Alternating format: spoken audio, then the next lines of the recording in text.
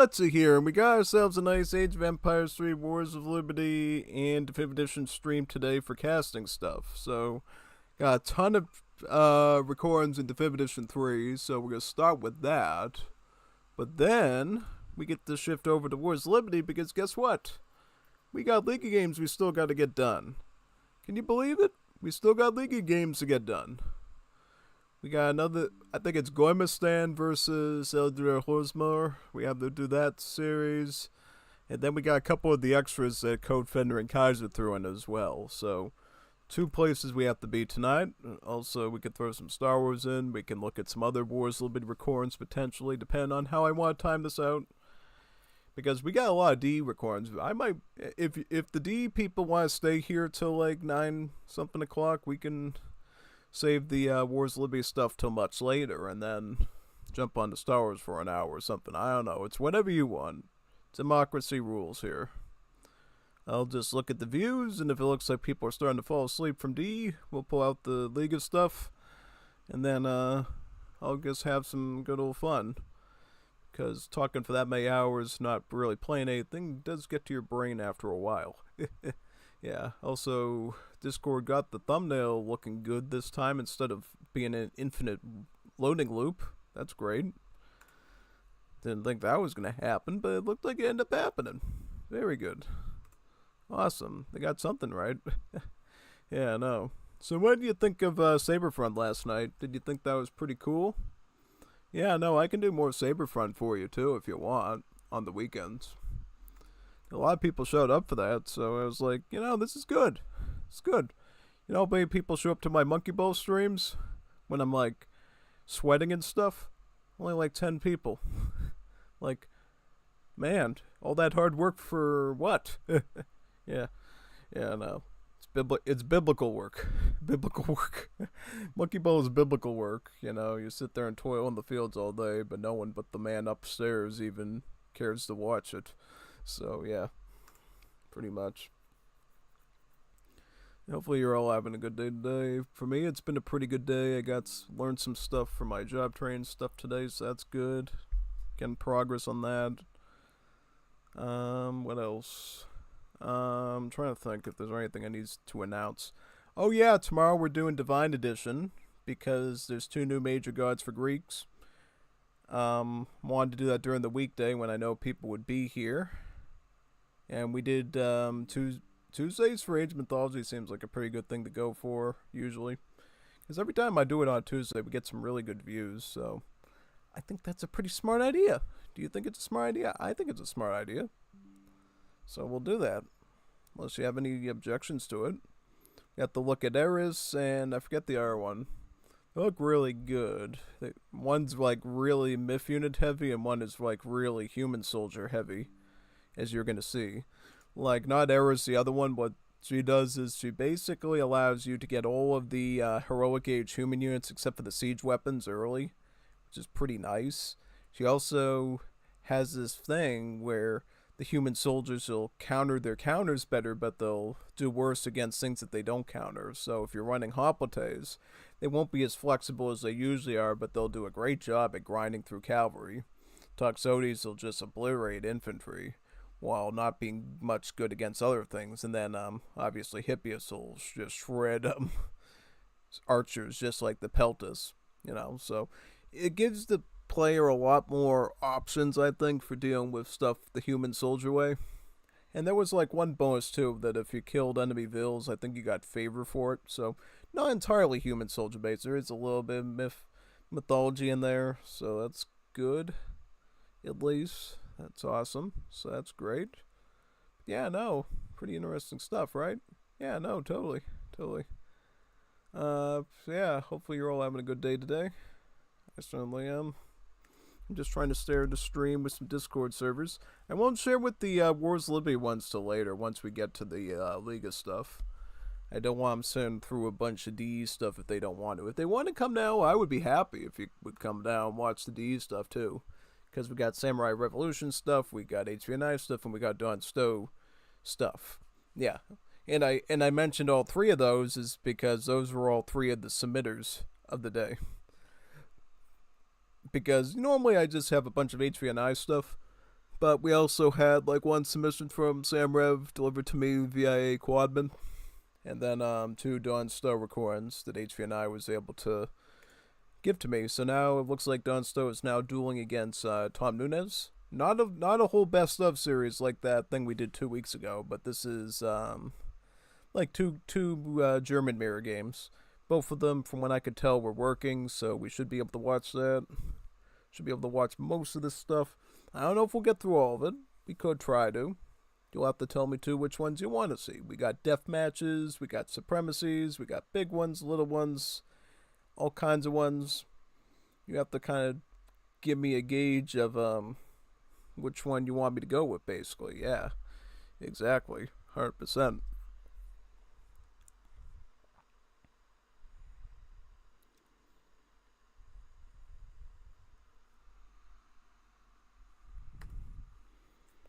Yeah, I like how I combined the Liga thumbnail with the image with the D one.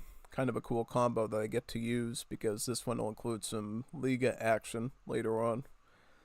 Yeah, that's good. I figured we should look at the D. Well, the reason why I always go with Definitive Edition 3 first, there's a method to my madness of why I do that. The reason I do that is because loading wise, it takes like 10 minutes to load into the Definitive Edition 3. So inevitably, it's actually more convenient if I basically start with D first, and that way we just instantly load into Wars of Liberty afterwards, so you don't have to sit there and drool while the game loads. Basically, you can effectively avoid that sort of thing, which is probably good, right? Probably good. I think I would assume that would make you happy. You don't like to sit there and drool waiting for the game to load. I could be wrong. Maybe you do like that. I don't know. You'll have to tell me in the comments of the chat or whatever if you like to sit there and drool waiting for a game to show up. Yeah, I mean, it can be fun sometimes if there's an active chat, but if nobody's talking, nobody's just sleeping trying to eat guacamole and tortilla chips. It can be kind of problematic. Only I do that. You probably have much better things than that. No, actually, no, guacamole is good. Escamonito Mexicano, that is good stuff.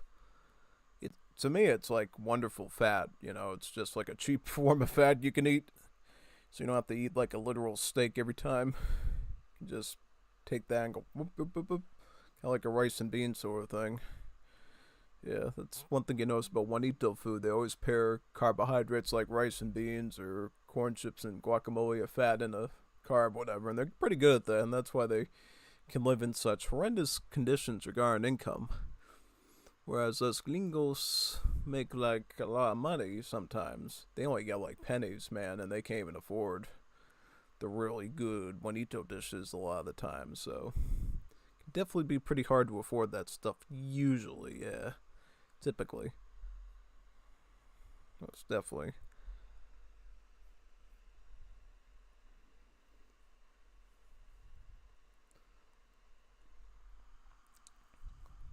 Somebody's writing in Discord something about history. Oh, his game Castle Triumph. Oh, yeah.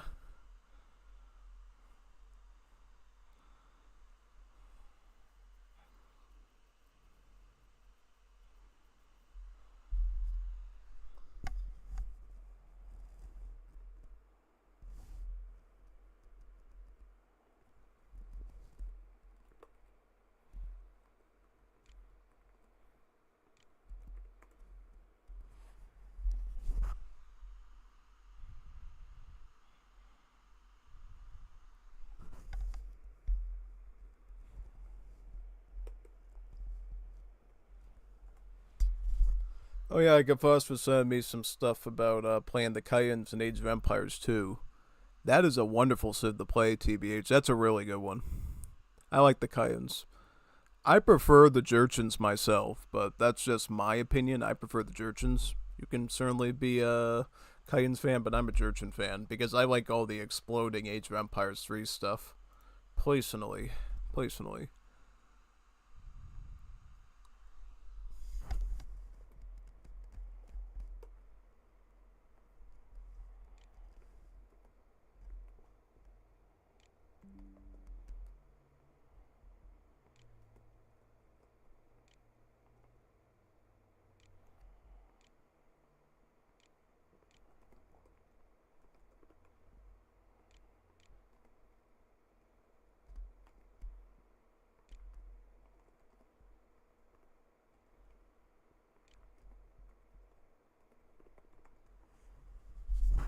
Yep, alright, let's start now. Which one should we start with, though, you think?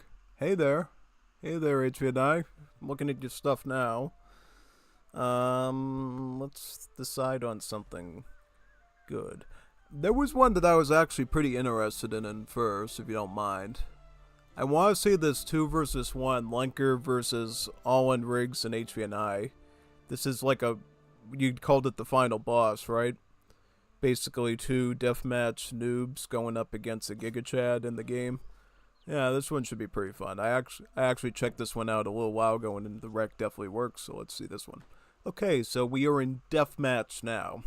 Deathmatch, you start with 20k of each resource. 20k food, 20k wood, 20k coin. And first thing you do in deathmatch, well, you build a church. Yeah, no. You're pretty surprised by that fact, right? Well, you do it for this tech, mercantilism. Gives you access to 4 to 5 shipments, depending on what civ you are. Gets 5. And then you start spamming houses and getting your production billings out. That's what sets Deathmarch in Age of Empires 3 a little bit different from AoE 2.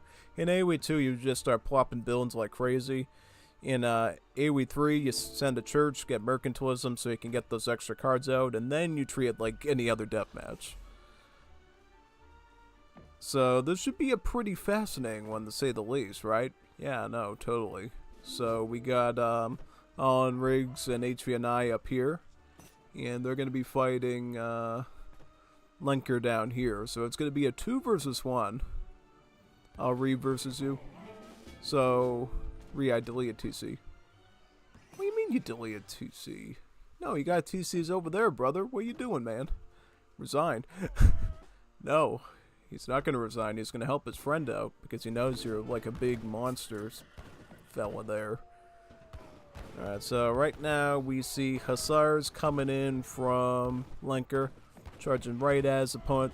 This is typical behavior in deathmatch. You want to rush your opponents right away, start killing their vills, stop their production billings, just slow them down. So that way you can get a foothold and eventually hold them in place and beat them out, right? Because it's going to take a while before you can beat out that 20k resources worth of army, right? The best thing you can do is keep your enemy pinned in their base so they can't set up economy properly and they just die on the spot. Makes your job a lot easier that way, because if you don't do that, they have an opportunity to build their own economy, set up late game, and then it turns into like a 40 to 60 minute war between the players. Where it literally comes down to who packed the most eco cards and sent them first.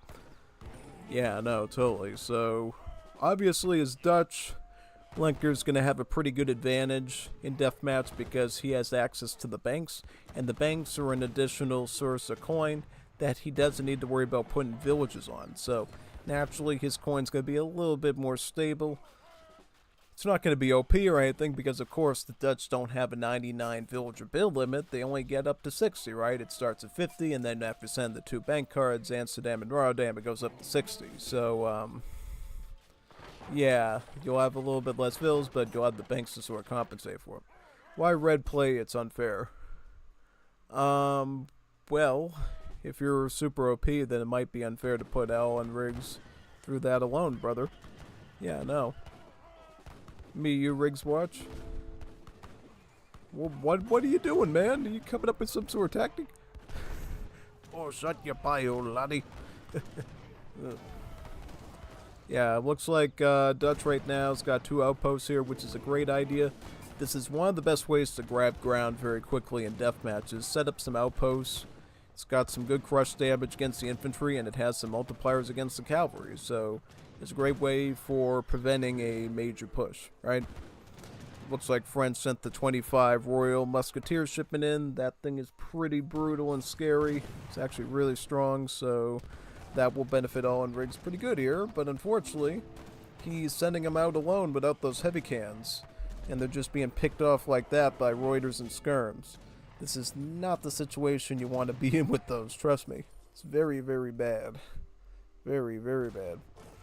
Alright, so, well, it looks like over here, we got, some, Voltaguires and Dragoons there for the French. Heavy cans have not been deployed out yet. They have a couple of their Royal Musketeers still over there. Dutch focusing heavily on banks, picking up his Rotterdam and Amsterdam and tulip speculation. It's good to get that stuff out of the way early, so that way you can get your coin in a pretty good spot. Yeah. Alright, so looking at this, do we see any artillery from the... Yeah, he's got some mortars, he just hasn't deployed them to the front yet. Yeah, throw some hussars in the front there, and then you got your Reuter and Skirm mass in the back. Oh, using the Cheyenne warriors to go raise on the factory. That's a pretty good tactic, actually. Yeah, no, because on this map, Dakota, you got Cree natives and you got Cheyenne natives. Cheyenne natives, brutal. Hand cavalry plus a multiplier against other cavalry. So not only can they act like hussars, they can act like pikemen too. 5 horsar plus 5 culve. Yeah, that would be a pretty good idea. Yeah, especially once these mortars come out, you're gonna want some culverins for that, and you're gonna need some horse artillery to deal with the skirms. Because he's going so heavy in the skirms right now, you have an opportunity to clean that up if you're all in rigs right now. Alright, so he's getting the horse artillery. Got some cuirassiers, right? He needs coin for the culverins though. Culverins cost about 400 coin a piece. He only has enough for like 1 right now. Is that right? Well, now 2, but you get what I'm saying, right? Like he's like really struggling, really budgeting right now to get those cans out. So it's not really that good for me here. Yeah, no. Thankfully, the cuirassiers are gonna do a good job at pressuring the mortars, thanks to their splash attack. He kills one off, and he effectively, gravely wounds another one. Now, France has their own mortars ready to go, plus horse artillery. You might opt to use those mortars to counter the other ones instead of culverins, which I guess you could do. The Dutch did not technically get horse artillery yet themselves, so it's like, you don't really need a lot of culverins exactly yet for that, so I guess it's better to just focus on the anti-infantry and siege aspect of things for now. But you might have to change it up in the future, just saying. France is now emphasizing a lot on the cavalry cards, so they can start adding cuirassiers. Do they have the Infinite 4 cuirassier shipment? Yes, they do. Okay. That's something often French players will rely a lot on in deathmatch. As time goes on, they'll just keep sending it. It's a nice, reliable unit that you can get some splash attack out of. So, yeah. Looking okay right now. It does look like, though, Dutch is holding a much better line of units, though. Like a whole formation of skirms there. And it looks like the French fella has just conceded. He's just resigned. Okay, well, that's the case. And it looks like it's HVNY versus Lenker, right? HVNY, of course, has been building his eco up pretty good here. Just farming. Being like a sneaky little ninja. Because normally in these 1v1 with spectators, you resign, right? Basically. But HVNY is like, oh no. You killed my friend and now I'm going to destroy you. An eye for an eye. Exactly. It's like it says in the Bible, an eye for an eye. So let's see if HVNY can deliver an eye for an eye. An HVNY for an HVNY. Yeah. Let's see. Skirm's going right into the heavy cans. Reuters rightfully targeting at him. Now, question is, does he have enough? Does he have enough? He put some into melee just to eke out a little bit more anti-artillery damage. Currently, he does not. Well, he's not aiming the Reuters at the right place either. So, looks like that push is not going to be enough unless you plan on reinforcing it, right? Absolutely. Looks like HVNY has a nice steady stack of Quattros, Insultatores, or some sort of Cree. He has Cree trackers. Yeah, Cree trackers, the men, and Quattros, right? No, Quattros are awesome. They're basically Comancheros, but they have an awesome charge attack where they throw a lasso, dealing some splash damage. So it takes a unit that normally gets laughed at for being like a useless piece of poop, right? Like the, Comanchero. Gives it a really good charge attack, so you actually want to make it. You actually want to use it. Yeah, no, big time. Yeah, no, totally. Yeah, no, that splash attack with the lasso is especially effective against infantry. But of course, it'll do great against cavalry too, since it is a dragoon unit. It's like right now, the Squatreros are breaking out. Getting right to that spot before Dutch could really reinforce that area with villagers. I think this is great. We're on top of his foundation there for the foundry. But what's going on over here, folks? Okay, so there is a forward base at this position, too. He's putting up an outpost right next to his hacienda. Ugh. Now that's a problem. That's a big problem there. Wow. Absolutely, man. That's insane. Sticking it right there, dude? Oh, boy. That's going to be problematic. Coming up from behind with those Quattros now. Looking for a way to get in and cause some problems, I see. Yeah, tell me about it. Tell me about it. It's like a lot going on there, TBH. 100%, man. Wow. Coming in from the north now with some Charlos. Some of those Shenango riders. That's a good unit for here. They'll kill skirms, they'll kill artillery, and they'll kill hand cavalry too. So they kind of negate the use of hussars, which is awesome. Obviously, they don't have any multipliers against Reuters, but since Reuters are kind of a low-statted dragoon anyways, they kind of are eating through them pretty quickly. Yeah. Totally. Yeah, you kind of have to get onto that front right away. As you can see, Dutch is actually holding this forward base pretty well right now, so HVNY kind of has to throw his full weighted population at him before he can consolidate there, because you don't want him consolidating at that juncture. You want him doing it further back towards his base, because that's a real gamble.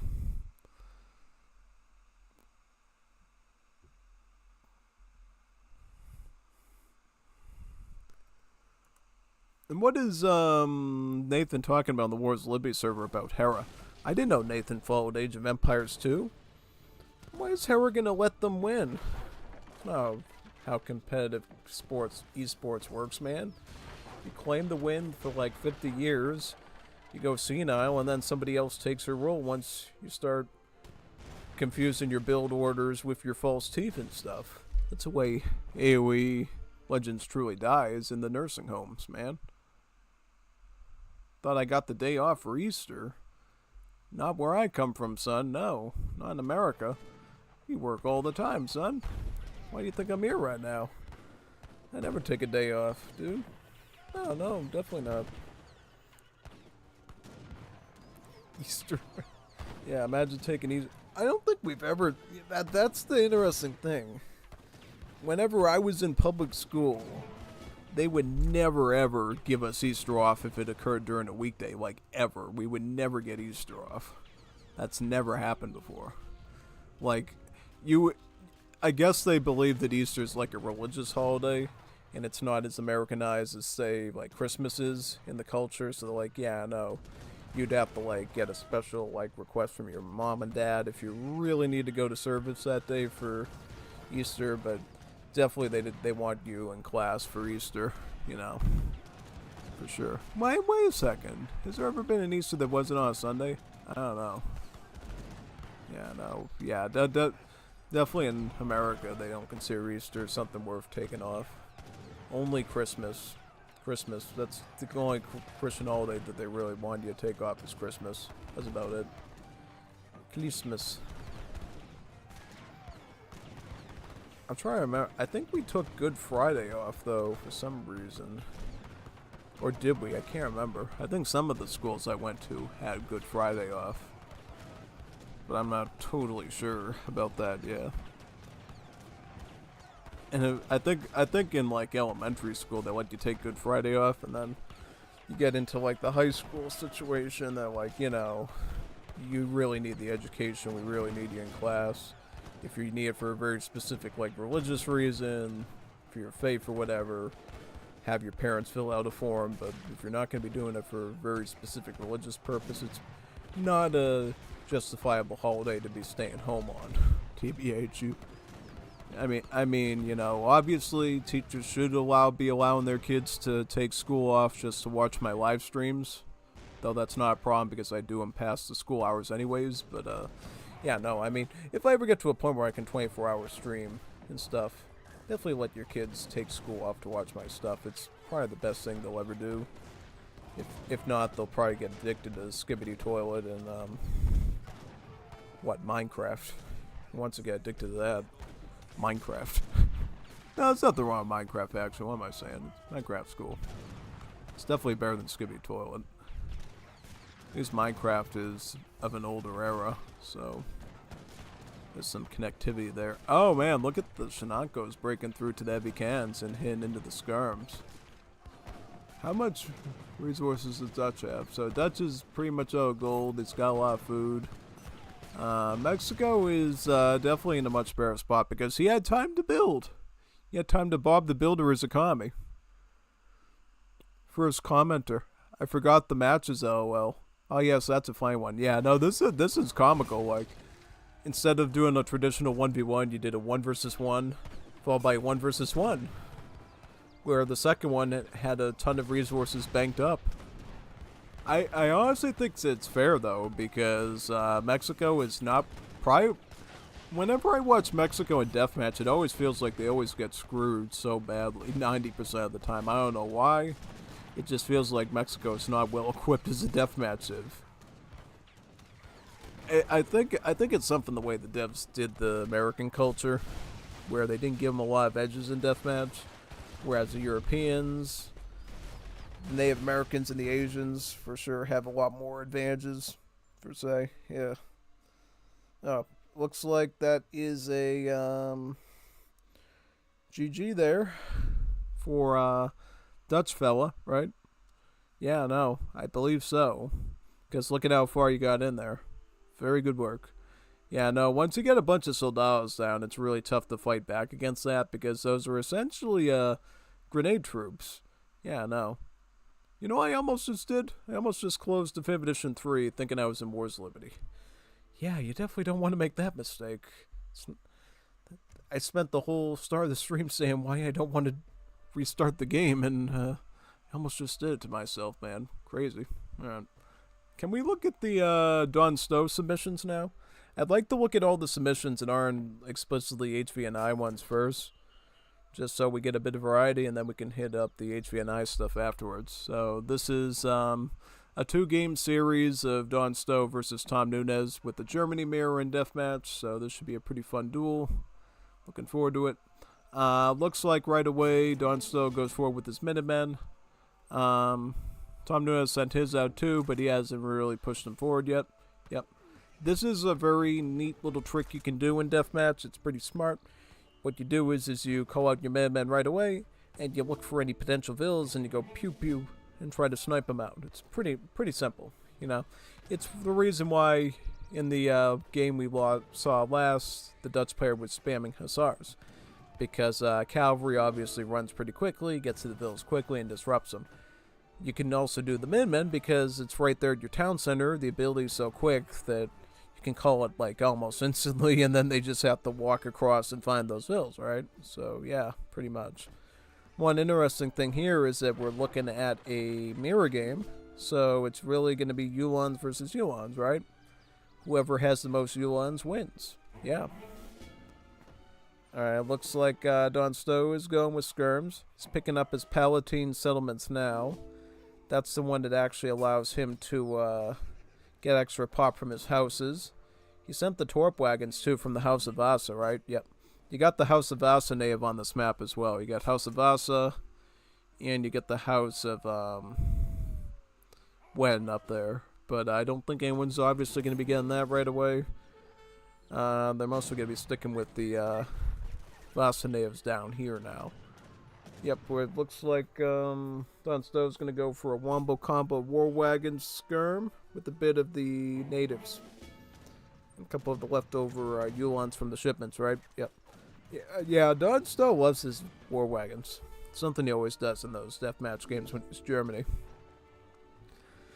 But it looks like Tom Nunez is doing the same. Getting tons of war wagons. Also, Don Stowe sent out his shipment of winged hussars from the... Is that the one from the home city, or did he train those up? Let me see. No, he didn't even ship his in yet, no. Those are just ones he trained from the Vasa site. Yeah, no, it's always weird on this map because normally that's something somebody will have to ship in, but on this map you can actually train them. So that's great. Looks like Dunso's going to reinforce with some horse artillery, whereas Tom Nunez looking to go skirm, horse artillery, culverin. Yeah. Culverins are absolutely going to be necessary for things like horse artillery, so it's good that he's proactive about that. Also picking up the Guild Artisans. That's a beautiful card for your settler wagons. Effectively takes them, like from a Ville settler gather rate perspective, it allows them to effectively gather 70% faster. Since settler wagon is like 2 settlers in 1 in terms of gather rate, that Guild Artisans effectively ups all their gather rates by like 70% in terms of individual settler gather stats, which is a really good number. It's a very good number. Right now it's the War Wagon Wars. The War of the Wagons has begun. Tom Nunez blasts off a Winged Hussar, snaring him there. And now he's going for a defensive line of War Wagons right over here. Picking up HP there for his native cav units, so that's going to get HP up on his War Wagons and also up on his Yulons too. Artillery squeegees ahead too to do some stuff, yeah.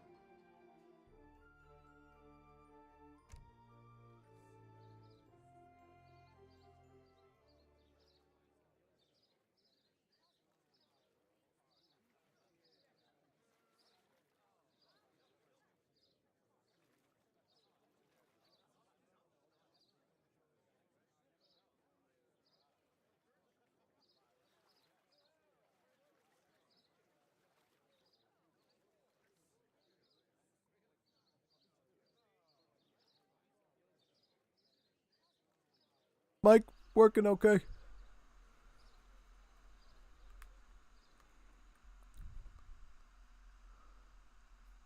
Mic's working okay, right? I'm just making sure. I had a bit of a phone call I had to get done. Should be good now, though. Okay. I'm gonna have to pick up a delivery in a few seconds. It'll take like 1 minute, but that'll be later.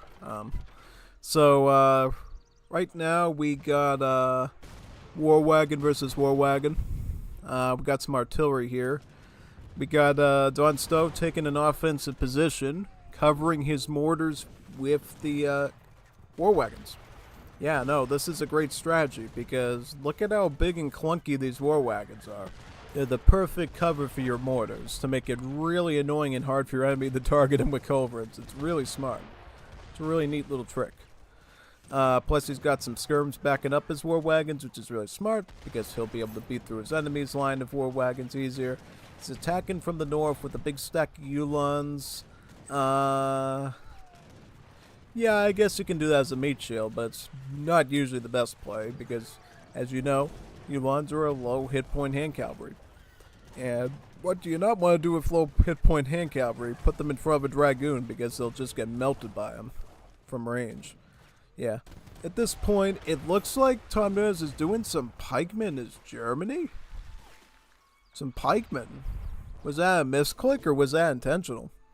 Yeah, no, I don't think he's exactly in enough of a bad shape yet where he needs pikemen. Just, I don't think so. I mean, he's got like over 10,000 food, 7k coin, plenty of wood. That is good. I mean, I don't think he's going to need to do that personally, but yeah, no. Alright, so from what it looks like here, we got skirms and artillery lined up there. Don Stowe is technically microing his culves a little bit better because he was able to outdo... Oh god, yeah, no, Don Stowe is doing a great job with his culves, by the way. And it's really hard for Tom Nunez to do his aiming just because of these War Wagons stand in front of him and stuff. It's making him do extra work to target him, which is so funny, man, and so frustrating at the same time. It's like... Yeah, no. It's so hard to aim at these culverins when you get these big, giant War Wagons in front of them and you have to kind of like, I don't know, move your mouse all the way over there just to see them and stuff. Because look at this angle, like, trying to figure it out. Like, if you do it from this angle, right, you only have so much of a hitbox that you can shoot at. But if you come over here, now you got more of a hitbox, so it's like really, really annoying. TBH, yeah, no, for sure. It's like really obnoxious. Also, these winged hussars from Don Stowe were very problematic because they have a really nasty charge attack where they end up doing some splash damage, which is really dangerous. So, yeah, holding both of the Vasa sites on this map, quite a big deal. And of course, you can supplement your main army with the arquebusiers as well. So that's another neat little thing of having both of the native sites right now, for sure. How is Don Stowe's eco? He is kind of struggling. That's why I was like thinking, like, I don't see him doing a lot of arquebusiers anymore. Something's probably going wrong. No, this is something that happens a bit sometimes with Don Stowe in the 1v1s. He often burns through economy pretty quickly and then, you know, has to try to struggle a bit to get it back. Yeah, no, totally. Because now it looks like Tom Nunez has the eco advantage with his army, and that puts him in a much better position. He's great on food, great on wood, he's running a little low on coin, but, you know, that's fine, you know. As long as you're maintaining pretty good troop numbers, you can compensate with the market a bit, so that's okay. Right now, Tom Nunez still has 3 culverins, so he scares away the Don Stowe ones. And looks like now culverin wars will take place. This time, though, Tom Nunez gets the advantage. He's able to micro his War Wagons with the culverins and get 2 jobs done at the same time. And now Tom Nunez can move forward with his culverins and advance onto the enemy artillery, right? Winged Hussars coming in there trying to disrupt his formation and go after the artillery and infantry, but War Wagons just such a blunt force. That is not so easy now, is it? Yeah, no, it absolutely isn't.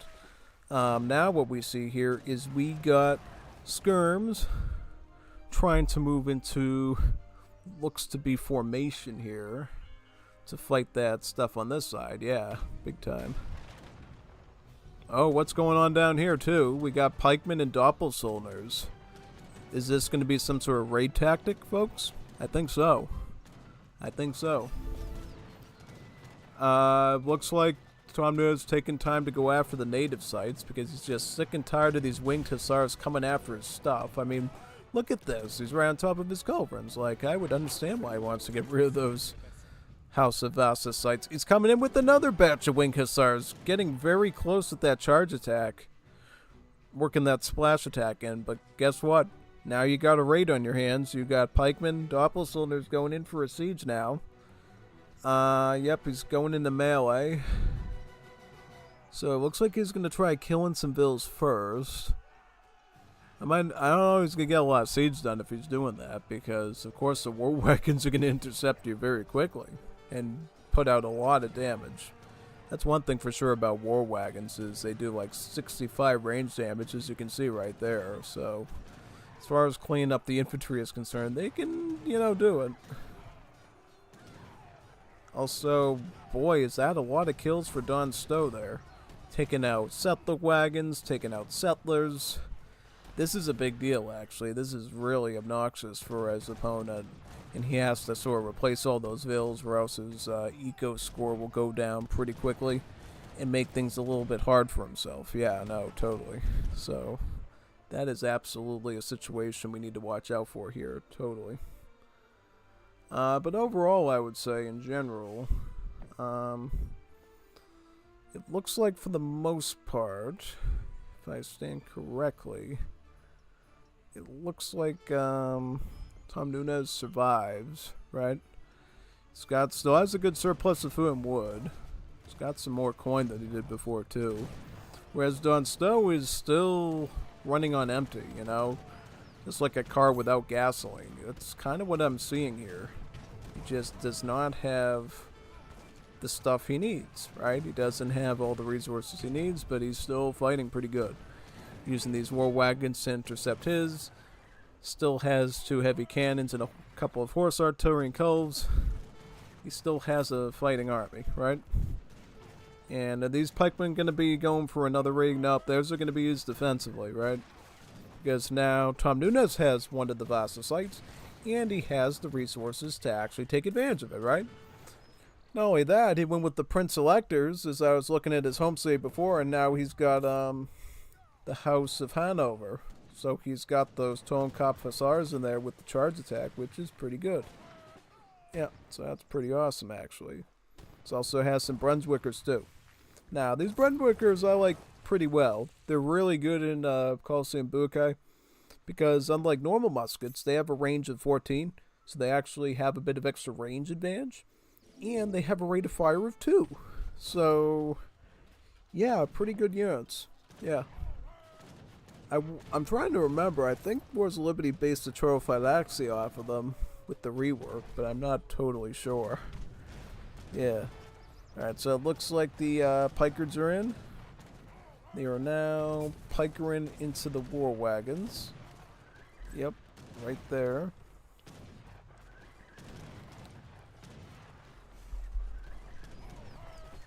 Oh man, look at all these pikeman kills on the war wagons. That's a pretty big deal. I mean, it's going to force him to spend a lot of food and gold on that TBH, so I kind of commend that, especially in your specific situation. But unfortunately for you, Tom Nunez does have a surplus of food and coin now, so he can recover them. He can recover them as needed. Now, question is, what does he get? I don't know. He's got the trade route with some wood delivery on it, so maybe he could add a bit of artillery in so he doesn't have to, you know, spend all the food up, but we'll see what his plan is. Sieging after Don Stowe's outpost, I think is a pretty sweet idea. TBH, I like it. What else we got here?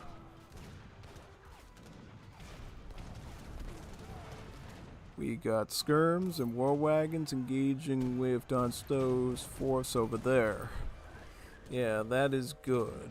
So, right now, it looks like what we got over here is that basically we got war wagons trying to blast apart that formation of skirms, right?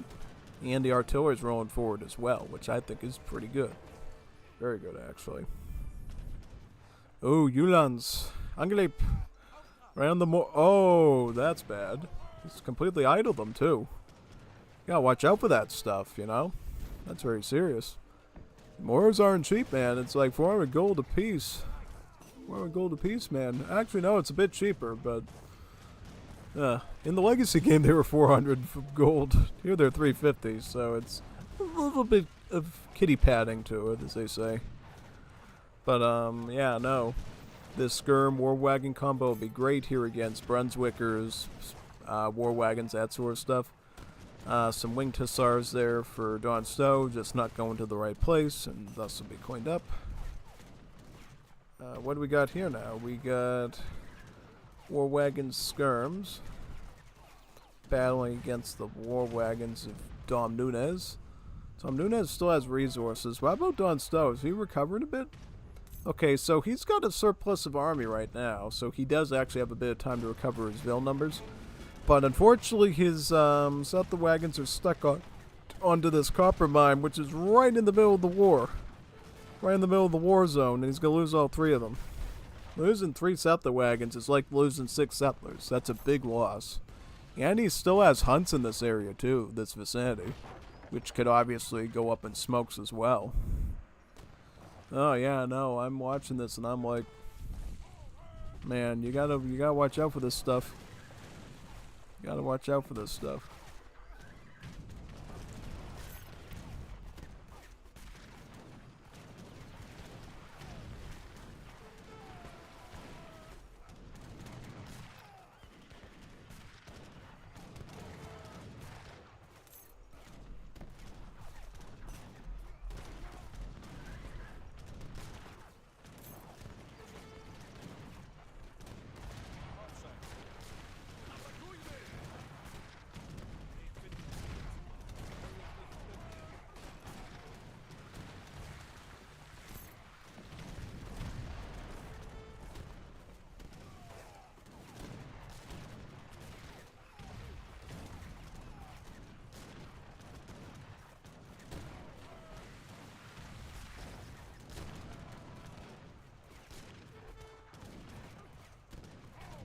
Oh, man.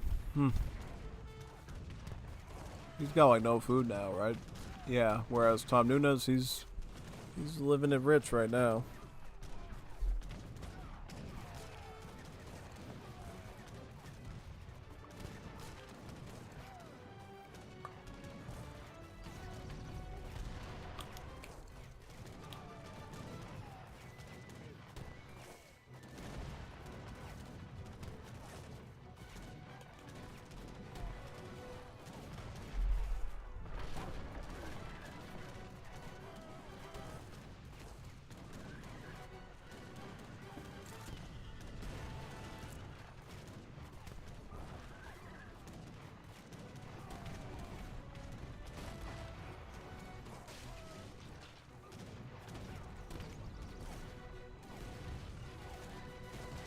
Alright, so Tom Nunez has a mortar. He's got some culverins. Don So has to come up with his own culverins now to try to intercept this, because he's not going to be able to do much of his own artillery until... Alright, so he kills one. But now he's outnumbered, and he's going to lose this one, too. He's not going to win with 2. Oh, he gets 1 down, though. Okay. Not as bad. Sending some Uhlans forward.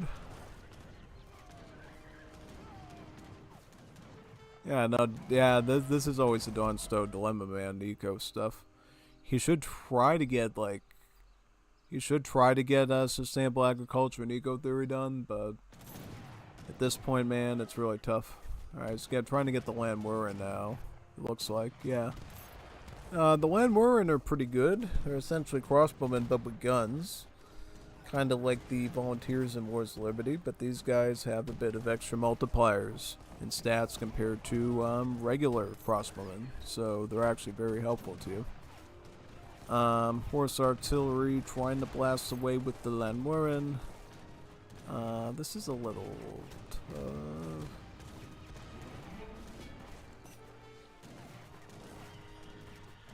How about this horse artillery, though? Is it going to be able to aim that around, or maybe no? Huh.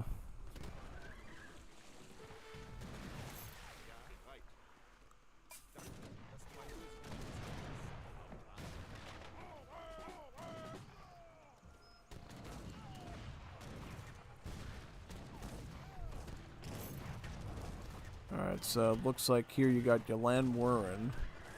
And, is he having enough multipliers to defend this or no? Yeah, it looks like he's just so out of food. He's doing a gambit with Doppelsolners. Well, he's doing that because there's Tomkop, Hussars, and Yuans there, so he kind of has to get rid of those. Unfortunately, his pathing is so off, or because of lag or something, he just didn't get them into the melee at all. And now he just has a bunch of Tomkop, Hussars, and Yuans there. Right in his front face there. Wow. Good match. Very good one. Alright. There's one more, actually, that they did. Another, German, mirror. So, we'll have to check that one out next. Let me see here. Because look at all the wonderful recordings we got today. It's quite good. Very, very good.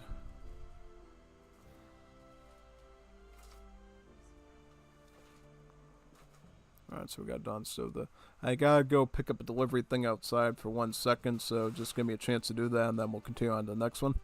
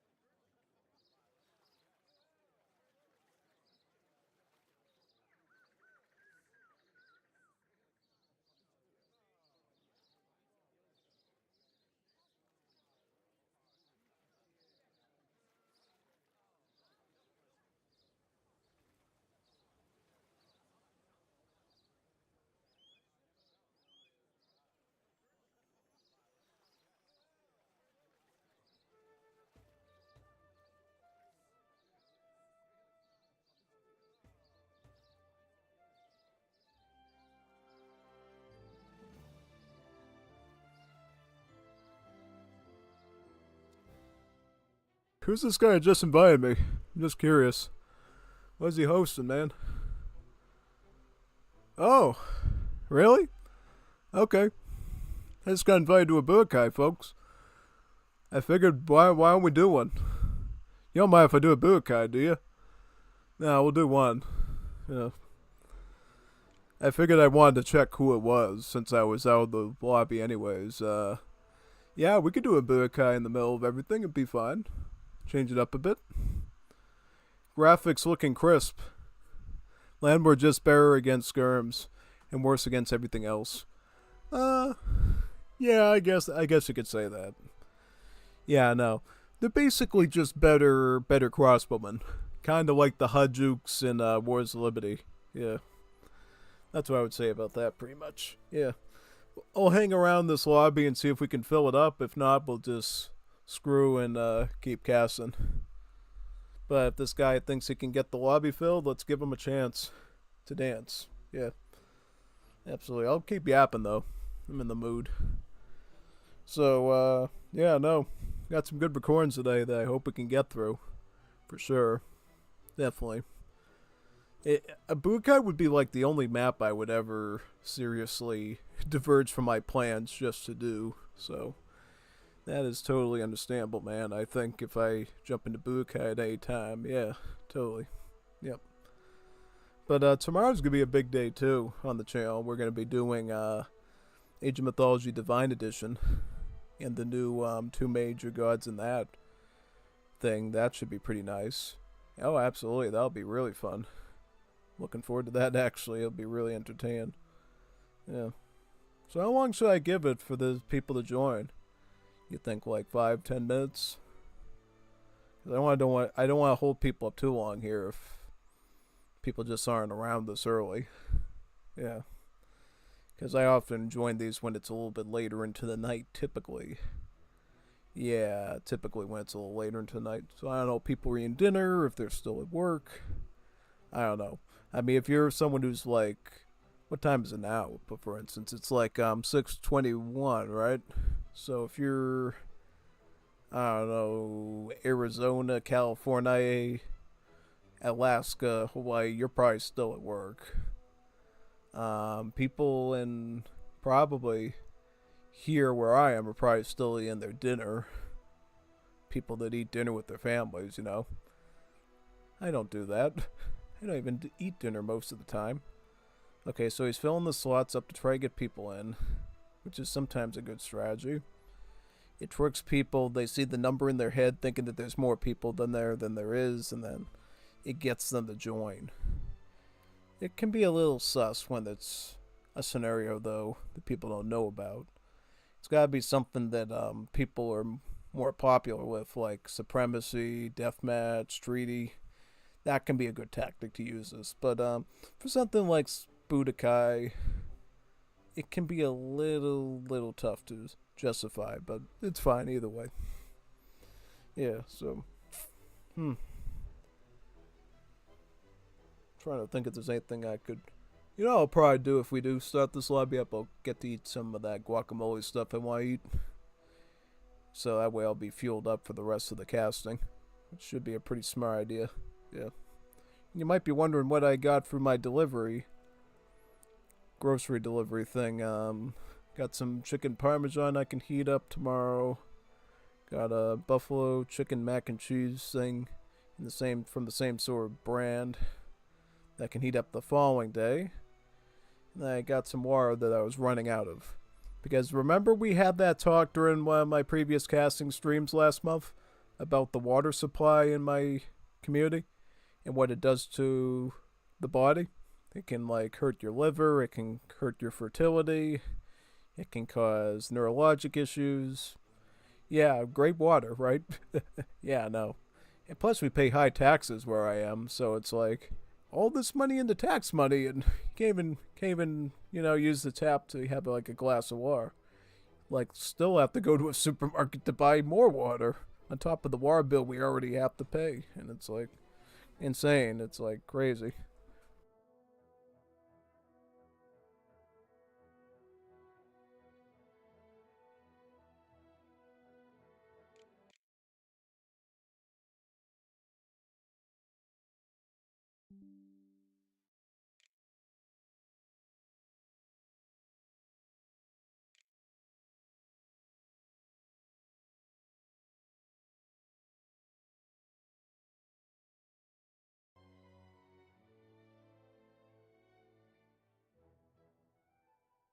somebody out with something related to sticking computer wipes on leather.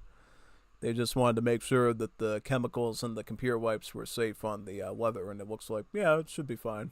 It's just a regular wipe, so yeah, totally. So yeah, no, it's kind of insane we have to pay so much tax money when our water isn't even safe. That's for sure. Definitely. You know what they should be using our tax money for? Ensuring there's always people in the Coliseum Budokai lobbies. That would be pretty smart. Absolutely. That would absolutely be a smart use of the money for sure. I would love that. Totally, man. We had our boiler with solidified water, calcified boiler. It was nearly 2 meters high, like chalk. Oh God, wow. Yeah, that happens in some of the states, particularly out in I think the Midwest, like Ohio and Illinois and stuff. A lot of the time, in Wisconsin and Minnesota, there's always these scandals where something goes wrong with the water treatment plants, and then they have a boil water order for the community, basically, where they tell them, all right, you have to boil your water to consume it. Yeah, pretty much.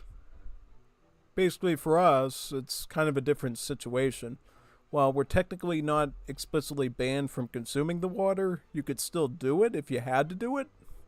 Knock on wood. But long term, it would be problematic. That's sort of the dilemma that we're facing.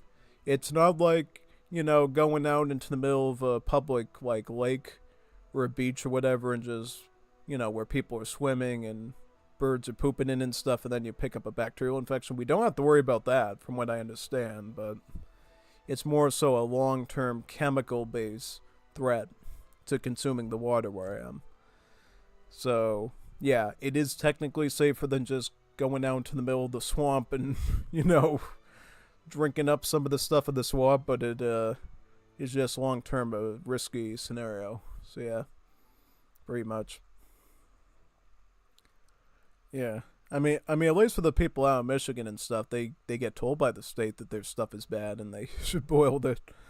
Here, you have to like wait for a annual toxicology report on the water for them to basically tell you, okay, you got this, you got that, you got this, you got that, you got this, you got that, and it gives you all the little minerals and tells you what they're associated with and tells you the odds of this and that, and then you have to make a decision, right? Yeah, sure. Because I would imagine if you had income issues, you couldn't afford to go to a supermarket to buy external bottles of water, right? You might be forced to open up your tap and drink a little bit out of your sink, so that could be problematic. For sure. Oh yeah, no, totally. I think the problem with us is it doesn't come from our community. It comes from a nearby one, and they haven't cleaned out their quarry system and stuff in years. It has all these pollutants in it, and that's why it's like that. Yeah, unfortunately. I think technically the city of Boston actually has better water supply than we do. Because in Boston, they actually get it from the Quabbin, which is in practically the western part of the state. It's this huge lake called the Quabbin that was actually man-made. And they, like, truck it out to the... I think they either truck it out or they have some sort of, like, plumbing or pipe system to get it to the city of Boston miles away. And that's what they do in Boston. They use the Quabbin. So their water is actually better than ours because they get it from the western part of the state.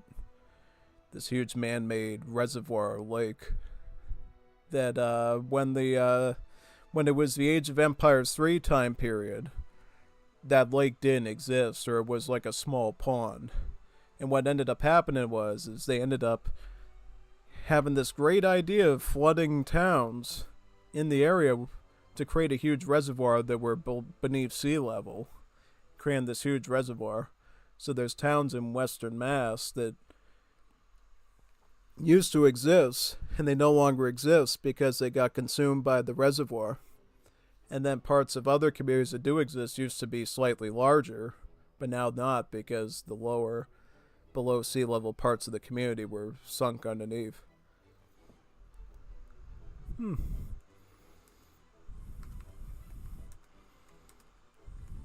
It's up to you. I'll give you your discretion. You're the host.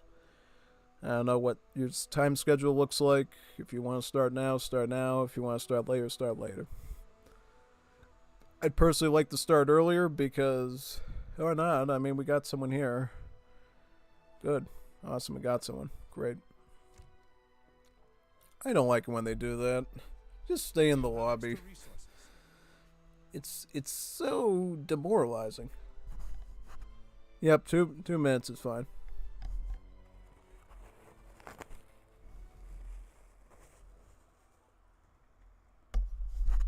Yeah, no, we got a lot of interesting history about that stuff. For sure. Yeah, I don't think a lot of people study Massachusetts history stuff, but if you're like an Age of Empires 3 fan, you probably should, since a lot of the stuff that's in Age of Empires 3 is permeated into my state, pretty much, especially the United States stuff, right? The American Revolution, Concord and Lexington, even the Shays Rebellion, because interestingly enough, if you play the United States Civ, you know there's a card called Springfield Armory, right? That's actually from Springfield, Massachusetts, the armory that during the Shays Rebellion, the rebels were trying to attack that armory and get access to the artillery and firearms and siege the city of Boston and raze it to the ground, kind of like the Huns and the Mongols. So you see that card in AoE3, Springfield Armory, and don't think much of it, maybe thinking it's like the one from, I don't know, The Simpsons, but no, that's history of my state right there, the Springfield Armory. And it's kind of interesting that that card gives you free arsenal techs when in reality the siege on the Springfield Armory was a total failure for Shay and his rebels out in the early city or town of Springfield back then. I don't know if it was even a city back then. I'm trying to think what status Springfield was back then. Was it a city, a town? I think it was technically a much larger community that encompass most of the nearby municipalities from about Palmer or Ludlow out to, I think, probably past Westfield, right? Maybe Montgomery. I don't know. Pretty long distance. Yeah, pretty interesting history. Yeah, looks like we're starting now, which is good. Something wacky happened the last time I played Budokai, though. I had like this operating system glitch where it blue screened out. And I was like, what's going on, man? Because I played 2 or 3 previous Budokais and everything was fine. But the last one that I did ended up blue screening the game. Blue screening the PC. Which I haven't experienced in years. And I was like, wow, what's that about? Did a diagnostic and everything. And I could never really figure out what that was. So I'm assuming it's a Windows update related glitch that caused that. So kind of playing it by ear and just making sure everything's good, and so far it has been. I've done a lot of like high intensity stuff like Star Wars and things like that, and haven't run into any problems, so assuming it's just a fluke at the end of the day. Yeah, it probably is. Yeah, it probably is. So not thinking too much of it. Yeah. I can't remember when the thing even occurred. I'd have to like go back and see when because I actually had to restart my PC and get back in just to reload up the stream again to do some HVV chaos. Because at that point I was like, screw it, man. I'm not going back into I'm not going back into AoE3 again. And I think I was actually kind of late compared to what my schedule usually is, because normally when I do my schedule for AoE3 and Star Wars, I start up Star Wars right around 11:30.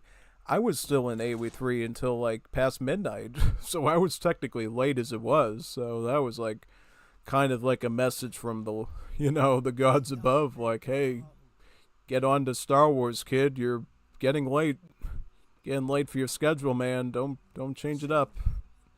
It's like, okay, this is a little sus, but I'll take it. Yeah, no, so yeah, just so for people's awareness, people haven't seen me play this in a while. I've sort of changed around the recipe of how I do my build. So before I used to go all infantry, now I go all unit combat with unit train rate.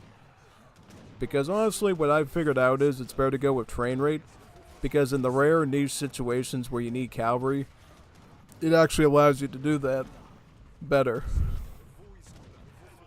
Because while infantry can sometimes be the master decision, it's totally based on RNGs that you're going to be able to do it or not.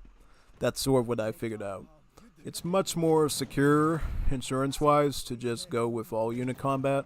So if you need to go with a hand cav or a dragoon or some sort of cannon, you actually can. And you can edit and divvy up your strategy later as needed to do that. Yeah. Pretty cool. Pretty cool stuff. But I kind of like that they sort of buffed that build up. Because now it feels like I can make more of my units if I get good ones, right? I'm not as limited in slots. Because when I used to think that infantry was the best route and the only route to go with, I would like have half my roster I couldn't even make because it was cavalry, right? It was dragoons, hussar type units, lancers, cannons, culverins. Like, can't use that now. With this new sort of methodology, you can actually go about using it. Which gives you technically a better, wider use of your roster, which is, I think, a lot better, honestly. Yeah, no, totally. I think it gives you much better odds, statistically. What do we got? Train rate? Oh. Make sure I keep you on there so we can keep collecting wagons. Because God knows how long we're going to be able to stay here to keep collecting wagons once it gets really intense, right?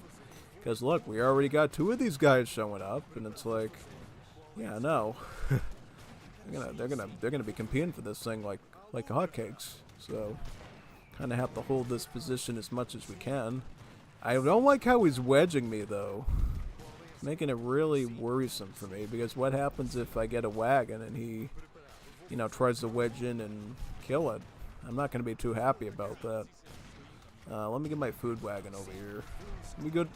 See, I'm like seeing him twitching his troops there. I'm like, I better move this a little bit to the right. Okay, that'll get us our first train upgrade, right? Yep, train rate. And I figured out mathematically the arithmetic of it, because now they have like 10 yield upgrades for individual unit classes. So if you wanted to go all infantry yield, it would be 300 times 10, so 3,000 food. Going with the full train rate set track would be about 4,000 food, which is actually not that bad. It's only like 1/3 more compared to the cost of going full yield. So for a very affordable price, you're effectively getting a really good training improvement to both infantry, cavalry, and artillery too. Obviously a lesser effect to artillery, but still, it makes artillery come out much quicker, makes it more reliable. So yeah, no, this sort of new methodology to doing your train rate and stuff is actually a lot better, because now feels like you can actually get a lot more done with it, which I think is great. Really great. Also, what do we got here? We got Cherokee Riflemen, Tribal Horsemen, and we got Ashigaru. So we got some pretty good troops. Not gonna lie, we're pretty good shape. I mean, they have about the same range as my Ordnance Riflemen, so honestly, they're going to be a little bit tankier and thus get a little bit more work done for me, so I should probably go with Cherokees. Is that right? Yeah, no. Trying to figure out if this guy's a pro or not. He's going with a mix of Tomahawks, so I don't really know. Like, normally you don't want to go with Tomahawks when you see skirms, because that's like giving me free kills because of the multipliers, but then again, he might be going for the hack attack too, so I'm trying to gauge if he's doing a big brain move or he's just slacking. I don't know. Yeah, because see, yeah, no, I'm just gonna override him with these multipliers though. That's why he really should. Oh, he's got the ones that have the hack damage at range. Okay, now that's concerning. Those ones I'm worried about, because look at how much damage he gets, like 60 hack damage. That makes him a pretty formidable troop, actually. So I don't know, he might be onto something there we need to watch out for, to say the least. Yeah. Let's go up there though and claim some stuff. Oh, he's coming at me again. Can't get any wagons. This Muppet's on me. Really wants to fight me, dude. That's fine. I'll fight you, dude. Totally. Now he's switching in the Brunswickers, or Sacred Band Infantry. Kind of the same thing, but Greek. Essentially, again, 14 range, rate of fire 2 versus 3, so it shoots a lot faster than a standard musket. It's a beautiful unit. It's like one of my most favorite musket units in this scenario, I would say, is probably Brunswickers and Sacred Band Infantry. Just because of the great, exceptional shooting rate that they get, plus the little extra range, too, makes them go a long way for me.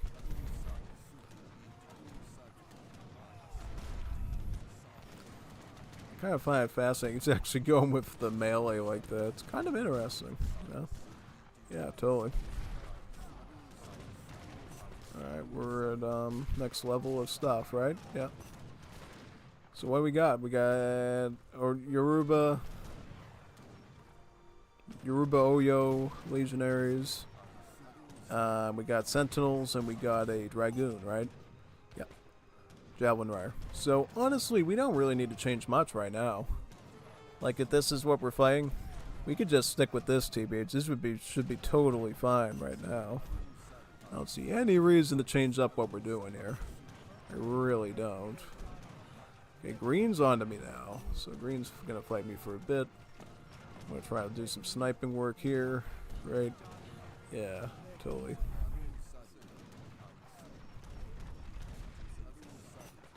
Oh man. Interesting. Get that. Beautiful. Get this. It's got a culverin there.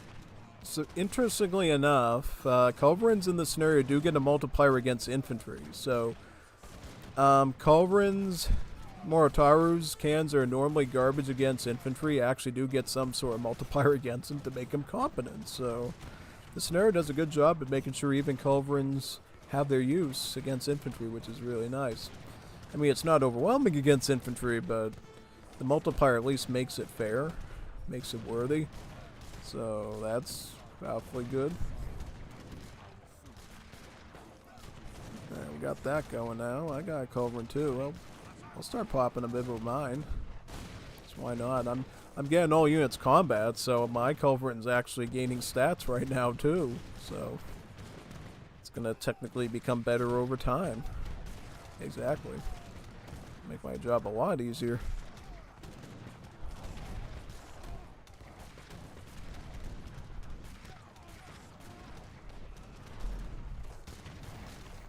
See, when he's in there sieging my stuff like that, it gives me a huge edge because he's busy idling his troop on the siege and I'm getting free kills off of him while he's doing that. Giving me technically a much bigger growth of wood and food, which I really want, yeah.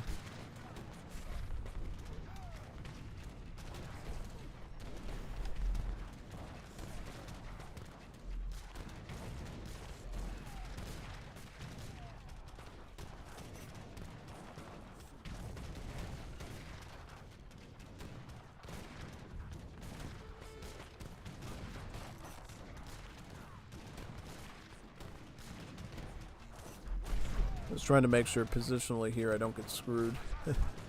Yep, you gotta definitely be careful of that, man. Can I snipe his Colby? Yep, bada bing bada boom. Got some extra food. Funny how he retreats when I killed the culverin. It's like he thought the culverin was gonna help him to somehow break my stuff. That's dumb. You honestly couldn't believe that, could ya?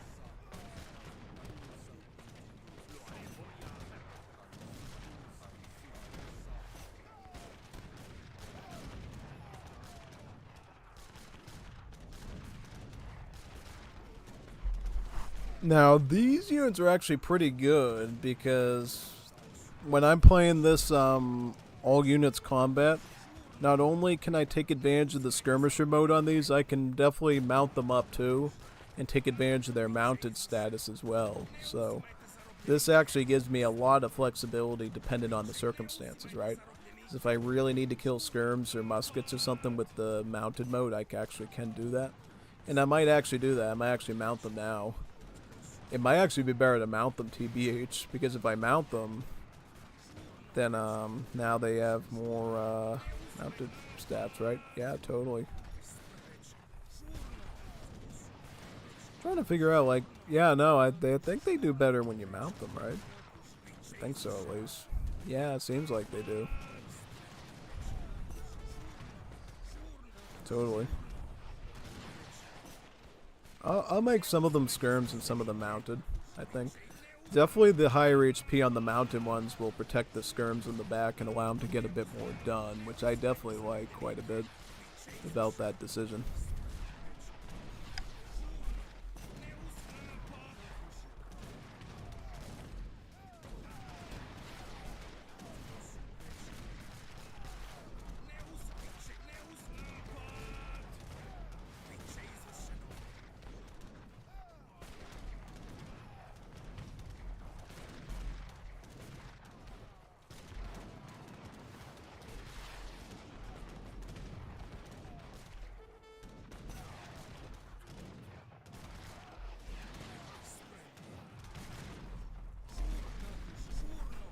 And some good train rate, right? Yep.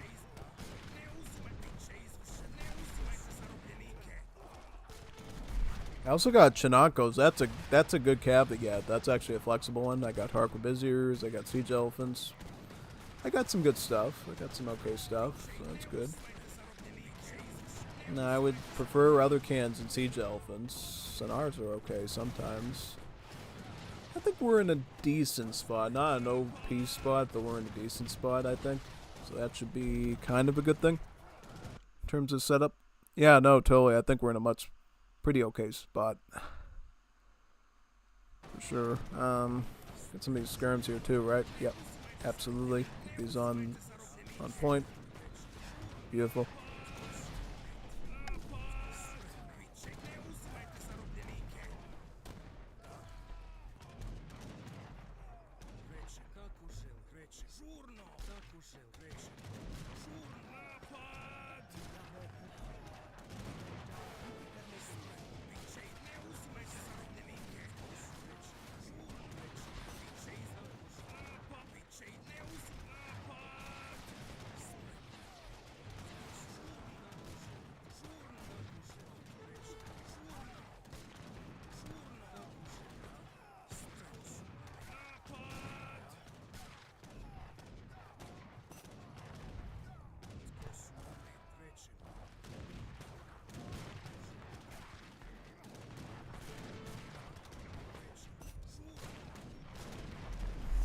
I think I might fire Shotels with the mounted version, yeah.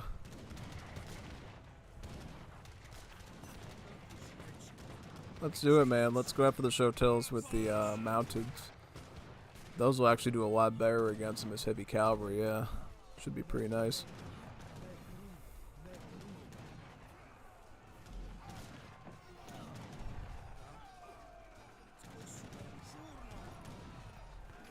Yeah, doing them as mount gives them a much better advantage against hand units like that, I think, probably.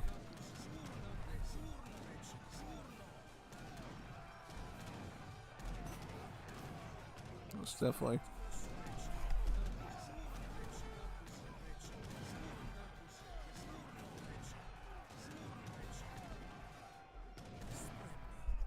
The only thing it stinks is you have to keep manually doing it, though. But that's fine. It's fine.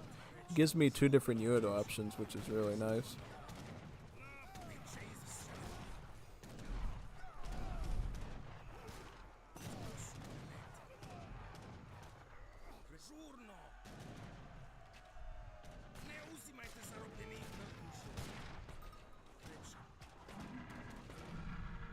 And since I'm doing mounted boys, these guys won't be as susceptible to lancers too, which is really nice, yeah. So in a way, I'm kind of preparing myself a little bit better here, for sure. Because in theory, like a massive like range heavy cavalry should be better than you know, what he's doing, yeah. It's kind of good, in a way.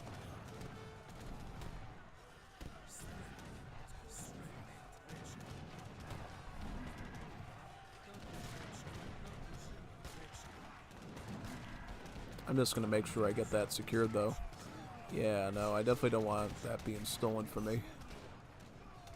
Well, I technically stole it from him, but you know what I mean. You know what I mean. I can run more skirms against him too, right? Yeah, totally. Absolutely.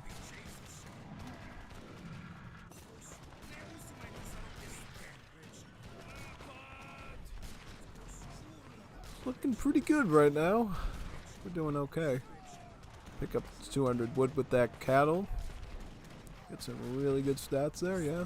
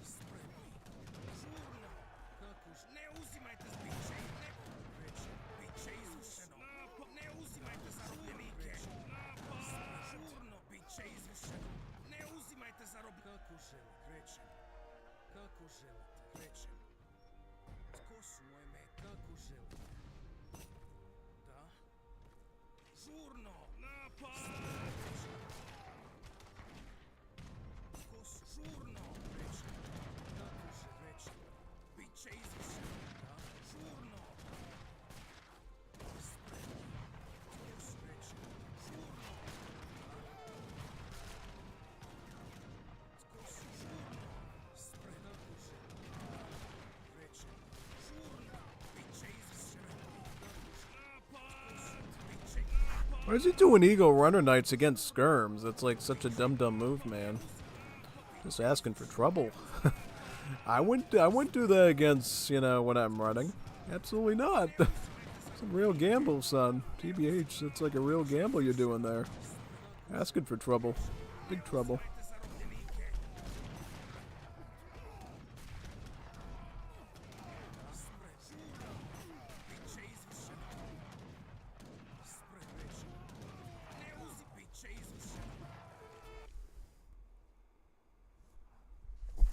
It looks like people are leaving right now, so if you want, I'll just snack on some stuff while I do the rest of this, alright? With, while I'm off, I can ping again once I'm ready to cast again if you'd like. That'd totally be cool, so, yeah. Hopefully I enjoy this.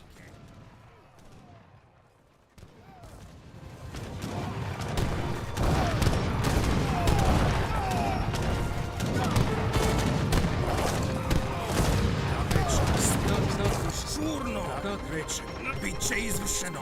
Žurno. Kako rečem. Biće izvršeno. Ne biće izvršeno. Kako napad. Kako su reče. Žurno. Kako želi. Reče. Žurno. Biće izda. Ne uzi spred. Biće napad. Ne uzimajte zarobljenike. Spred reče. Žurno. Žurno. Napad.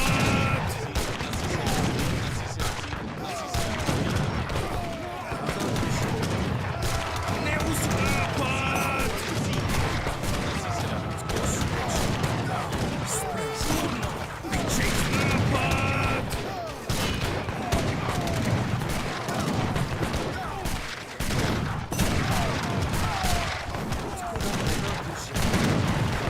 Žurno. Ne uzimajte zarobljenike.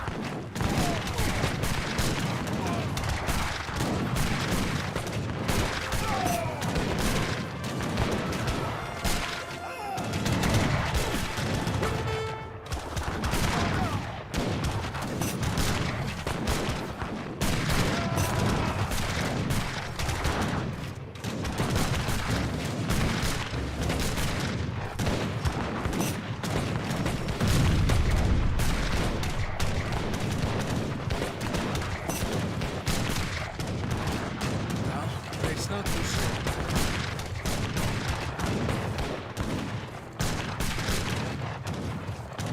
Žurno, kako želite. Spreče, bit će izvršeno.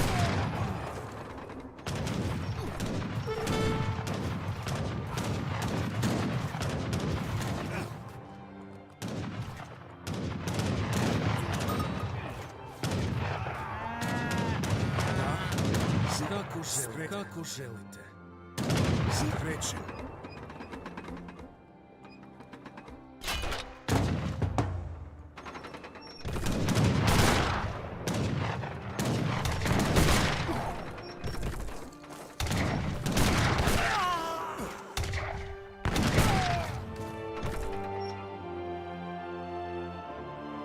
Da, žurno.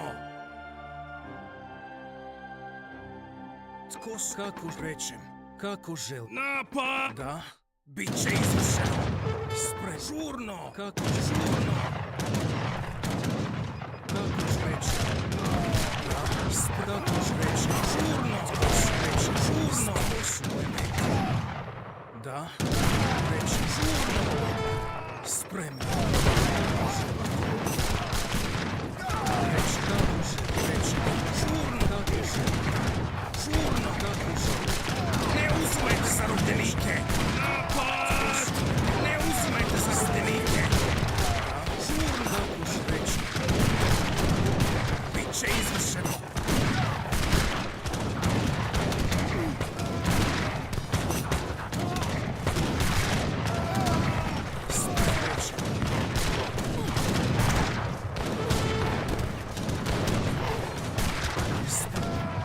Uzimajte zarobljenike! Napad!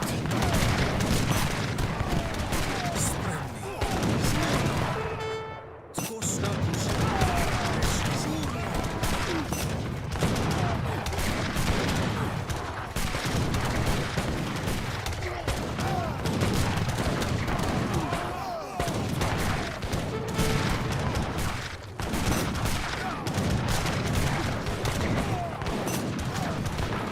Biće izvršeno.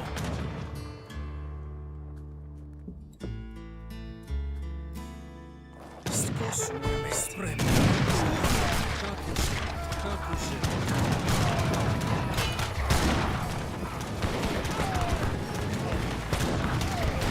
Sposobno me, kako želim. Napad! Žurno! Biće izvršeno. Ne uzimajte zarobljenike.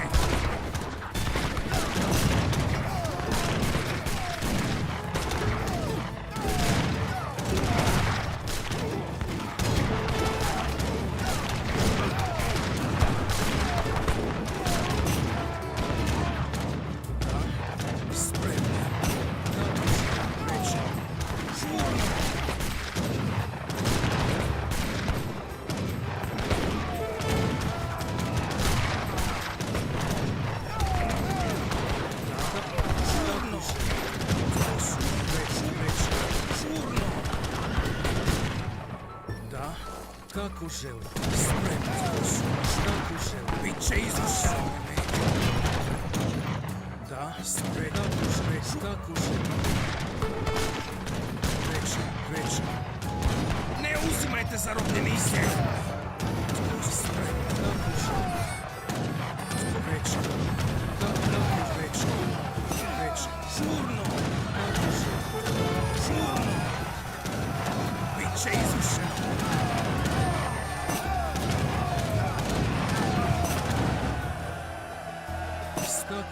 Kak reče, ko su moje mete? Žurno! Da? Ne uzimajte zarobljenike! Spremno reče. Da? Bit će izvršeno. Ne uzimajte zarobljenike! Ne bit će izvršeno. Žurno! Kak reče. Da? Žurno reče. Spremno. Žurno! Kako žurno, kako reći.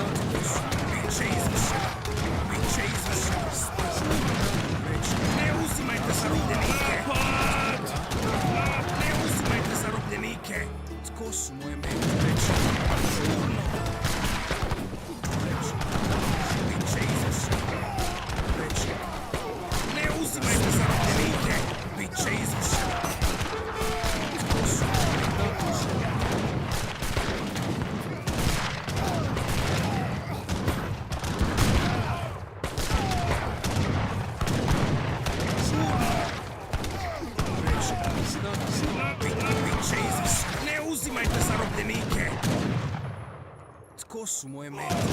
Krećem. Kako želite?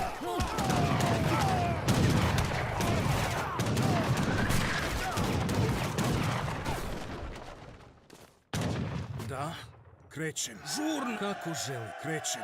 Žurno. Ne uzimajte zarobljenike. Napad! Biće izvršeno. Napad! Kako želi. Biće izvršeno. Žurno. Krećem. Žurno. Kako želi. Ne uzimajte zarobljenike.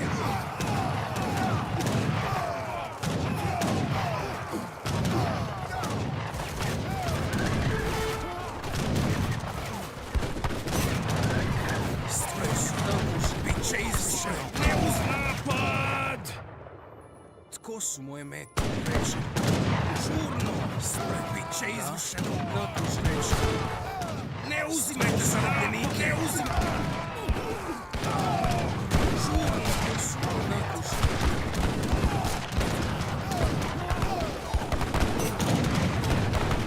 Spremni. Kako krećem. Žurno. Ne uzimajte zarobljenike. Izvršeno.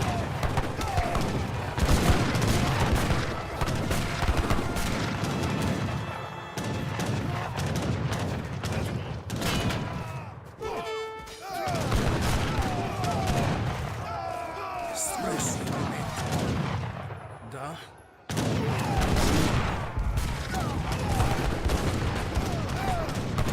Spremni. Ne uzimajte. Ne uzimajte zarobljenike. Ne uzimajte zarobljenike. Žurno.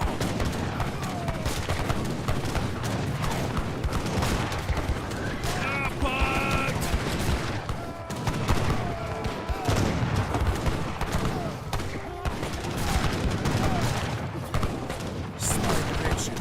Napad! Tko su? Žurno!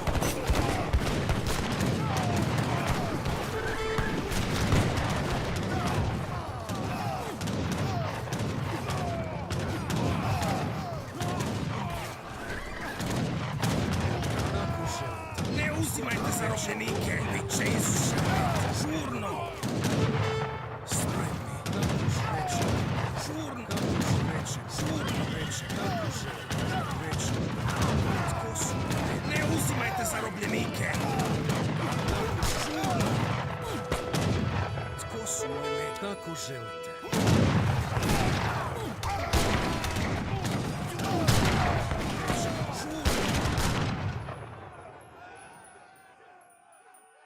Da, kako želite? Tko su moje mete?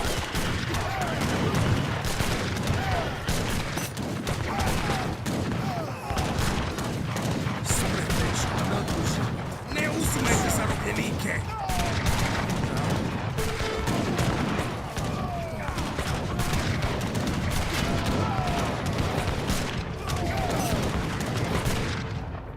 Spremni.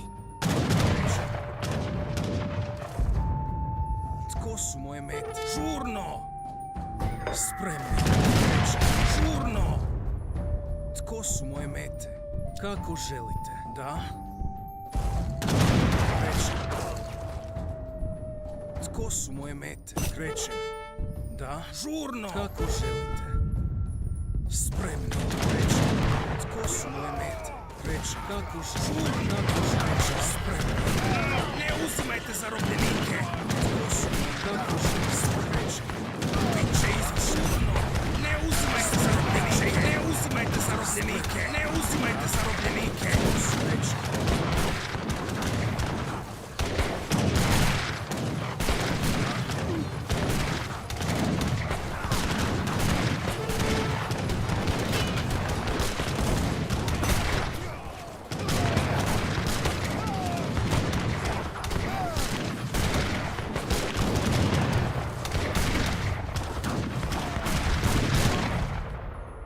Tko su moje mete? Žurno!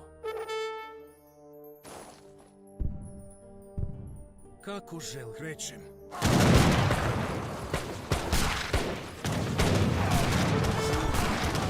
Kako žel?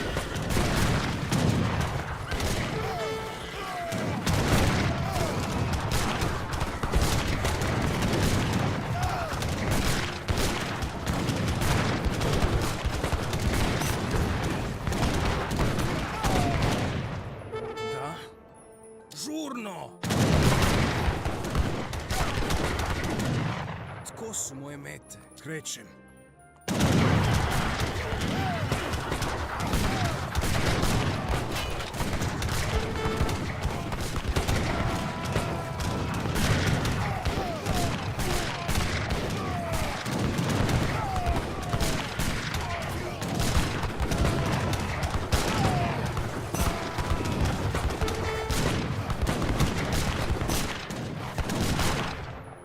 Spremni. Krećem.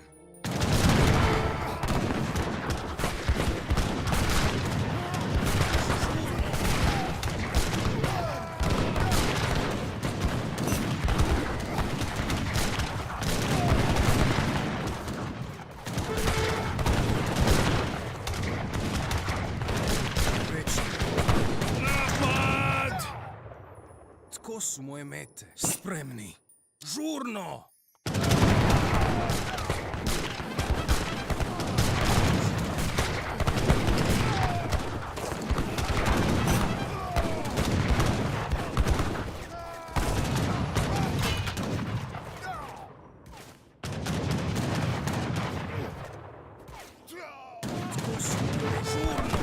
Kako ж bit će izvršeno?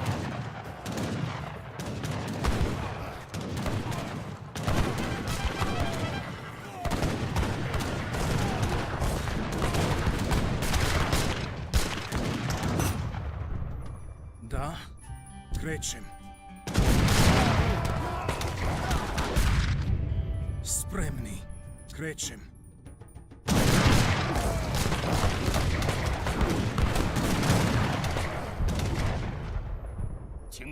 आदेश मैं करूंगा।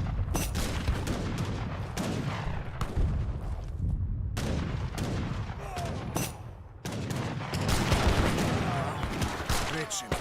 Kako ž... Napad! Spremni. Krećem. Žurno! Biće izvršeno. Kako želite. Napad! Žurno! Kako želite. Biće izvršeno. Napad! Krećem. Žurno! Žurno! Kako želite. Krećem. Kako želite. Spremni. Krećem. Tko su? Kako želite.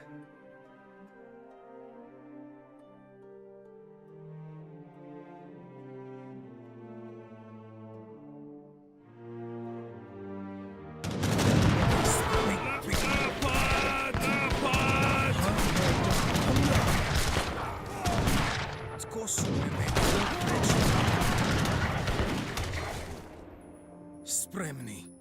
Krećem. Da.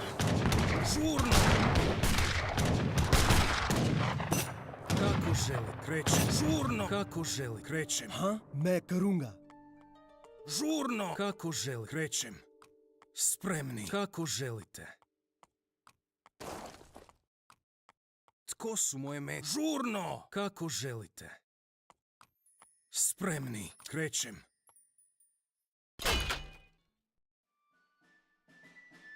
Žurno.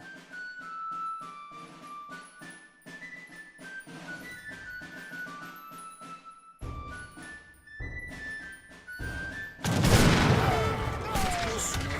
Biće izvršeno. Ne uzimajte zarobljenike.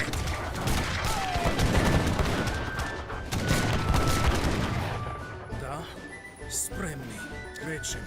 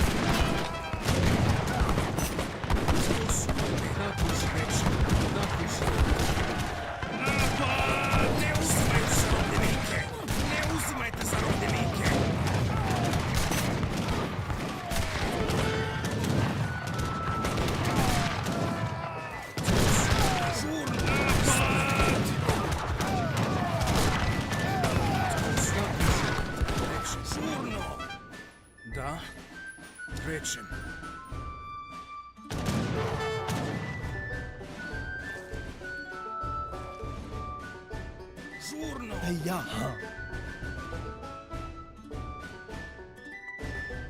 मैं करूंगा, मैं करूंगा, मैं करूंगा. Tko su moje mete? Krećem, kako želim, krećem. Žurno, kako želim. Spremni, krećem. Žurno, bit će izvršeno.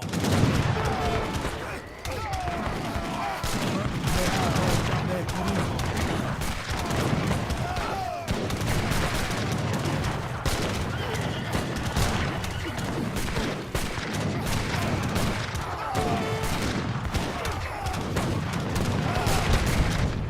Tko su moje mete? Kako želite.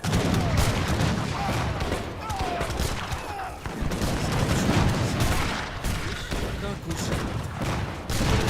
Spremni.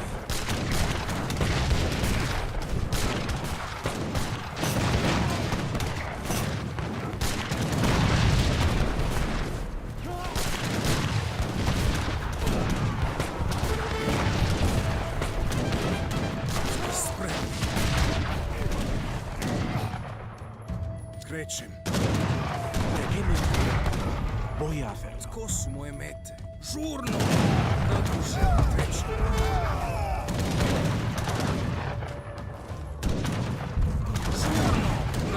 Žurno! Kako želim.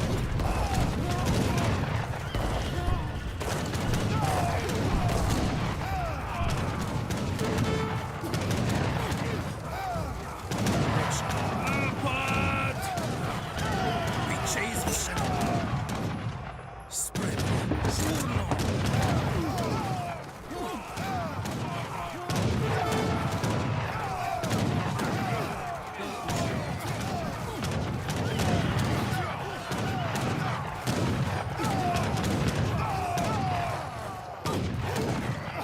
Krećem. Žurno! Tko su moje mete? Krećem.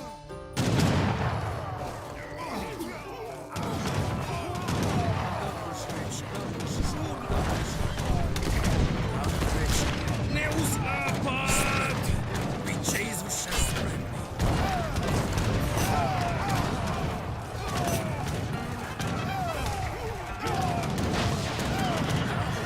Napad! Spremni.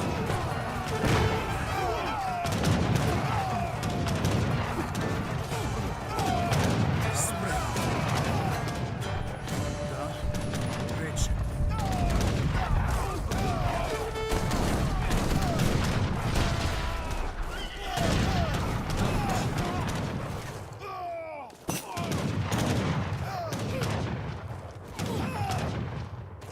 Žurno! Spremni. Kako krećem? Žurno! Tko su krećem? Žurno!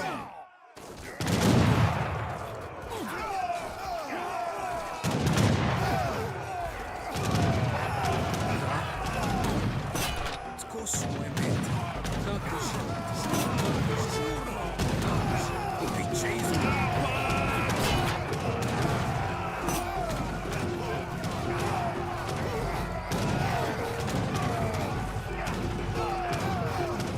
Da, krećem. Biće izvršeno. Kako želite? Ne uzi žurno! Napad! Krećem. Žurno! Kako želite? Spremni. Krećem. Kako želite? Da, krećem. Žurno! Kako krećem? Žurno! Kako želite? Biće izvršeno. Ne uzimajte zarobljenike! Žurno! Krećem. Žurno! Napad! Biće izvršeno. Tko su? Ne uzimajte zarobljenike!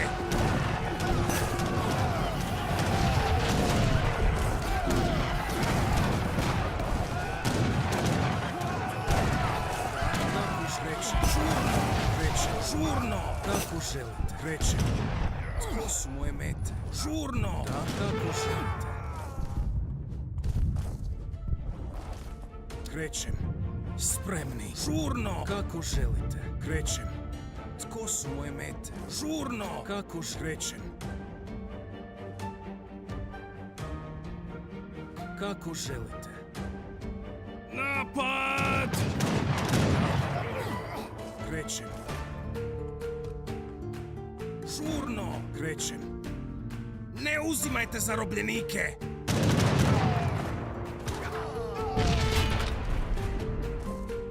Kako krećem? Tko su moje mete? Žurno!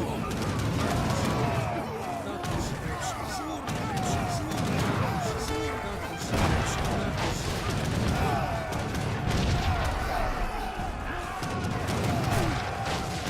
Žurno bit će izvršeno! Napad!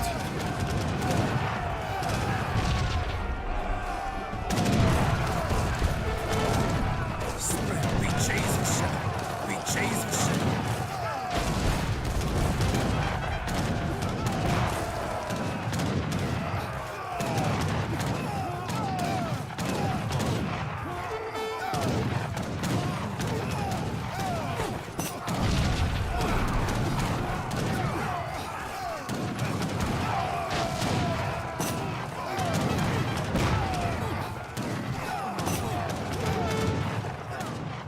Spremni. Kako želite? Kako želite?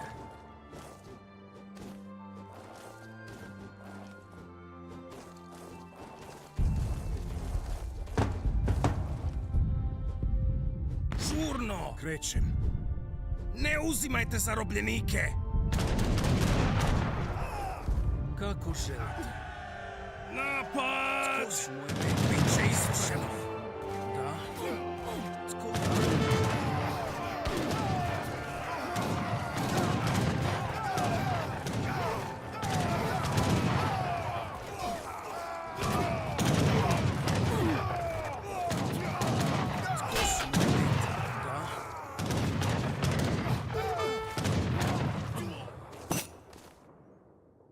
Spremni. Krećem, kako krećem. Žurno, kako žurno, kako želite.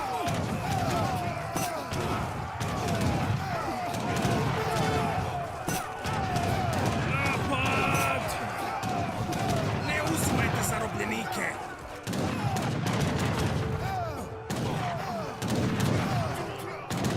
Tko su moje mete? Krećem, kako želite. Da? Krećem. Žurno! Kako želim? Krećem. Žurno! Tko su moje mete? Kako želite? Da? Krećem. Tko su moje... Kako želite? Žurno! Kako želite? Da? Krećem. Žurno! Kako želite? Krećem. Da? Tko su moje mete? Bit će izvršeno. Ne uzimajte zarobljenike! Da? Kako želite? Napad! Žurno! Ne uzimajte zarobljenike! Napad!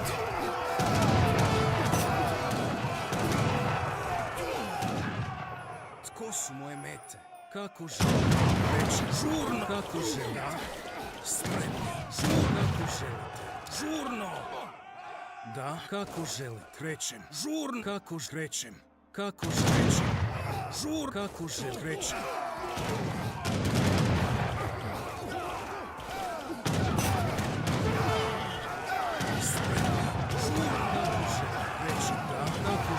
Ne uzimajte zarobljenike!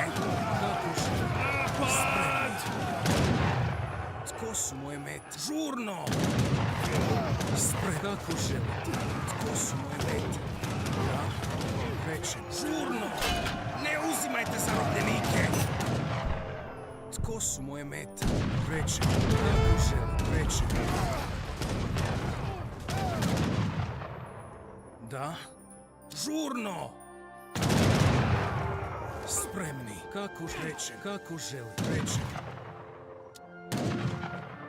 Da? Žurno. Kako želite? Tko žurno? Kako želite? Da? Krećem. Žurno. Spremni. Kako želite? Napad! Ne uzimajte zarobljenike!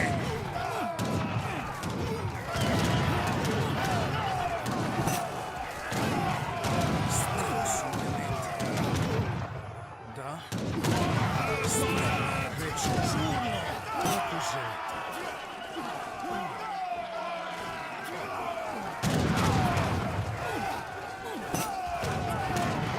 Žurno! Kako želite? Spremni. Krećem. Kako želite?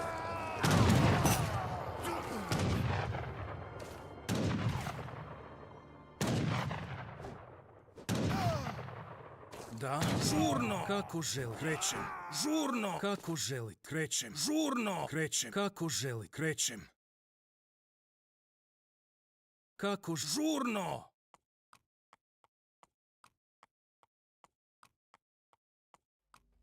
Spremni.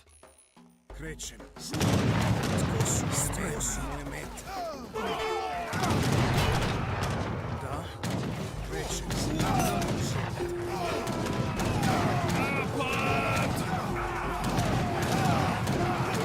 Biće izvršeno. Ne uzimajte zarobljenike. Da. Žurno.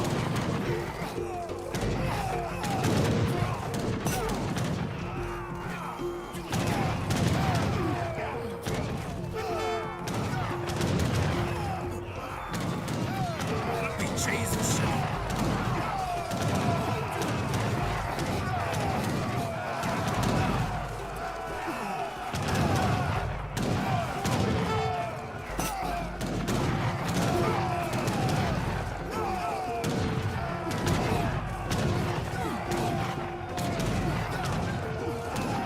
Spremni.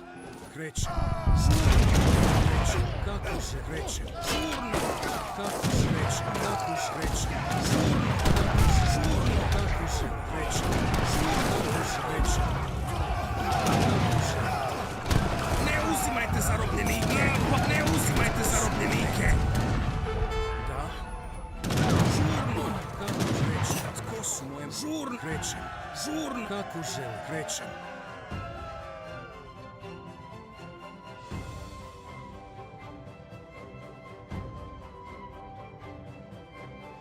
Da, žurno!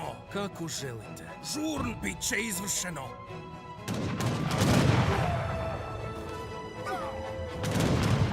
Tko sreće? Da, spremno! Da, spremno! Bit će izvršeno! Kako želite? Kreće! Bit će izvršeno! Spremno! Kako želite? Žurno! Kako želite? Tko su moje mete? Žurno! Kreće! Žurno! Kreće! Žurno! Da, krećem. Ne uzimajte zarobljenike! Sprem, kako že, žurno! Kako že, krećem. Žurno! Tko su, kako želite? Spremni. Napad!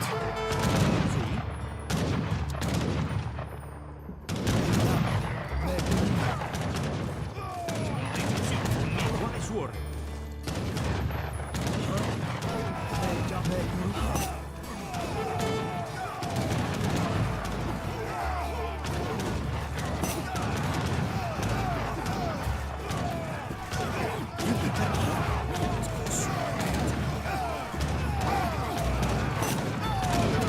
Spremni. Krećem. Žurno.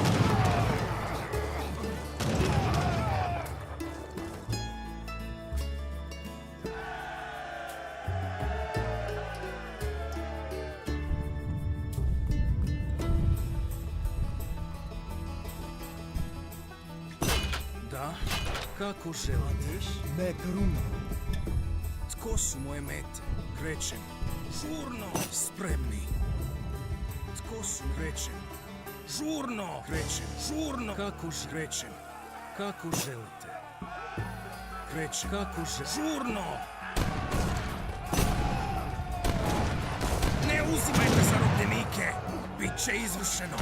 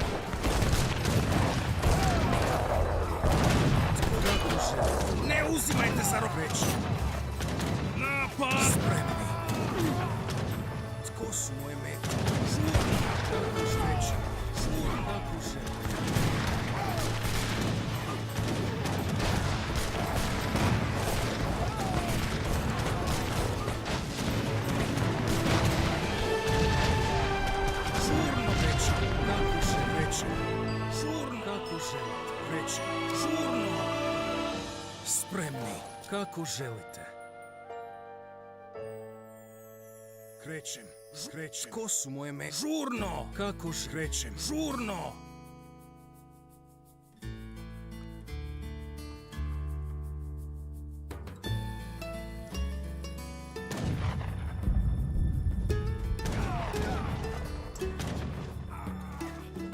Kako želite. Žurno! Kako želite. Krećem. Žurno krećem. Kako želite.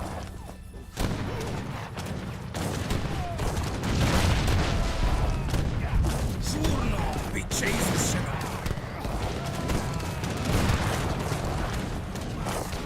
Ne uzimajte zarobljenika. Kako želite. Krećem. Žurno! Tko su moje mete? Spremni. Kako krećem? Tko su? Ne uzim biće i napad! Ne uzimaj biće izvršeno!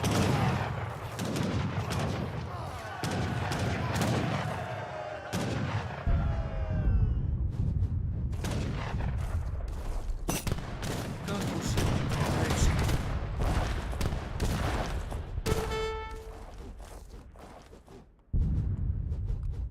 Kako želite? Da? Žurn! Kako želite? Krećem. Žurno! Ne uzimajte zarobljenike! Krećem. Žurno! Krećem. Krećem. Žurno! Napad! Žurno! Napad! Ne uzimajte zarobljenike! Napad! Biće izvršeno! Napad! Biće izvršeno! Da? Kako? Žurno! Krećem, krećem.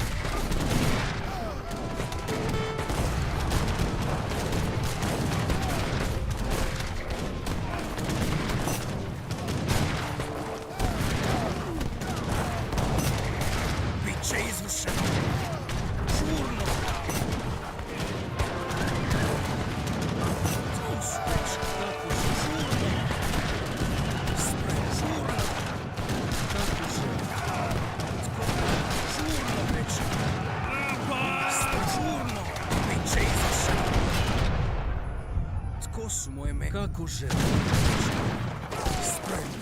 Krećem. Kako krećem? Kako krećem? Kako želite? Krećem. Ne uzimajte zarobljenike! Žurno! Kako želite? Da. Krećem. Kako želite? Spremni. Žurno! Kako želite?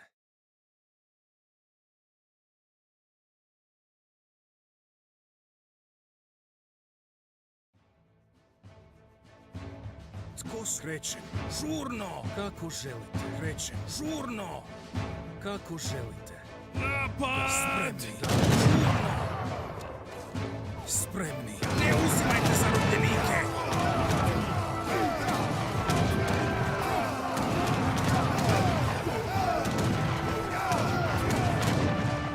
Tko su moje mete? Kako želite?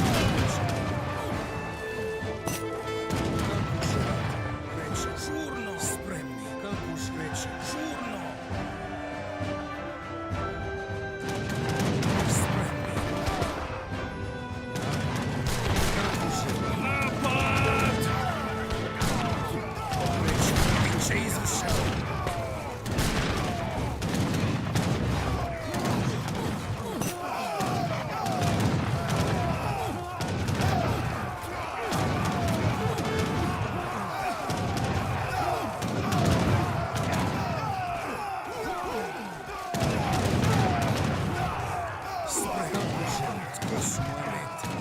Da? Krećem. Spremni. Tko su? Žurno! Spremni. Sì? Sì, lo haré. Voy a hacer... Lo haré. Da? Krećem.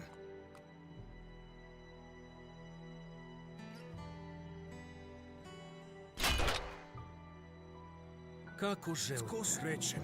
Kako žurn krećem? Žurn krećem. Žurno! Da, kako žurno krećem. Kako krećem. Žurn krećem. Žurn kako želite. Suo, voy a... Lo haré. Voy a... Sprem, krećem.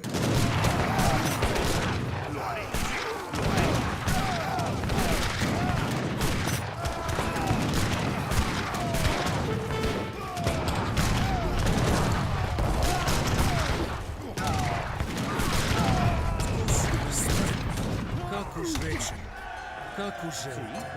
Tko su moje me? Krećem. Žurno krećem. Pripărzi!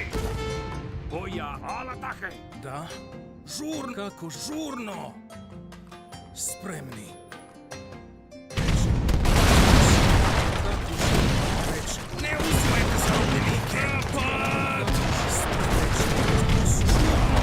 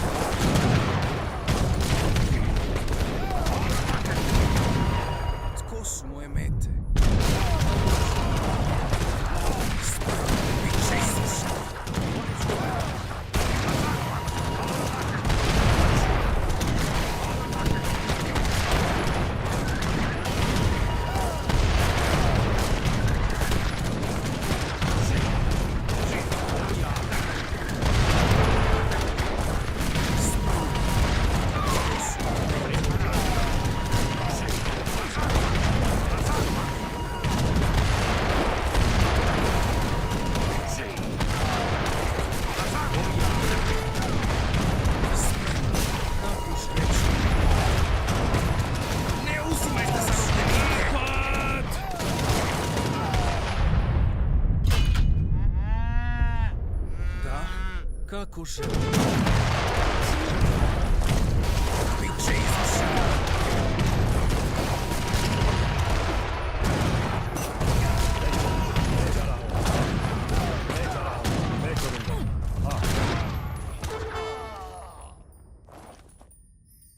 मैं करूंगा। Tko su moje mete? Kako krećem? हाँ मैं करूंगा तैयार मैं जा रहा हूँ हाँ मैं करूंगा हमला युद्ध करने के लिए मैं करूं हम युद्ध करने के लिए Da? Kako krećem? Kako krećem?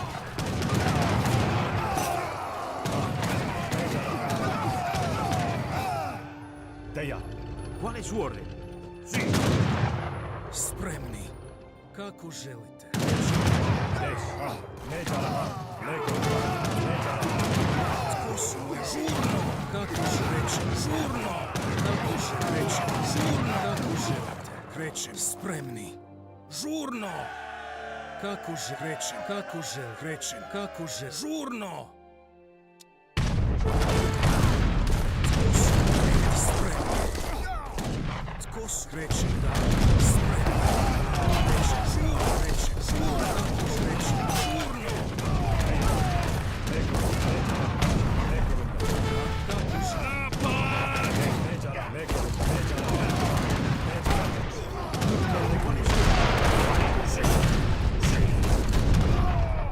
Tko su moje mete?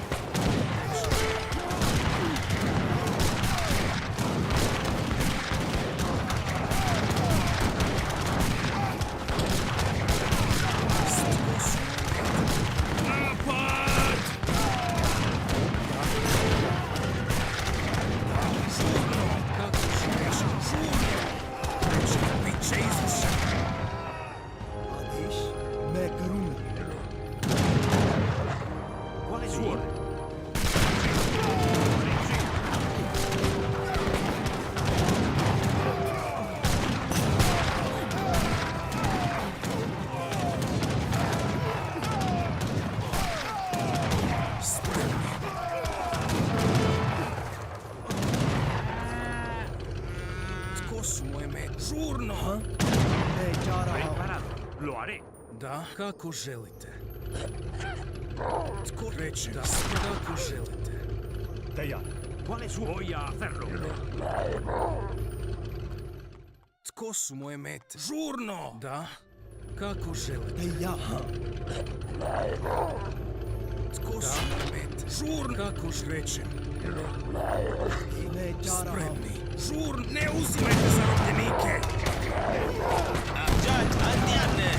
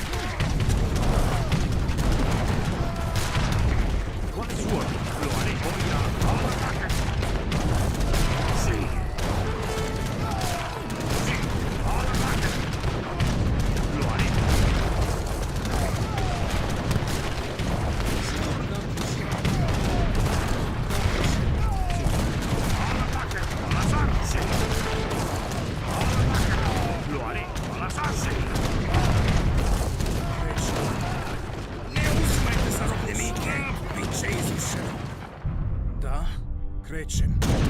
Žurno, srećem, žurno.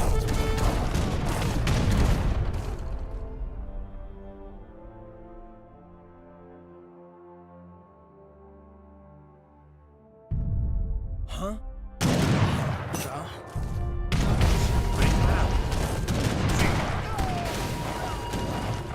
Voy a amasar más.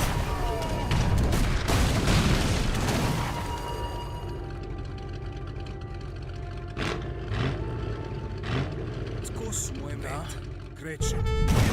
Žurno, krećem, žurno. Spremni. Kako želim.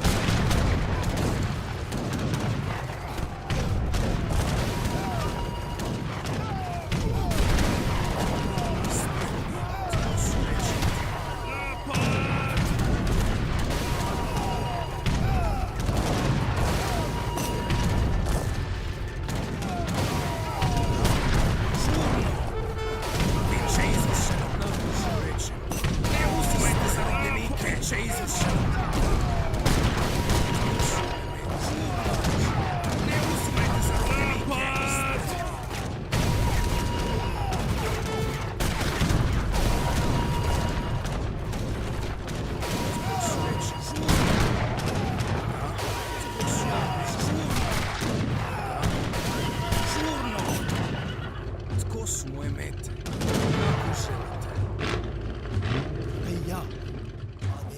मैं करूंगा ¿Cuál es la orden? Da.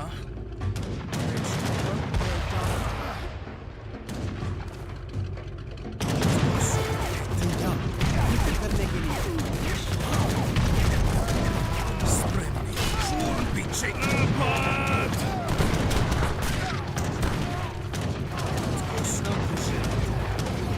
Da. Spremni. Ne uzimajte zarobljenike. Žurno. Tko su reći? Žurno. Kako želite? Žurno. Kako želite? Tko su reći? Reći. Kako želite? Žurno. Spremni. Kako želite? Sí. Sí. Tko su? Žurno.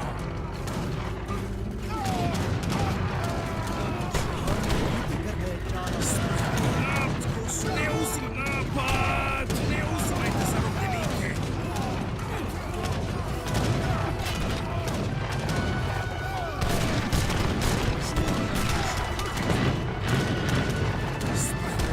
Napad!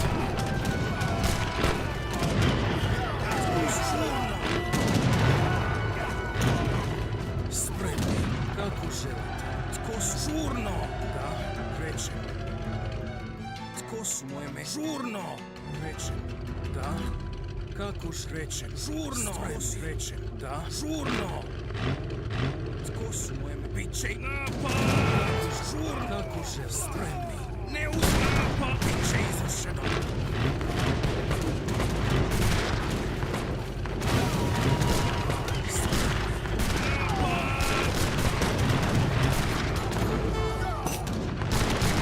तैयार मैं करूंगा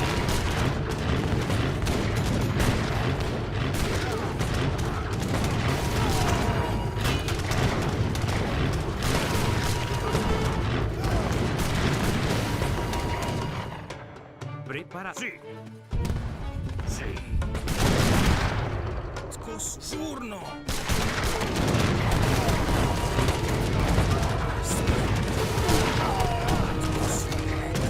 Ne uzimajte zarobljenike. मैं जा तैयार मैं जा रहा हूं करने के लिए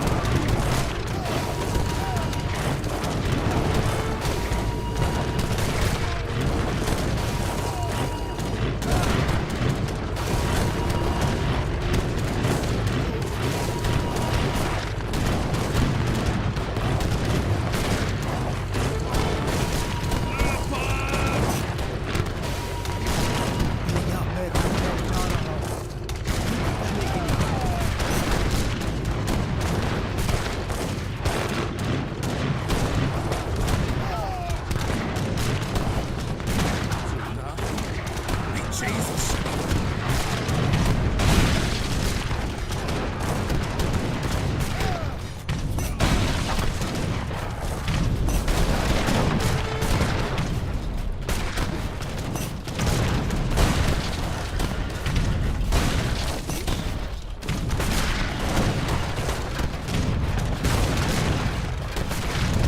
Spremni. Žurno. Ne uzimajte zarobljenike. Žurno. Žurno. Napad. Spremni.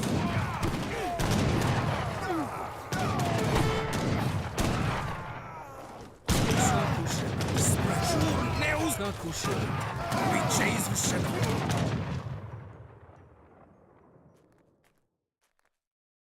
हाँ मैं करूंगा हाँ Tko srećem?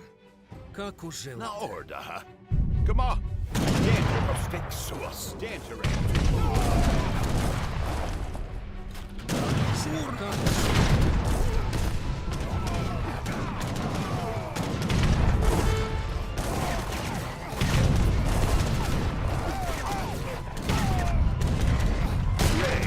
Come on. Danger. Come on. Danger. Come on. Stick suas. Away any. Good day on cough.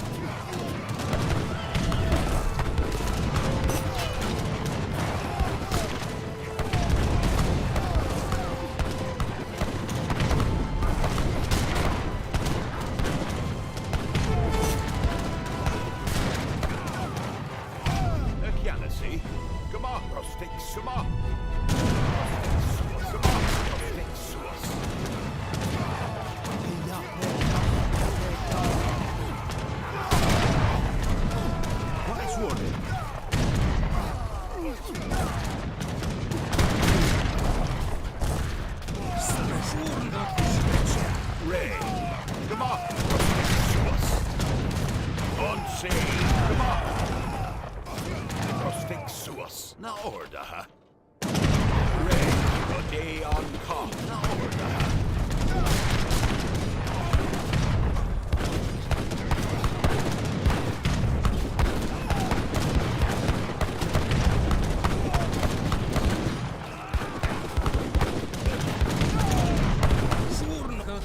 Žurno, kako želite. Canasi.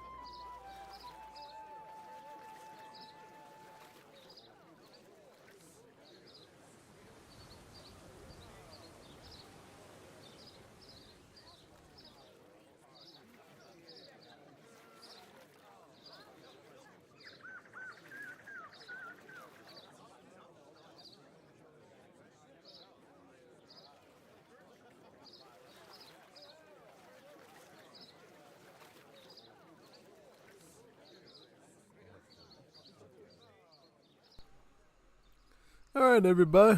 Looks like we can do some casting again now. No more burkas from what it looks like. Yeah. Alright, so let's continue with the series that we left off on. The Dawn Stowe versus Tom Nunes one. We already looked at the first one. Now we can look at the second one.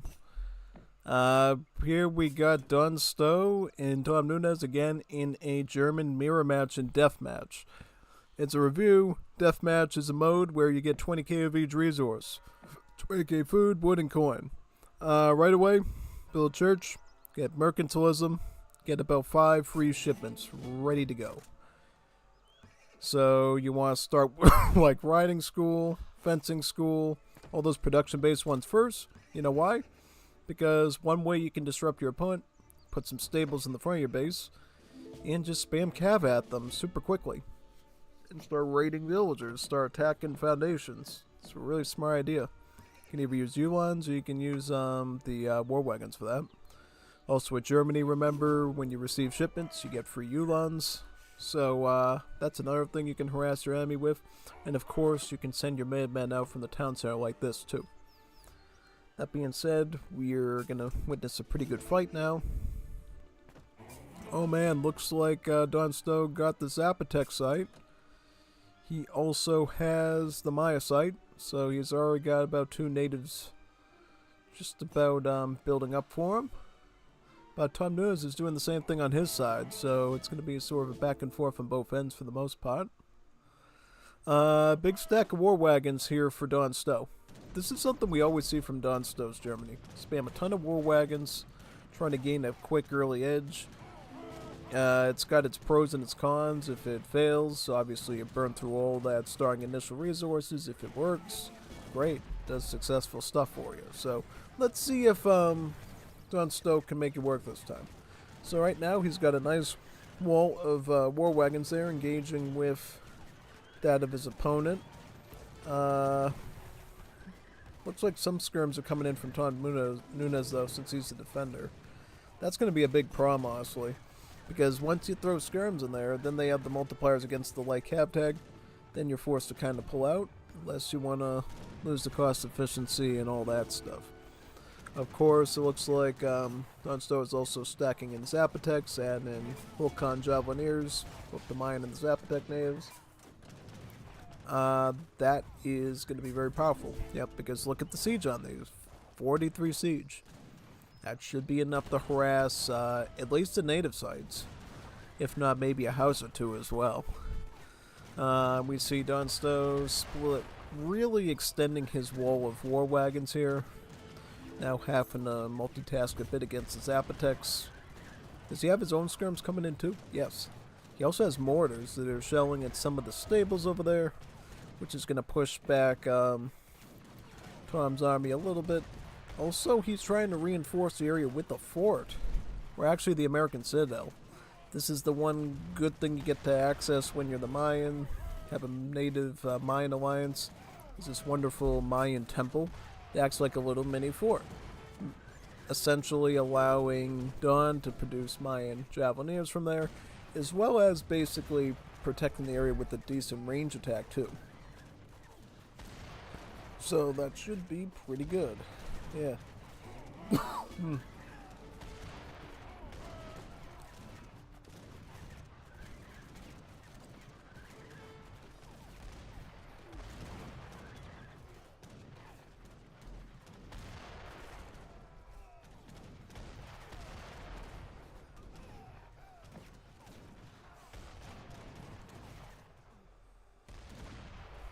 Alright, so now it looks like Dawn Stowe's got a decent army of natives here they can push with.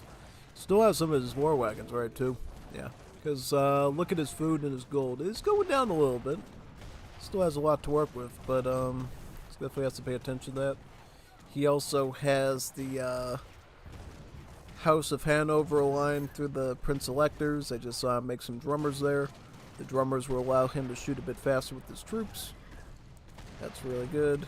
More war wagons coming in. He is making scepter wagons, which is smart. No guild arzens yet, because look at his food, it's starting to drop. Whereas Tom Nunes maintained good food, maintained good coin. trying to defend with Skirm War Wagon, throwing in the Zapotex, coming in with artillery in the back. This is the shipped thing, right? 2 heavy cannon shipment. With Germany, you also have an infinite 1 heavy cannon shipment, which you can also send. Gives you a few free Uhlans as well. So, yeah, that could be very useful in this matchup. But from what it looks like right now, this is kind of the line of battle here. We really don't see Don Stowe moving those mortars up at all. He does have culverins here, so potentially he could run into some problems if he does that. Yep, totally. Most definitely.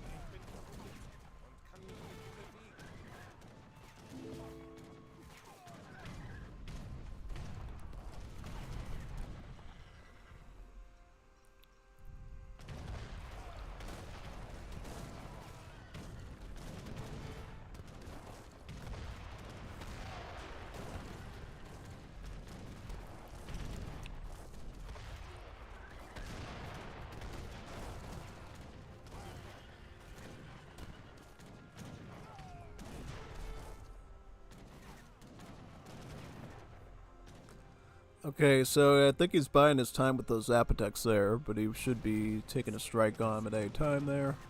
Looks like, yep. Totally.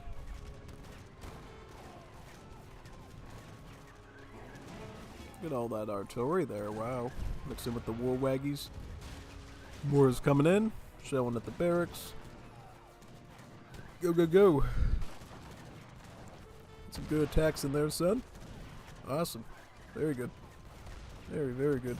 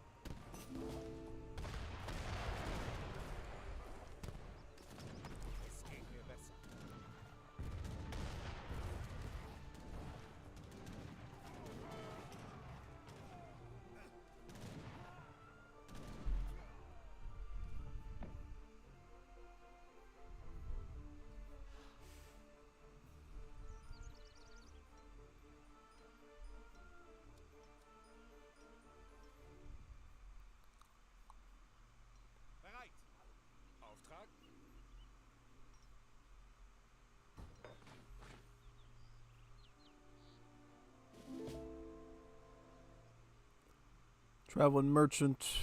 Alright. Now this is the match. This is the part of the match where we have to see if Don Stowe can keep his resources together or not. Because look how he's got the food and wood, but his gold is basically really skidding. Tom Nuez is actually in a similar situation, just with a bit of extra food and wood surplus. So I really can't say for sure who's going to win right now. Like, I think they got it a bit more even, Steven, this time. What do you think, though? Do you think it's a little bit more even this time? I think it is. At least it seems like it is. Yeah, that's kind of the gist that I'm getting from it. Could be totally be wrong, but no, it's kind of looking like there's a bit of a tie here between the two players in terms of their setup. So I think that's actually a pretty good thing, honestly, to say the least. Yeah, totally. Also, how long was that Buakai I did? Trying to think. I wasn't even paying attention to the in-game clock. Was it, what, like an hour or something? Yeah, it must have been. Yeah, Buakai usually takes about at least an hour and a half, typically. So, yeah, if it was anything less than that, I'd be pretty surprised. Yeah. Hope nobody left because I was playing Buakai. That'd be sad. Definitely enjoyed it, though. It was a fun one. I got to eat a little bit too because I was starving, so that's good. We got War Wagon Landwehr in here. We got some artillery set up right now. Let's see if units can fight there. Yep, totally. Very good. Awesome. Look at them get to work now. Wow, that's good. Very, very good.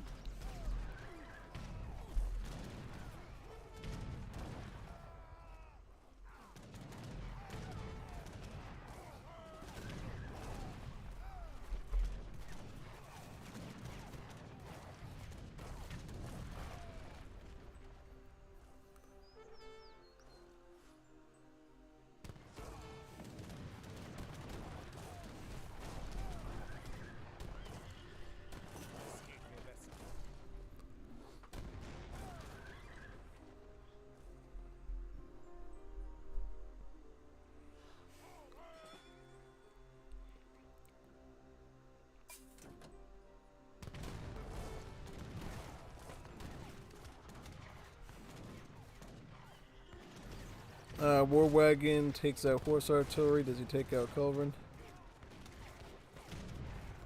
Ooh, take out the Culverin too. Nice. Zapotek's going after the cannon, which I think is a pretty sweet idea, honestly. It's actually pretty tactical. Let's see what the cans though. Yeah. Looks like overall the line of units is there. See if we can get anything done with it, though. Yeah, that's the question at the end of the day. Yeah, totally. Totally.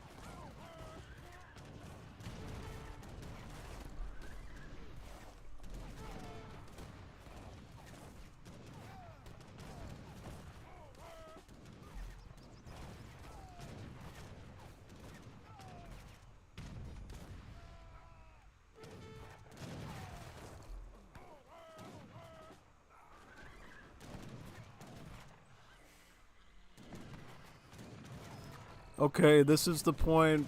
Well, looks like Tom Nunes has food and wood, but it's very little. Don Stowe actually has a little bit more coin. At least it seems like he does a little bit more. He's doing some land worrying. He's got some artillery here. He's getting some skirms. He's getting some Uhlans. He's just scrounging together whatever he can come up with at this point. He's got. This is the thing, though. Technically, this is Don Stowe's territory. So he can actually get an advantage here against those war wagons just using his outposts to get the multipliers in. This actually is a good tactical position here for Don Stowe to get a bit ahead with his troops.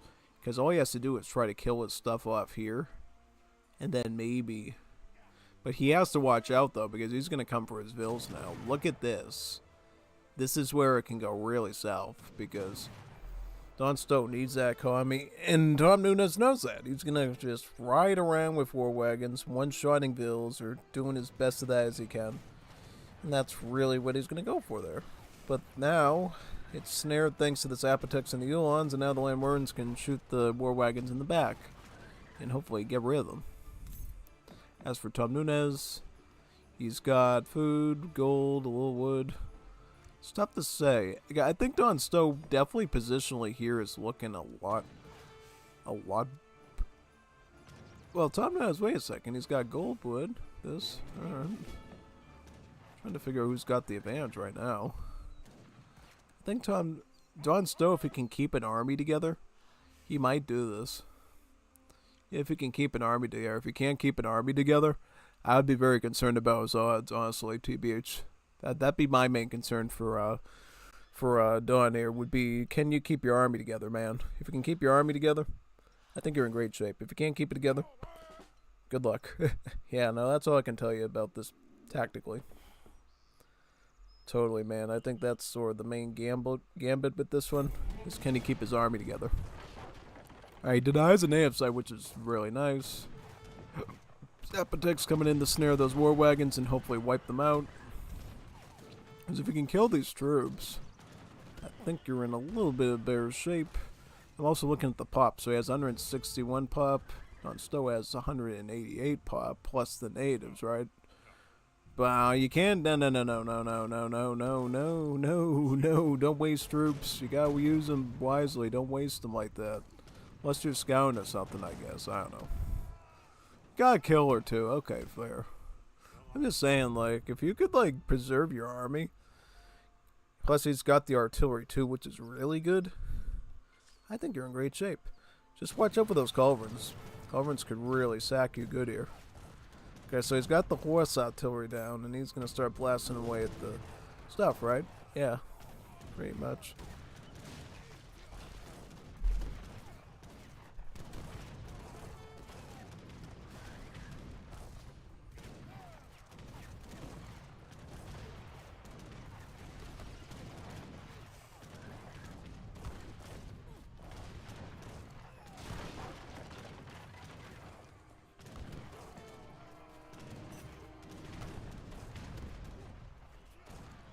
GG. Good. Very nice. Awesome. Very good.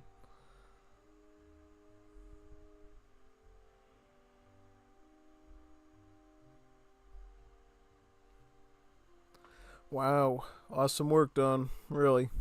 I mean, he was struggling there at the end, but he just kept his army together and it ended up paying off. Also, I like this wall that he set up at the end. This was making sure that his economy would stay too, which I think is always a great thing to see. So, totally. Quit. I don't have anything. I've been playing the game for so long, I don't have anything to send. What do you say about that, Pilgrim? Alright, now, this is the one I wanted to check out here. This is one that's submitted from SamuraiRevolution. So, a non-HVNY source. This is the one I want to check out. I thought it was a pretty interesting one to look at. It's a 2 versus 2 of Quadman and Claymore, otherwise known as SamuraiRevolution, against Wickmas and Protekin. So you got India, Dutch versus a double Ottoman. To a lot of people, double Ottoman would spell real trouble, but let's see. So right away, Samrev, again, his treasure here. It is the 35 food one. You also got the 40 wood one. Very nice. What else we got? We got Quadman, send up his eco with the Dutch. Yep. I love the Dutch personally. Dutch India, these are actually 2 of my favorite civs. So if these guys can pull it off against a double Ottoman, I'd be pretty happy about that. But we'll see what the Ottomans have in store. So here's the Ottomans up here pretty much. Well, some good treasure collection. 40 wood, 35 food, 45 wood. That's pretty nice. Ottomans, of course, are going to set up the train post right away.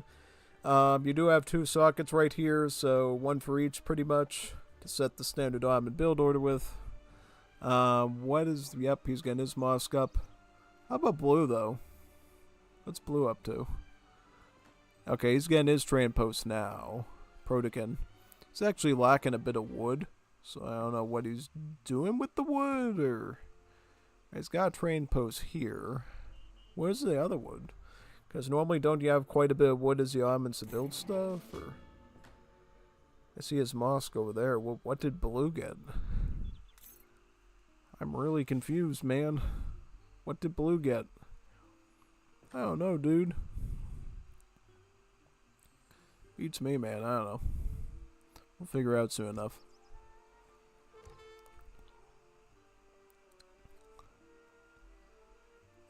He is getting capitalism. Alright, so this could be... Now, that's interesting. So, it's called a rush stick, right? But it doesn't look like a rush stick. No, you don't have Jan, you don't have Delhi, you lack resource crates. All he's got is natives. That's really all he does to call this a rush deck, is like natives. Tatars and Ibzanai, which, honestly, that doesn't really spell a rush deck. That's quite the opposite. Like, this is some more of a team deck, if anything. Like, You rely on your teammate to keep you alive, and then you throw in some extra natives that don't cost any pop. That's what that sounds like. Oh boy, you're lucky to have Quadman on your team, man. He's sending in a really good card there for you. Team House of Nassau. This is an awesome card. It gives everybody a free market, right? And it lets you get all the Age 1 techs for free. So you can get your hunting dogs, placer mines, gang saw, plus all the villains for free. It's awesome. That's a really good one to go for there, TBH. Hopefully India didn't get a market of their own. Yep. I'm sure they coordinated that pretty good. Yep, awesome. I think definitely India should get their hunting eagles early on. Possibly blanket filters. Especially since the Asian market techs are a little cheaper than the European ones. So there's more cause to get them earlier. Agrifort for India, right? Yes, Agrifort. That's what I expected. Agrifort is my preferred one because if Agrifort, it sets you up good for something called a semi-fast fortress, which this looks like that kind of a deck setup, TBH. So basically with the semi-fast fortress, what you're going to be vying for is essentially trying to put out a few set poise and pressure early, and then when you get around the time that you can make it work, get that fortress age in and start doing elephants once you get up there. Looking at the name of the deck, it says that this is going to be a Howdah-based one, so he might not necessarily do a ton of Mahouts. He's probably going to stick more to Howdahs, yeah, totally. Most definitely.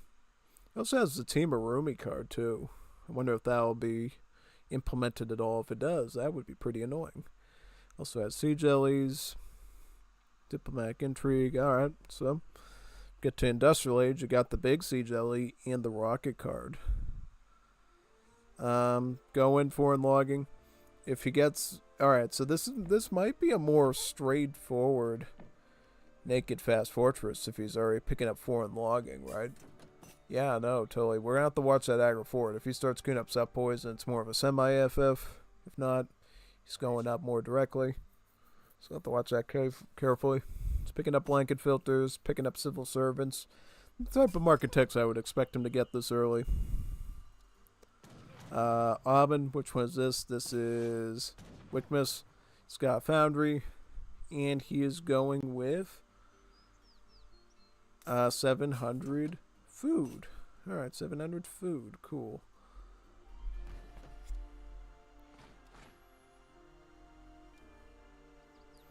What is he going for? So Pragan's going for Humbaraces. And then Wickmas is going for Janissaries. So they're going to go Janissary, Double Barracks Janissary, and Humbarasi. Okay, that's a viable matchup. Basically, you got your double Janissary set up there, which is a pretty good tool on its own. And you'll support them with Humbaraces, which is sort of a siege trooper. It can be pretty good against infantry because it does crush damage. It's also a good siege weapon too. So, especially Humbaraces. Humbaraces are great at siege. I mean, look at the siege attack. They're also good against artillery. So, hey, if he ends up doing any sort of siege elephant stuff, maybe the Humbaraces will be useful for that. Who knows? Let's see. So we got some Jans here. We got some Humbaraces. Look at that grenade.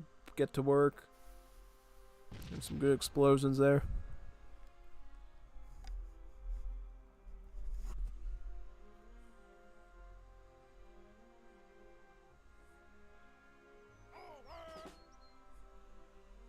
Let's see what's going down here. Quadman TC, right? Yep, very good. I was going to siege right away at the town center, which is awesome.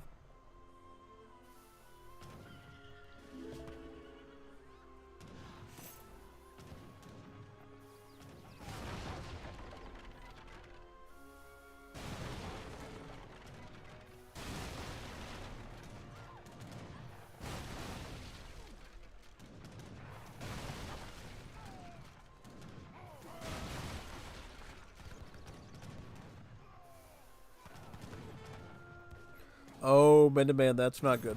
Those have multipliers against siege troopers, so that's exactly what the doctor ordered to do at Humbaraces. That's absolutely true.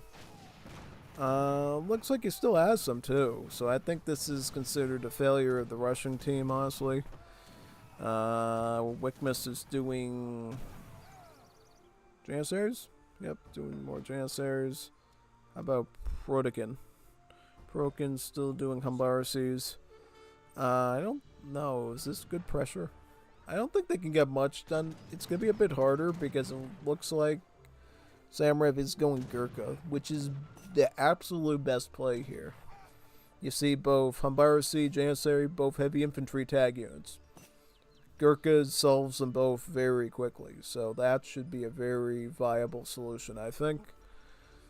It does mean SamuraiRev will be going up to Fortress Age a bit slower, which could be a problem if you wanted to go Howdas, but honestly, you could fight this Iron Age too. Plus, he's sticking with the Ottoman consulate, right? So he's going to reinforce it with the villager tech to get 4 free villagers. And then the Azaps. Get some Baghdadi Azaps. So that should be very, very nice. Yep. Quad just sent in the bank wagon, right? How many banks is Quad on, by the way? He is on about 2. He's going to get the 3rd somewhere over there. Okay, so he's getting banks. He just dealt with a bit of raiding and rushing, so it's understandable if it takes a while to get up. Just be careful of those banks. Don't let the Humbarasis get them, because if you lose a bank as Dutch, it can be very devastating. That is absolutely true. I would be very concerned about that if it was personally me, but we'll see. We'll have to watch this very carefully.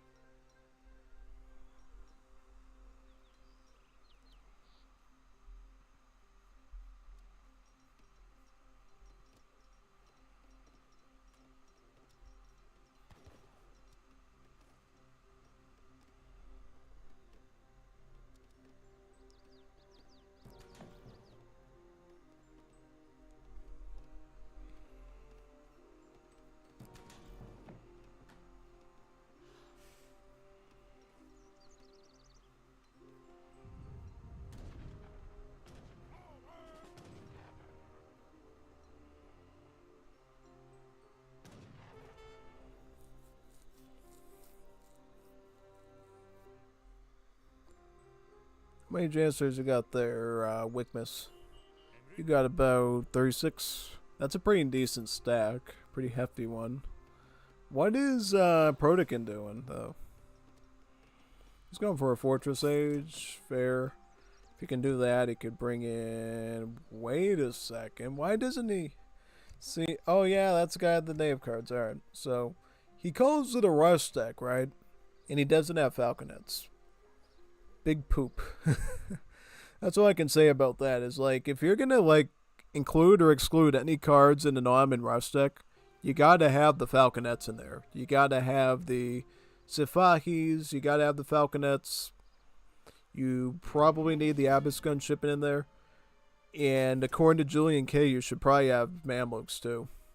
Yeah, I remember him saying that on one of the tournaments in the when I was doing production. It was like, you know, if somebody doesn't have Janser, has Mamluks in their Ottoman deck in a battle situation, he's going to have a talking to them about how to play Ottomans. Because, yeah, no, Mamluks is one of the best shipments to get as Ottomans. If you're not going to get Mamluks, you're probably going to have some problems. See, this is the thing, though. Look, he's spending all this gold to train Falconets he could have just shipped in himself. Wow. And if he still wanted to train him, he would have had like a full stack of them right now. Really, I mean, he's just set himself up for failure by not having that Falconet shipment. Having one Falconet at this stage in the game is not a lot. Having like 3 of them would be great. That would be superb. But yeah, no. Got 4 delis, got a couple of Barces. Honestly, Wickmas has a better idea than you. He's playing into the Jan push pretty good. He's massing up, right? I do like that they have a forward position here on their side of the water, though, which should make, you know, coordinating a bit easier if they decide to put production buildings here, which is good. All right, Wickmas is about ready for Fortress Age, so he might he's probably going to age up, right, and get vet gens. He doesn't have any of the good Hisli Seldiri. Huh. Yeah, he doesn't have any of the cards that I'm looking for. That's kind of crazy, man. Wow.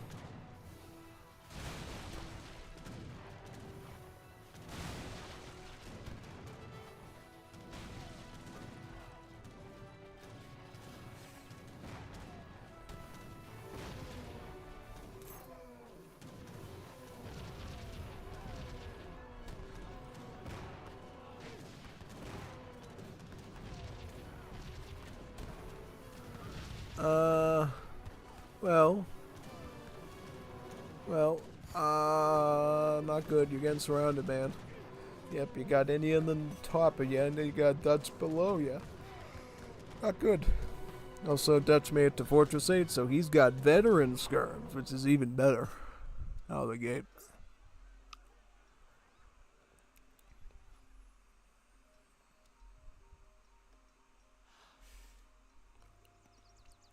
Alright, so we got 8 skirms shipping in, skirms train in, right? Yep, awesome. Very nice.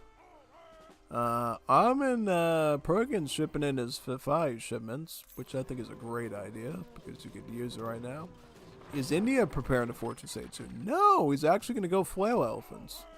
He's going to go Flail Elephants, which honestly, that's a pretty good play, honestly. I like it.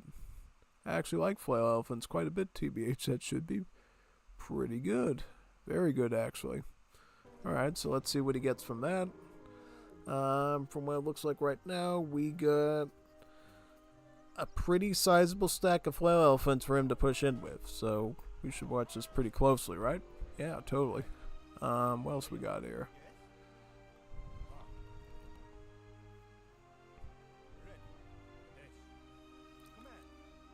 I'm trying to see here what we got. TBH. Suppose. Mekurunga. Alright, he's going for Fortress 8 now. I see him banking it up. Probably go Shamanar Gate, right? Yep, that's what I would do. Get him out.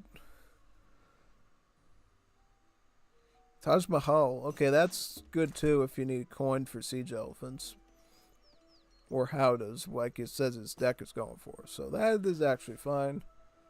Plus he'll be able to run the ceasefire and maybe stick his Flail Elephants underneath his Falconets or something crazy like that. Wow, that would be wild. Alright, so it looks like Protokin is just spamming Janstory still, right? It's not going for the vet upgrade yet, so I don't know about that. No, this is Wickmas. This is Wickmas, alright. Trying to figure out who's who. I keep having this dissociative brain disorder where I'm trying to figure out which player is which here, and it's very, very weird, yeah.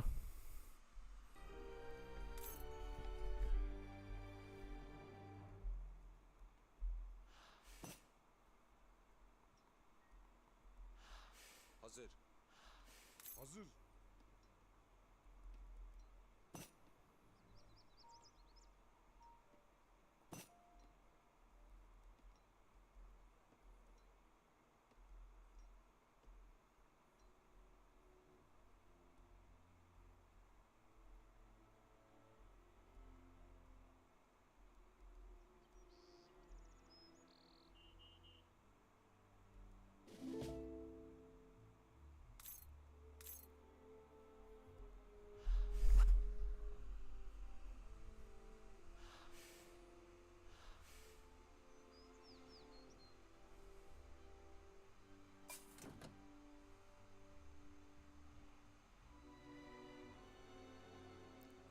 How many flails are you on if you're India? You were on 14 of them.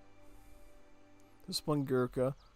Is it possible he might get disciplined upgrade on the Flail Elephants? That would be rare. Like, that's something we rarely ever see.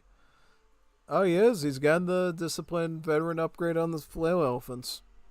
That's a very rare unit to go for, honestly. But if you know how to use them, they're awesome. I mean, they got like really good multipliers against artillery. They got some multipliers against skirmishers. Do splash damage. They got awesome siege. They got good pierce armor. If you know how to use them right, they can definitely help you out. Plus, he's getting a huge queue of howdahs, and he ships them in as well. These will be very powerful with 72 range attack. Plus, he's bringing in the siege elephant shipment too. So he's bringing in a multi-factor, right? It's got the Gurks there. Can use that to bust through the Janissary. I like this. This formation is beautiful. Like, it's not the most optimal one, but it feels like a real battlefield. This is the real way. If we were looking at the Revolutionary War, you would set up a formation. You know, you have all these troops here set up in front of a ditch area, sort of ready to go, and then you have the cannons in the back, pretty much, you know, set up basically. Yeah.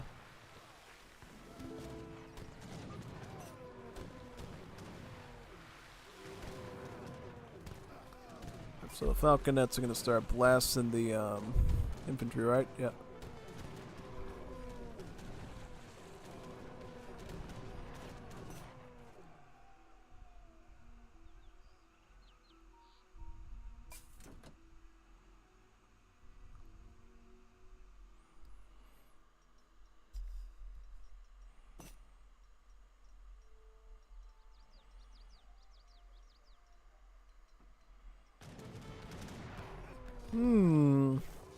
Good use of the ceasefire there to jump his cannons. That's a good one. Plus using the siege elephants to hit from the back. It's got the team Arumi shipping in too, so you got like 8 Arumis on the field between the two players. It's gonna slaughter those Janissaries because of the pierce damage multipliers and the splash. Good wombo combo with Dutch and India there, right? Yep. Yep, all the Dutch really has to do is just keep spamming veteran skirms. And that's really enough to obliterate the infantry. 3 more falconets there, but you got siege elephants, so you got a way of like pushing them back. And of course, the siege elephants are a much more mobile unit than the falconets, so that should be good for them. Yeah, that's one of the best things about siege elephants is they're on an elephant, so they're basically like a cavalry cannon, so they can really just run around and hit stuff very easily, even if they're not the hardest hitting unit.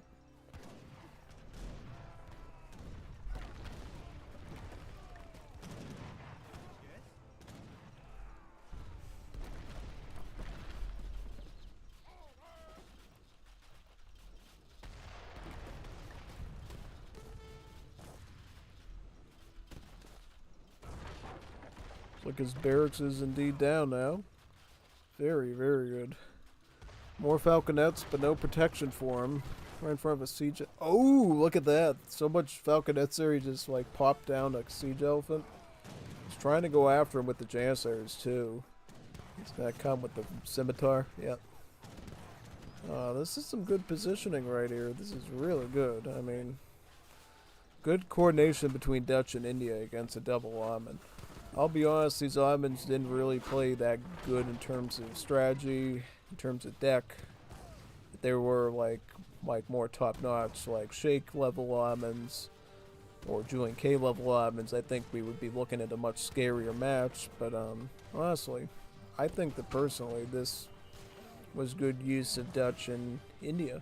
You know, 2 of my most favorite Definitive Edition civs in terms of performance. So this was great. He's picking up the elephant combat now. It's going to benefit the howdahs, the siege elephants, the flail elephants. Right. I don't think he's getting any mahouts. Nope, no need to with this setup. That was a really good matchup there. Let's see here. I want to like... Who's in the chat right now? We got 5 people here. Good. Auto going Jan's not good. Yeah, that's the thing. That's the thing I didn't touch on. You know the India's going Gurkhas. You know Dutch doesn't have muskets, so they're going to default go to skirms. So going double Jan against like an India and Dutch can be a very big risk. Especially since really the Dutch have no other unit to go for other than skirms, right? When they have barracks. So yeah, no, totally. You want to see like a 1v1 rank supremacy between HVNY of Sweden versus the Portuguese?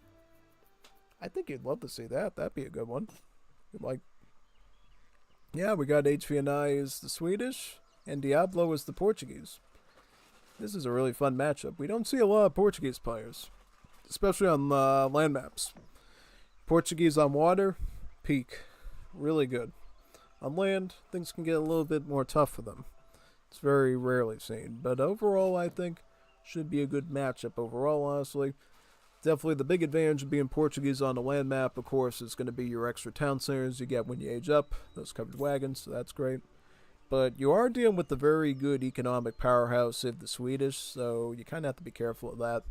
Of course, these wonderful houses the Swedes have, the Torps, allow them to gather nearby natural resources on their own without any villagers. Pretty sweet, huh? Yeah, no, so basically how it works is the Torp will essentially gather right onto the berry bush. As you can see right here, there's like a little sort of ring thing around it. That means that the Torp is actually gathering from it, and you can see the trickle take place at the building itself. It's literally eating that fruit. Like, you know, Monster House, that movie where the house had like teeth and stuff and was eating kids and stuff. It's kind of like that, but more friendly. Yeah. And pretty much the other thing that this Torp does is it always builds a free berry bush too. So even if you don't have any resources to put near the Torp, it will eat its own berry bush until that's gone, and then it'll just act like a normal house. Yep, exactly. What deck are we looking at for Sweden, by the way? Oh yeah, good looking Aurora Borealis in the northern sky there. H2. So it looks like he's got really all the eco cards you could ever want, except for like sustainable agriculture. Yeah, he's got Spice Trade, Furrier. So that's definitely going to be more competitive oriented because that's early game hunting and berries. He's got blueberries, Engelberg Ironworks, Royal Decree, more outposts. Coin card to get to Fortress Age. He's got both of the fort cards. He's got blackberries. In Industrial Age, he's just running cash imitation, factories, and the German mercenary contracts. It's got a lot of good stuff, I think. It's not as, like, say, rushy because he doesn't have, like, the leather can shipment and stuff, but I think it gives him everything he probably needs, for the most part. How about Portugal? Portuguese, standard. Yep. This is going to be your run-of-the-mill Portuguese deck, especially on land. Really, when you play Portuguese, you really should never be sticking it in H2. If you're sticking around H2 as Portuguese, you're probably going to get killed off very quickly. It's just not your speciality. Your best bet is going to Fortress Age, right? And you know why it's best to go Fortress Age? Because every age up gives you a covered wagon, new town center.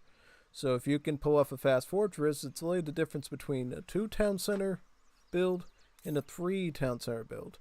And not only that, you got this trickle card here, Vitorias, that gives every town center a slight trickle of food, wood, and gold. So that as well will be amplified if you're doing it with 3 town centers instead of just 2 town centers. Yeah. And what has he got here? He's got, okay, so he also has covered wagon too, so he could actually up his build limit with that. And he can up it with 2 covered wagons here too, so it's really rocking out the town centers. Also, he's got Royal Mint and Refridge. Portuguese is one of the few civs you see in like a ranked supremacy that is actually going to have like eco cards like Royal Mint and Refrigeration because they can afford to with their turtling, so that's good. It's got the organ gun shipment, the fort. Usually we see Cazador Dragoon shipment, but honestly, if he thinks he can turtle it, that's fine. It's got some big Industrial Age crate cards, though. 1,600 food, wood, and coin? We rarely ever see that. I don't know. He's got heavy cannons. He's got Order of the V's. He's got grape shot. He's got factories. So, he's got infinite 300 wood, so he does have an infinite shipment. That's always a good thing to see. So, I think it's doable. I think it's totally doable.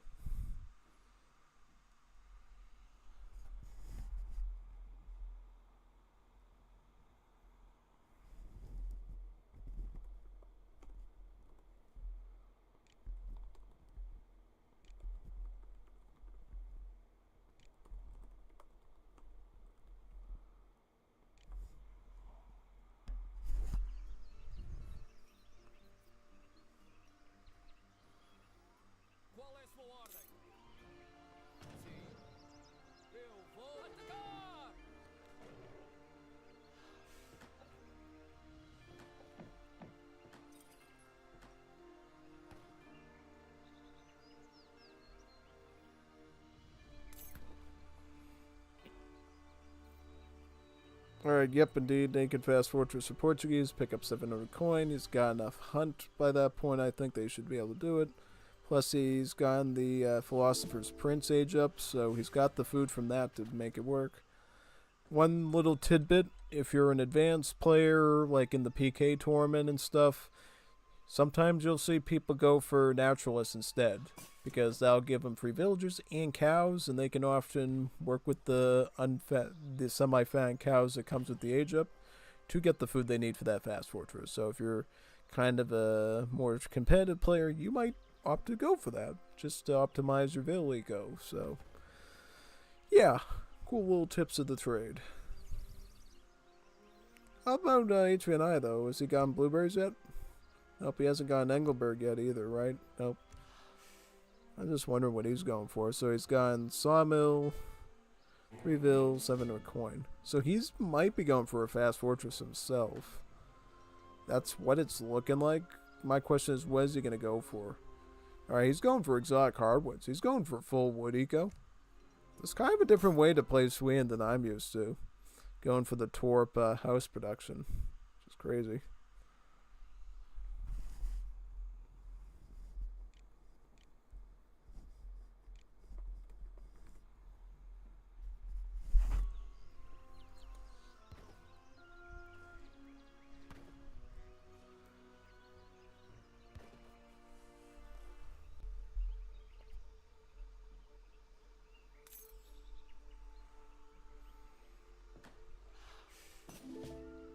The bishop. Yep, the bishop is usually my preferred age up. Gives you a covered wagon. It's really the only way you're going to even come close to competing probably with the Portuguese with 3 town centers. So definitely get that extra TC in. Portuguese already up the fortress age. Where are their town centers? They got... Okay, so they're taking a more centralized defensive stance, which I think can work totally good. It means that these town centers will cover each other pretty nice. But you do lose that sort of like expansion, map control aspect by splitting them up. So, there's that. Could I get like a TC over here maybe? Could have. Probably would have helped with that hunt, but who knows.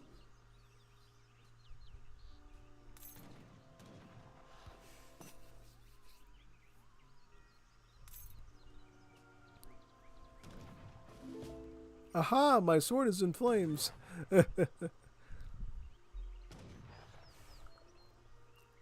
That's a funny reference. I think I remember where that's from.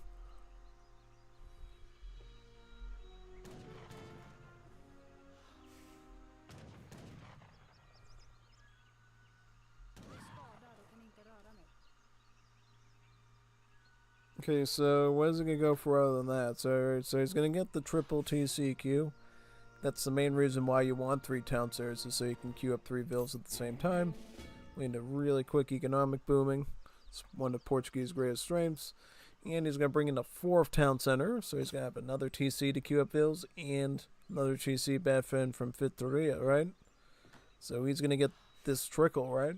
And at that stage, he should have... really enough trickle to just about have like 1 resource per second on food, wood, and gold each. So that's honestly a pretty good tactic from multiple perspectives.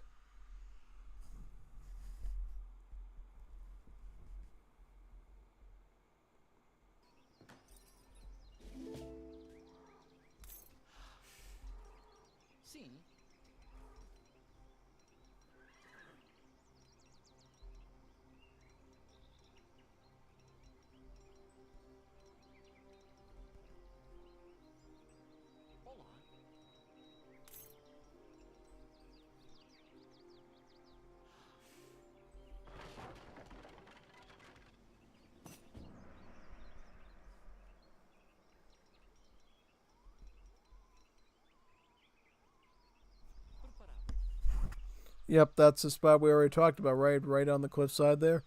This will help protect your hunt here. It will secure the silver mine. Got berries here, so that's not a bad spot to expand in. And it also gives you some good recon of things attacking from this side too, right? Also, it's interesting, both the Portuguese and the Sweden got a Nodasi site, so they both can utilize chakrams. Pretty smart move. Okay, so the Portuguese is going to go to Industrial Age, which, again, a very smart move, because, again, you get a free covered wagon with every age up, so now he's going to have 5 town centers. He could potentially be going for this, too. Then he'd have 7 town centers. Be able to keep 7 villas at the same time. Not that I think he could keep up with that, but it is pretty nice. Yeah, so now he is going for the 2 covered wagons, so now he's going to have 7 town centers. All with Victoria's trickling. It's a very greedy setup, and I think it has a lot of merits to it. Because now it's going to be really tough for HVNY to siege. He's going to need, like, mortars. He's going to need some, like, real artillery and infantry to make that happen. But yeah, you gotta watch out though, because again, HVNI is known for his Dalcarl pikeman massing with the Sweet Civ. So if anyone's gonna like find a way to get around having all those town centers up, it's gonna be HVNI. You just put in for the blueberries. Blueberries turns all your bushes to blueberries that the torps are gathering from. The blueberry bushes have more food on them, and the torp can gather from the blueberries faster than standard fruit bushes. So these blueberries should help him out pretty good, honestly, yeah. Very helpful blueberries. And later on, he can also ship in the blackberries, too. The blackberries are bushes that contain 1,000 food. So that'll be a very long-term food resource he can use on his torps.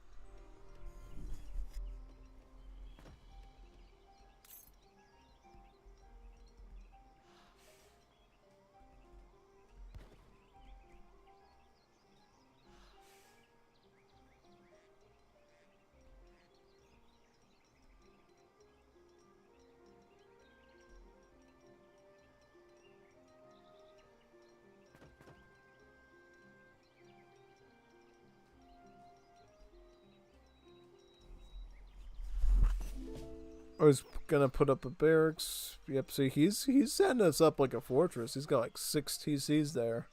Just that one outlier up there right now. This is gonna be a big problem for HVNI coming in on the front side here. So he's gonna have to deal with the TC cover fire of all of these if he wants to divvy it up properly. Which is gonna be a very annoying situation, to say the least. I wouldn't want to deal with it personally. Sweden picking up the infantry breastplate and military drummers. That only means one thing. Pikeman, pikeman, pikeman. Pikeman. He's getting set up for pikeman. It'll give him HP on his pikeman, and then they'll be able to run a little faster and hit the TCs. I think he knows at this point he's going to have to go pikeman. It's going to be his only sort of chance here. Okay, now the Portuguese is heading towards Imperial Age.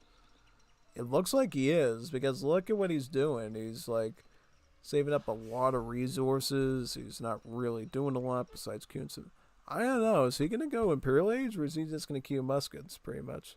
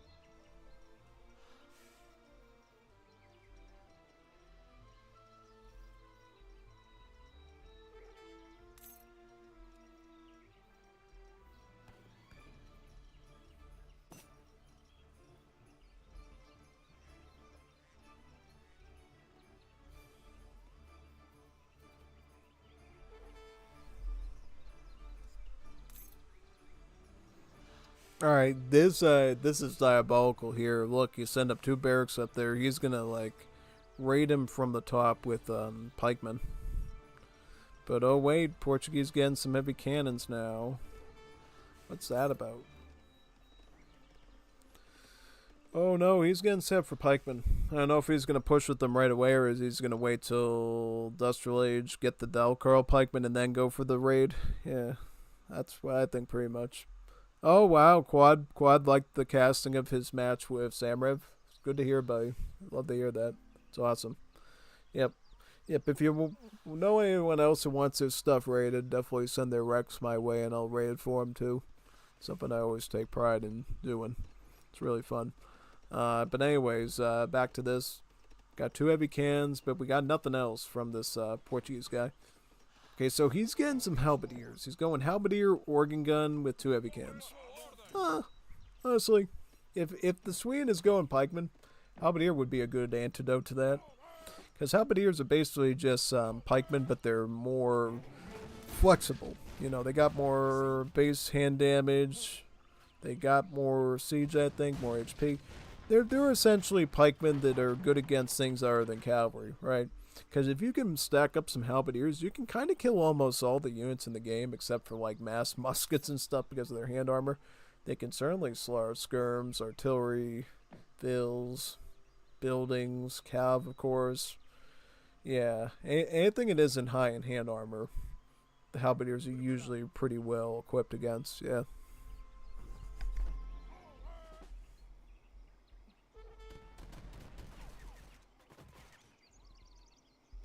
Qual é a sua ordem?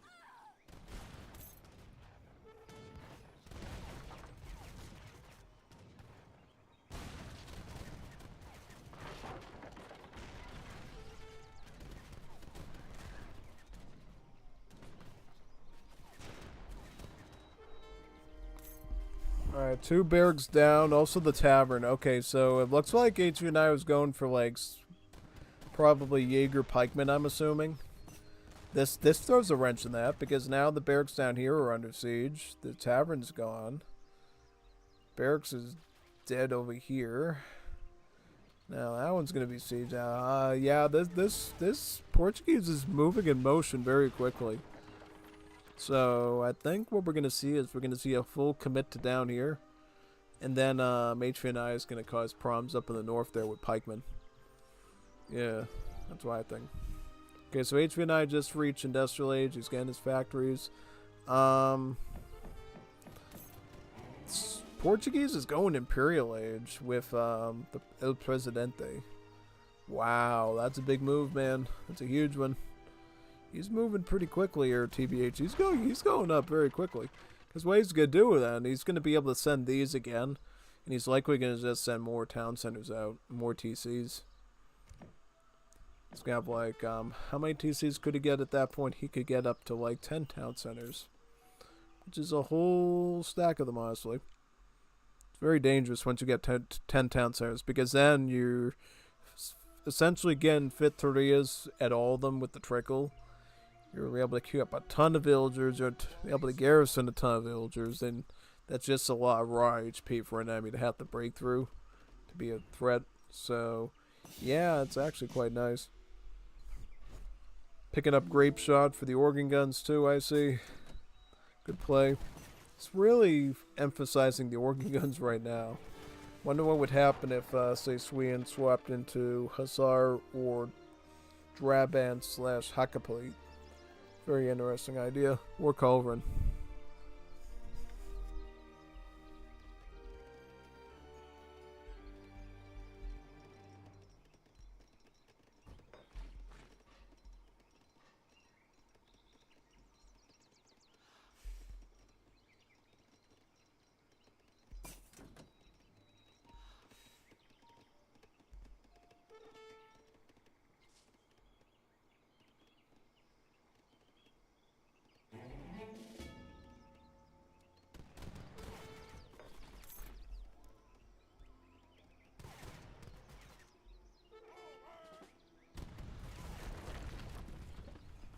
Is it glitching? It's glitching. It's not damaging his barracks. What's going? Oh god, he's got the cover. Oh no. Oh man. Where's his foundry at? Oh right here. I didn't even notice that. That sucks, man. He was trying to. Okay, now it's damaging. Why wasn't it damaging it before? I can't believe that bug still happens in the 5th edition. That targeting bug where it shows you damaging the unit with the animation, but it's not actually attacking it and doing damage. It's so frustrating when that happens to me. That's like crazy.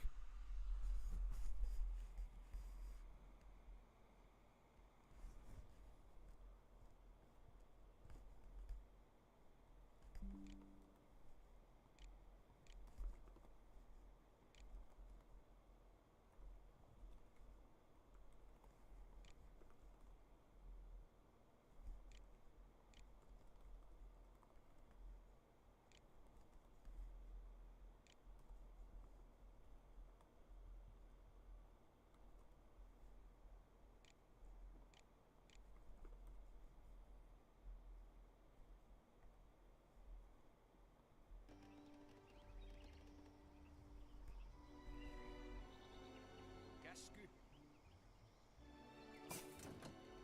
Mitä?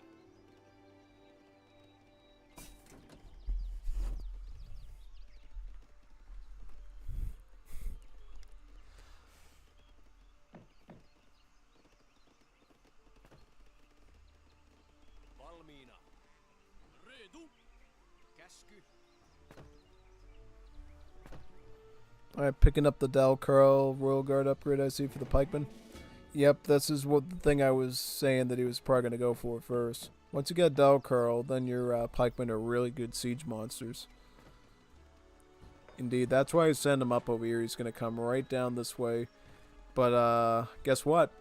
Guess what? The Portugal's also coming this way too. So he's gonna figure this out. He's gonna figure out your forward base. He's gonna hit you. This Portuguese is on top of stuff. This is the Portugal you do not want to run into. He seems to be on top of his eco really good. He's got the estates and the mills already set up. He got both Refridge and Royal Mint done. He's all set. Like, he's doing everything that he should as a Portugal. Plus, he's going to advance on his forward base now, which is going to prevent his ability from, like, completely flanking his opponent there. Also, he sent up walls on the front, too. God, he's doing everything right. This is exactly how you do this as Portuguese. This is how you turtle properly. Yep. I think I've only seen a couple of Portuguese actually wall properly in their games. I know Revnak knows how to wall good with the Portuguese as well, but this guy's kind of up there, I would say, for sure. He's definitely making some good calls with the Civ. It's always nice to see that, typically.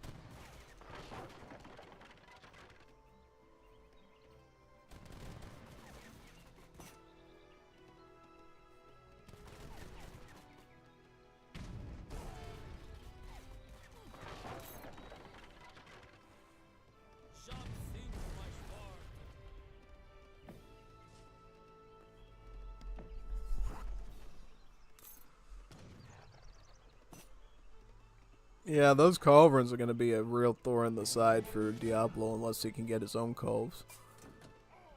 Is he? Is he going to get his own culverins? If he does, he can take advantage of artillery hit points at least. He's getting more organ guns, so I don't know what he's exactly going to plan here. TBH, it's kind of interesting though. You can't just keep spamming organ guns. You're going to have to get like some culverins, some sort of other troops, especially if he runs in the cav.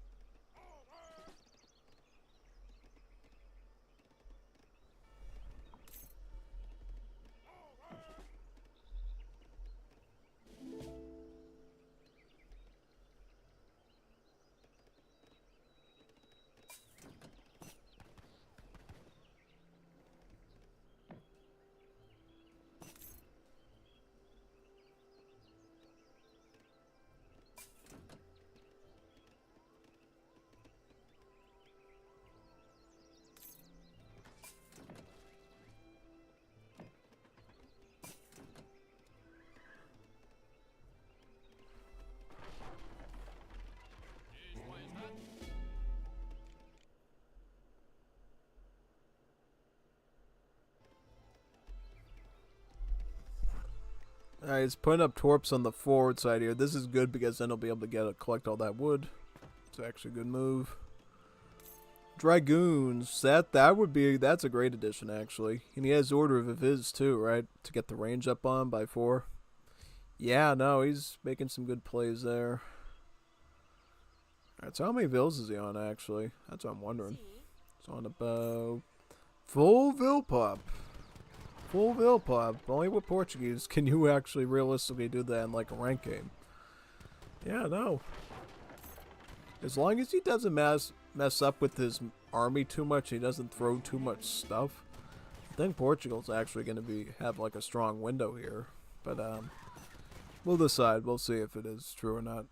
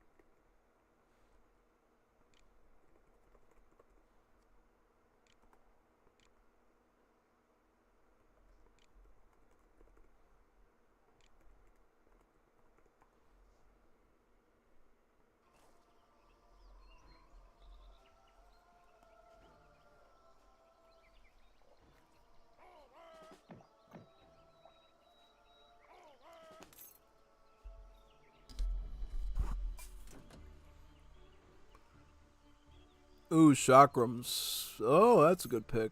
I don't know why HVNY hasn't added in chakrams yet. Why has he added chakrams in yet? That's such a good move, man. Ugh. Oh, but look out for this Portuguese. Look at his food. He's got so much food right now. And he's got so much coin, too. This is when Portuguese gets out of control, man, and you gotta start, like, planning. The only thing he's doing wrong is just, like, running organ guns into culverins. If he, like, could swap into, like, dragoons or something to do this, deal with it. He's got hussars. He can use that, too. Alright. That's better. Okay. Yeah, he just needs to get the hussars within a certain angle. But he's got Gustavian guards, too. Ooh. Okay, so he's getting some... He's getting some of the culverins, right? Okay. Alright, as long as he gets some of them eventually, I think it's okay. Also, he's hitting the culverins with the organ guns, too. So, I don't know. I think it's alright. I mean, it's probably okay. It's just like if I was playing Portugal and I had this wonderful setup, I would be playing a little bit more carefully, but that's just me. But honestly, because he's Portuguese, he can afford to screw up a bit until he's like right in his base and stuff, so I don't know. These are veteran dragoons, though. He should get those up to at least order dragoons. Yeah, no. I think that's a bit of a mistake there, honestly.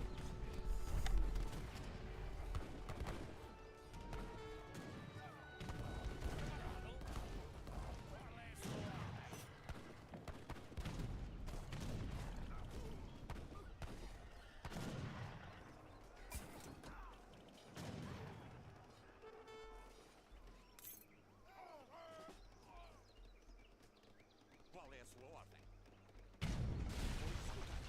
Sim.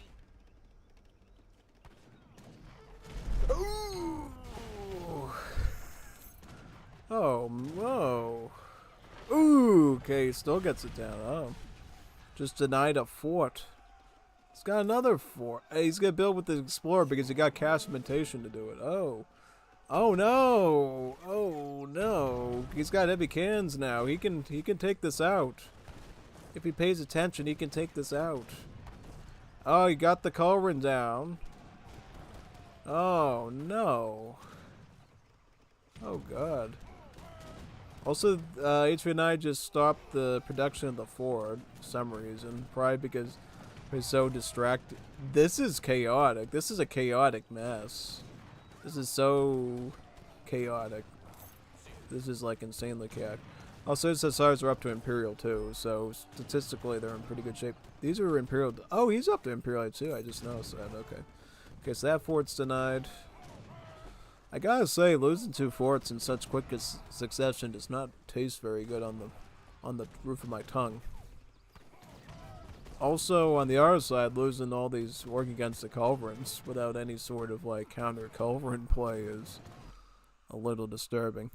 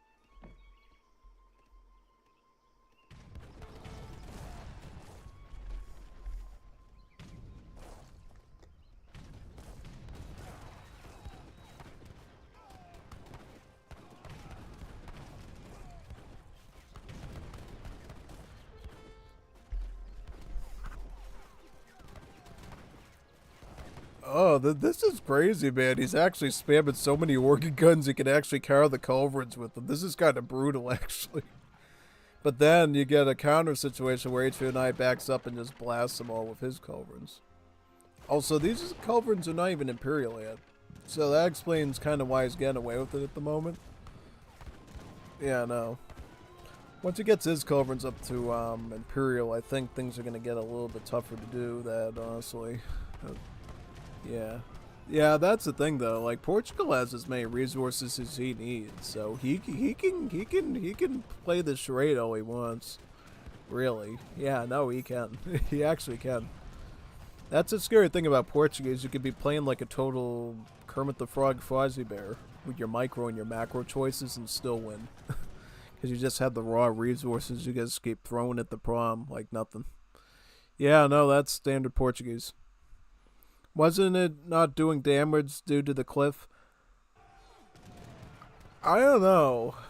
I didn't think that there was cliff logic in Age of Empires 3. I thought elevation was only something that existed in Age of Empires 2. Yeah, I don't know. I thought the projectiles just clipped through the cliff and hit the building from below, but could be wrong. I don't know. That's a good question. Yeah, I don't know. I thought the projectiles in AoE 3 always linked up with their target like a heat-seeking missile, and that's why musketeers. Yeah, I always assumed that it could hit from above because basically in Age of Empires 3, projectiles work like the ballistics do in AoE 2, where a projectile always moves to hit its target with 100% accuracy, unless you enforce missed shots in, like with an archer. Yeah.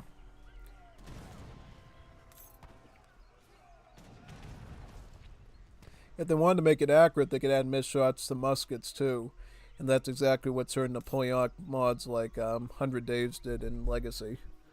Yeah, no. So yeah, basically in AoE 3, every projectile always hits its target no matter what, unless you enforce it to do otherwise by making it really slow or... yeah, something like that. Yeah, so I don't know. To me, it feels like it should have just hit, but I don't know. Very weird. I don't think that elevation meant much in the game.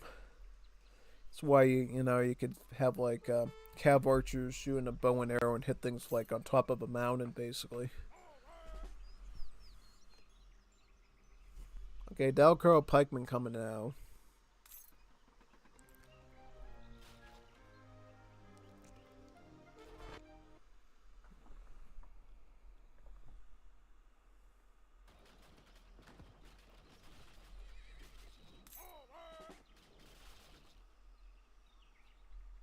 Qual é a sua ordem? Sim. Preparado. Preparado.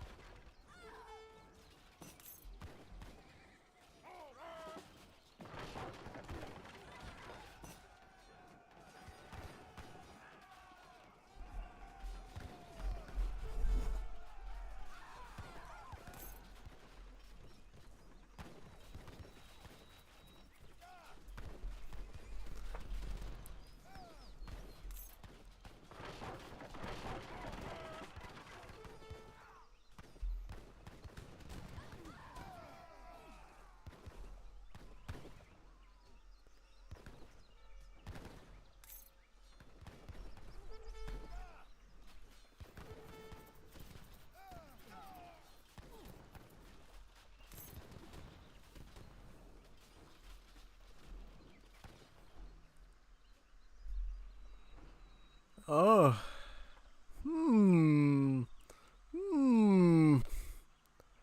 How did this happen? How did this happen? How did this happen? How did this happen? How did this happen? He had the This guy must have been a noob or something. God. How did that happen? He still had resources. He had a fully operating base. How did that happen? How did he let that actually happen to himself? I'm asking everybody in the world, how did that happen? I don't know how that happened. It makes no sense to me. Like, it's nonsensical. Really. I just don't know how that happened. God, man. Ugh. That's scary. Really scary, man. Ugh. What now? Do you want to see like a... I eventually gotta load up the Liga tournament matches, but should we do like one death match before we do that? Maybe. I don't know. Let's do like one death match. I don't care. Let's do one. Benjamin. Oh, I know a Benjamin. He's a Wars of Liberty player. Did he get a Defib Edition now? I remember playing against Benjamin. Interesting. Alright, so we're in deathmatch again. Got double India. Tom Nunes and HVNY is India. Going up against Don Stowe and Benjamin as Portuguese and Japanese. Very interesting. We usually don't see deathmatches with this many Asian Civ setups on it. This is very fascinating. Now, I would assume in a deathmatch with India, there's a lot of elephant spam at the start, right? Like a lot of howdahs, mahouts, possibly flail elephants and siege elephants and stuff to cap on those resources. At least I would think so. Yeah. Now, the big issue you always run into with like Asian civs, of course, is that they don't have mercantilism. The only exception is Japan, because they can get the church for that through the Dutch consulate. Nobody else can get that, so hats off to Japanese, I guess, for doing everything better, including Hololive and Bibu and stuff. I don't know. Yeah, alright, so Naganatas, Ashigarus. Okay. Yep, the good thing about Asian civs when deathmatch, though, is that they do get all that export, so if they want to, like, spam like Garochista Falconet or something from the consulate. Oh, you can do that. That's actually doable. Absolutely doable.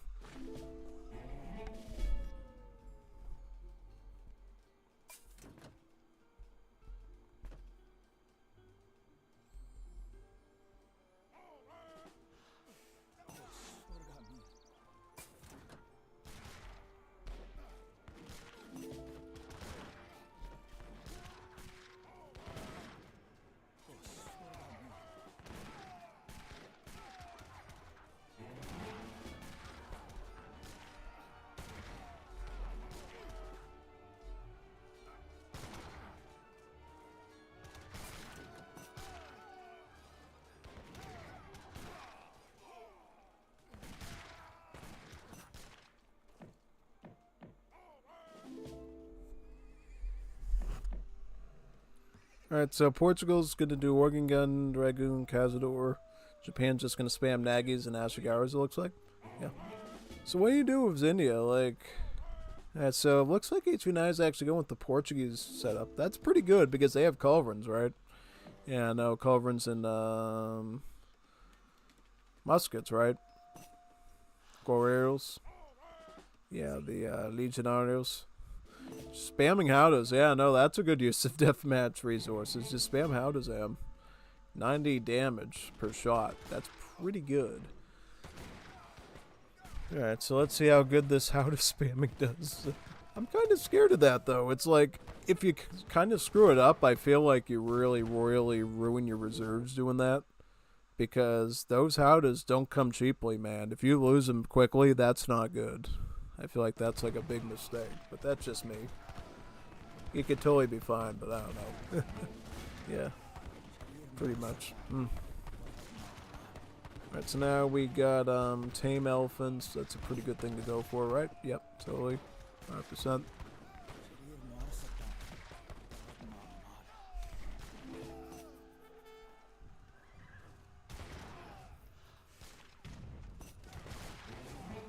I mean, it is working, and they're also patching up the wall, right? Yeah, no. Yeah, this is a good map for walling, by the way. So I think that's actually a pretty sweet setup that they're doing. Very good.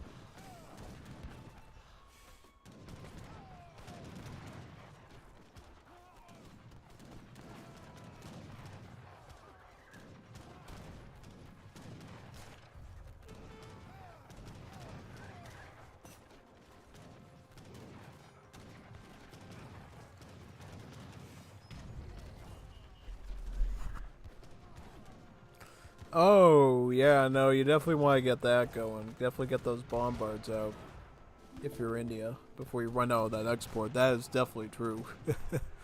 Yep, totally. That's absolutely what you want to go for, TBH. Looks like, how many howdahs does, HVNY have? What does HVNY got? So HVNY is just spamming Gurkha, looks like, right, with Sepoy and Rajput. Alright, so he's going infantry, and it's actually Tom Nose is the one that's been spamming howdahs, correct? Yeah. Just from what I understand. Yeah, no, he's got the food for it, but now he's lacking the gold for it, so now he has to swap into Gurkha. Yeah, I feel like it's like, I would start with the infantry first, and then pull out the elephants later to try to get an edge on the battlefield. That's what I would do. I feel like when you burn through all those resources just doing a bunch of houses, like, what did they get from doing that? Like, nothing. Nothing at all. They should have just started with infantry. Or at least with, like, Sawar Zambarak or something stupid. Something to hold the line, and then once they get a surplus later, then roll out the Mahouts and just start stomping all these archers and cazadors and artillery, and then you would have an angle to do it, you know? And then some howdahs to, like, a maybe blast cav or artillery or whatever, but I think it just would have been better timing to call him out later, but that's at least me. He still has a couple, but oh what? He also has a couple of Sawars too, so I don't know exactly what he's going for, but it's kind of tough to say.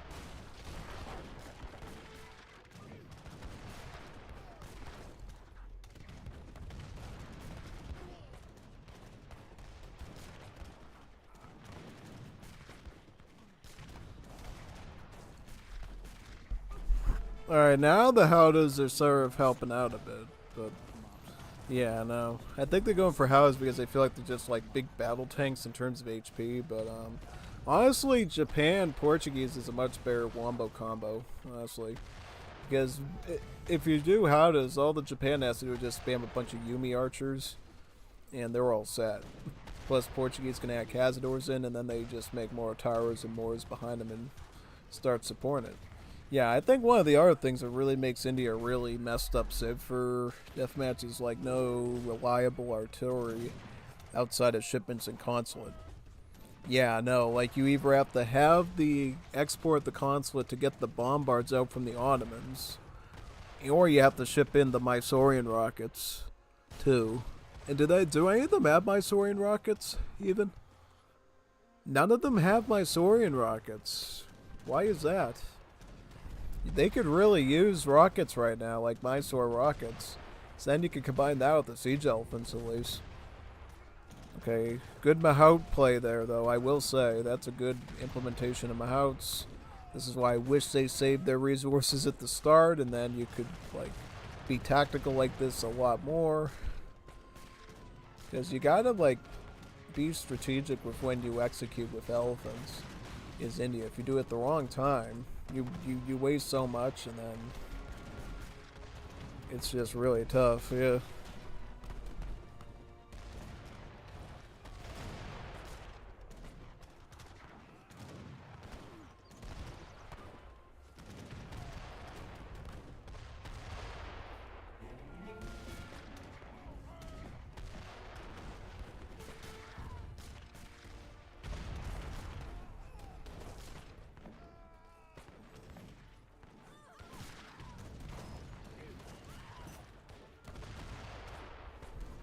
He's trying to support Tom too, so maybe he could get some elephants, right? Yeah.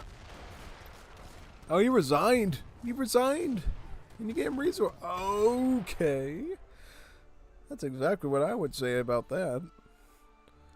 Man, you give your resources to a man and he quits on you?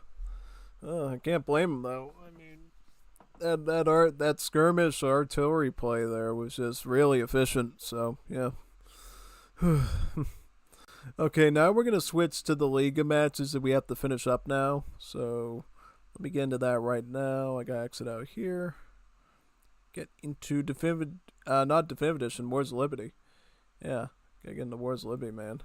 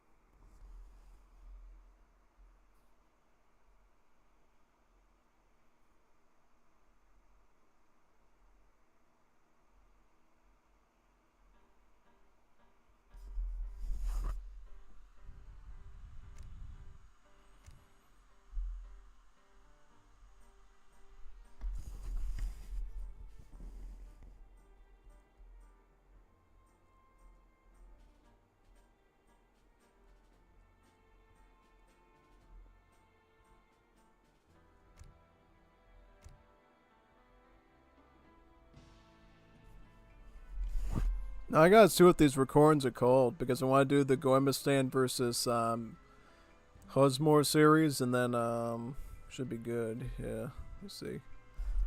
Did he pass me the other ones he did? Yep, Eldur Hosmore versus Go. Alright. Let me do those ones now. Let's give these ones a go. I'm curious how these will turn out. I've seen Eldur play a bit. I think Goemo's gonna win these ones, but we'll see. I never want to like say that. Yeah, no, because he could have obviously been trolling us too, so I don't know. Okay, so Goemistan is going Chinese. Eldur is going Swedish. Interesting matchup. I think it's a pretty good one. I mean, if I was to face the Chinese, Sweden would be an okay option, honestly. If you were thinking about the Chinese, I think Sweden is a pretty good option. Because I'll be honest with you, the Swedish is definitely a very good option for playing various Asian civs. Because I'll tell you, there was a time when I was facing off against Ungers, and he basically swept the floor with me with the Swedish. Like, I was trying to play Korean Archer, Spearman comp, like I usually do. And this was before they nerfed the Wonder. And Sweden just, yeah, I know, crazy. That's all I'm gonna say. So why is there a rat without fur on the image board there? That's really, really weird. Kind of funny looking, but weird. Alright. I gotta let the Juanitos know that we're doing the rest of Liga week 1. Just so they are fully aware that that's what this is doing. Yep. What's the other Wars Lobby server? This one? Yeah, I gotta put that one on too.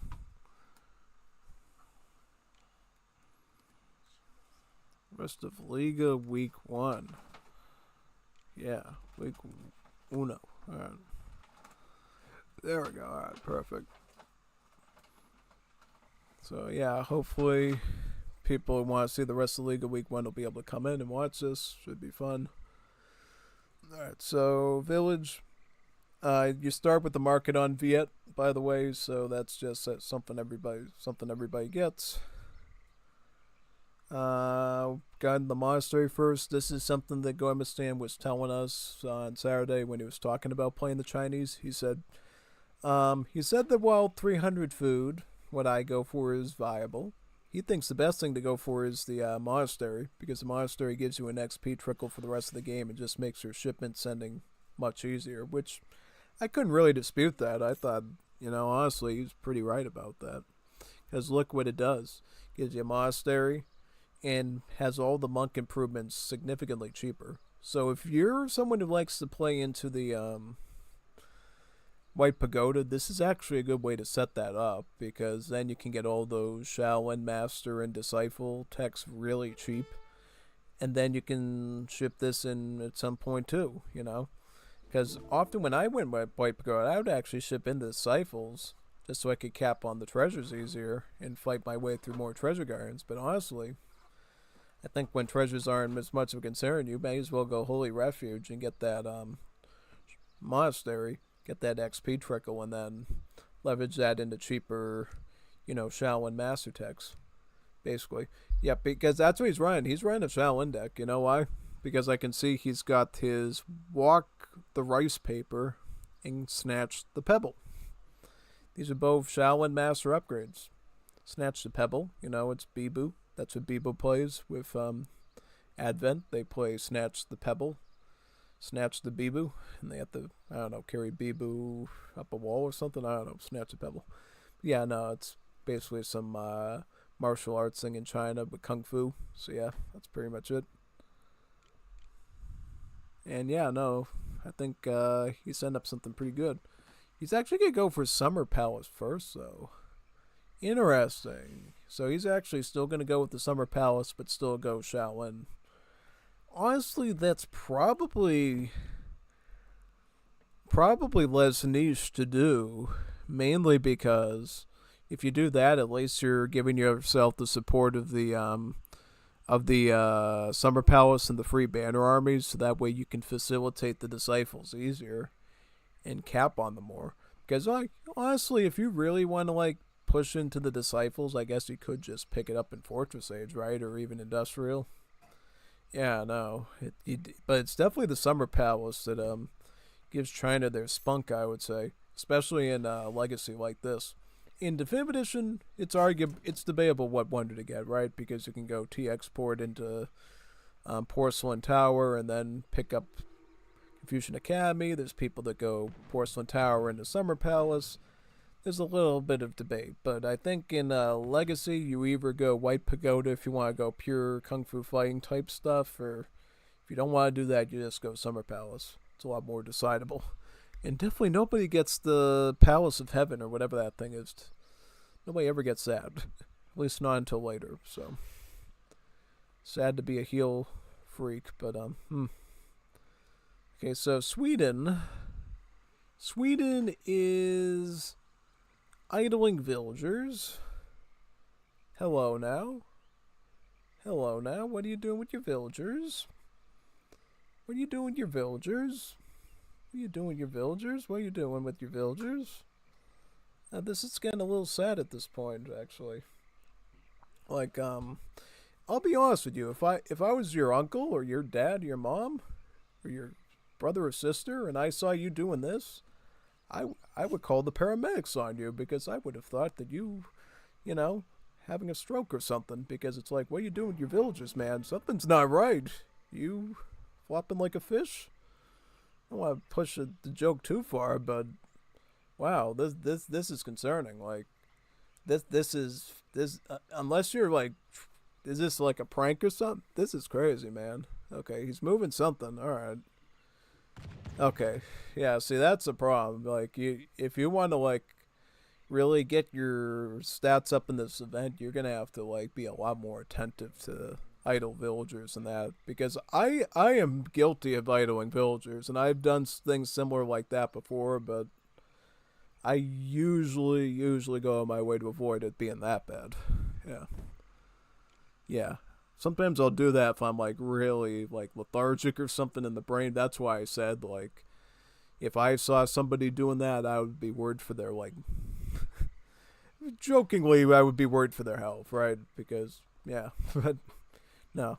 Yeah, usually when I like idle that bad, it's because I'm literally falling asleep or something because of brain issues or something. I don't know. But yeah, no, that was a little scary seeing an idle that long. I know some people that would get absolutely mad seeing someone idle that bad in a AOE3 game. Yeah, I know, but it's all cool. It's kind of funny too, but yeah. All right, so Goemu, on the other hand, sent up exactly as he should. 700 wood followed by 700 coin. This is a pretty decent setup if you're China, so that way if you want to go into standard army, you can. Otherwise, you stick with Old Han. Notice in Wars of Liberty, instead of the more Chinese-sounding names, they just give them color-based names. So it's Blue Army, Red Army, Yellow Army, Purple Army, Green Army, you know? Yeah, I'm not even kidding.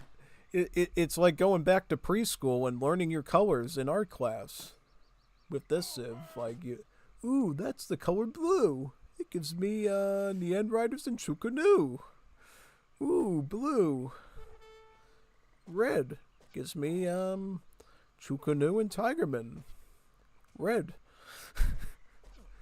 It's probably more educational for kids in Sesame Street, right? Who cares if you got like Telly Monster and Elmo teaching you about the color red and blue? Just play Age of Empires 3, Wars of Liberty, and the Chinese banner armies will tell you about different colors and what units they're associated with. Now that's learning.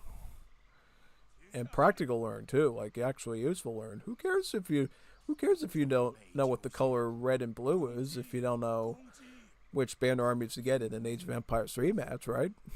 That's the only reason I would learn my colors. And to know if it's an ally or an enemy on the score. That's about it. Otherwise, who needs to know colors anyways, man, right? Exactly.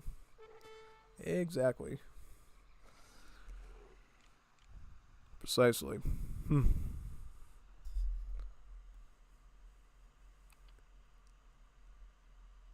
Also, why is the Wars of Liberty server lagging so hard, man? Yeah, that link is just taking so long to show up on there. It's like, dude, why is it lagging so much on the Wars of Liberty server today, man? Ugh. I don't know, man. Ugh. Is it lagging or something on the internet, or I'm just checking for curiosity? Okay, so it looks like it is showing up fine on YouTube. All right, I was just wondering if it was. Okay, yeah, but anyways, this is prime Chinese setup. Tigerman and Chukanu with standard army as a support. This can be a very good option for you. Often you'll go with Nien shipping first, just so you can raid your opponent, maybe kill a Vil, take out something. But this is totally fine as well, you know. So, yeah, I think this is okay. Eldra does have a barracks up, but I don't know what he's doing with it. He's making volunteers, which honestly, probably one of the best things you could probably do right now. Honestly, I mean, if it was me, if I was Sweden, what I would do is I would try to make a move to get what are those? The Beverangars, those muskets that the Swedes get, because those things have some really good movement speed on them. They're very maneuverable. They're very spammable. That would probably be the backbone you'd want to do, and maybe throw a couple of grenadiers or volunteers in to round it out against infantry. But frankly, in your situation, because of what happened, yeah, no, volunteers would be fine. You're just gonna need a lot more of them though, especially with those Neanderthals there. Yeah, pretty much. Pretty much, yeah.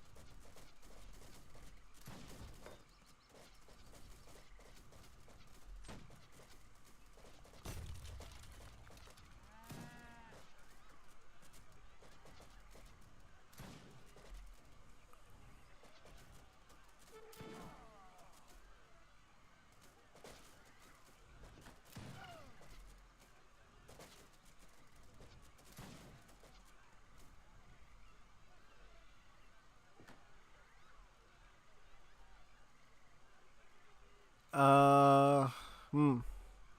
Good Chinese rush. That's all I can say about that one. Yeah, it's big time. Oh, totally. Poor Juanito Bonito. Yeah, no, that Juanito Bonito definitely needs a little training, especially in villager idleness. The thing is, though, too, if you want to, there is an option in the UI when you play the game that shows like a villager just standing there idle that you can click on the top left, I believe. And if you click that, it'll show you where all the idle villas are. Just click on that and try to stay on top of that, because that way you'll be able to catch that stuff a lot quicker usually. Yeah, I'm just, because that's the tool sometimes I even have to use, and it's something Jeff suggested to me to improve my APM. So, yeah, you should probably work on your APM more than anything, I think. Yeah, no. In this case, because normally we discuss a lot of things about build orders and stuff in this tournament and stuff, but with Eldver, he needs to work on his APM really badly. I think, just in general, not even specifically macro or micro, just general APM needs to actions per minute needs to be definitely be improved quite a bit if he's going to compete with a lot of these other players. But then again, he's going up against Gormistan too. Like, well, let's see how he does against someone like, I don't know, like Vanguard or Saga or whatever. Yeah. Alright, let's see though. What's if he's again? So he's got Mexico going up against India. Overall, not a bad setup, honestly. Can't complain about this too much, you know.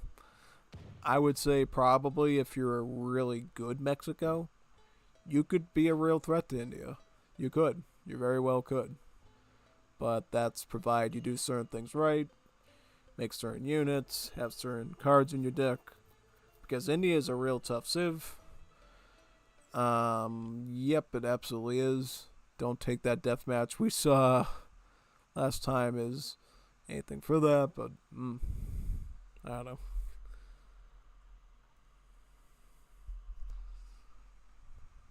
Yeah.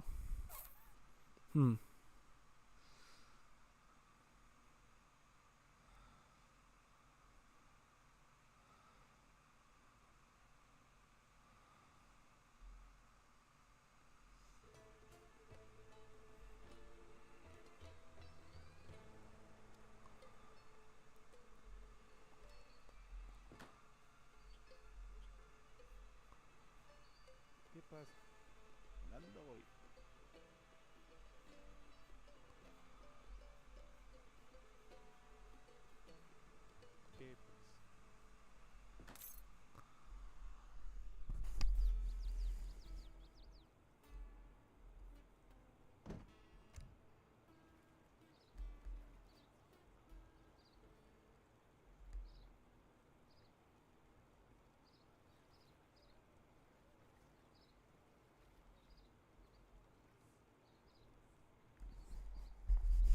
Parable has hard mode.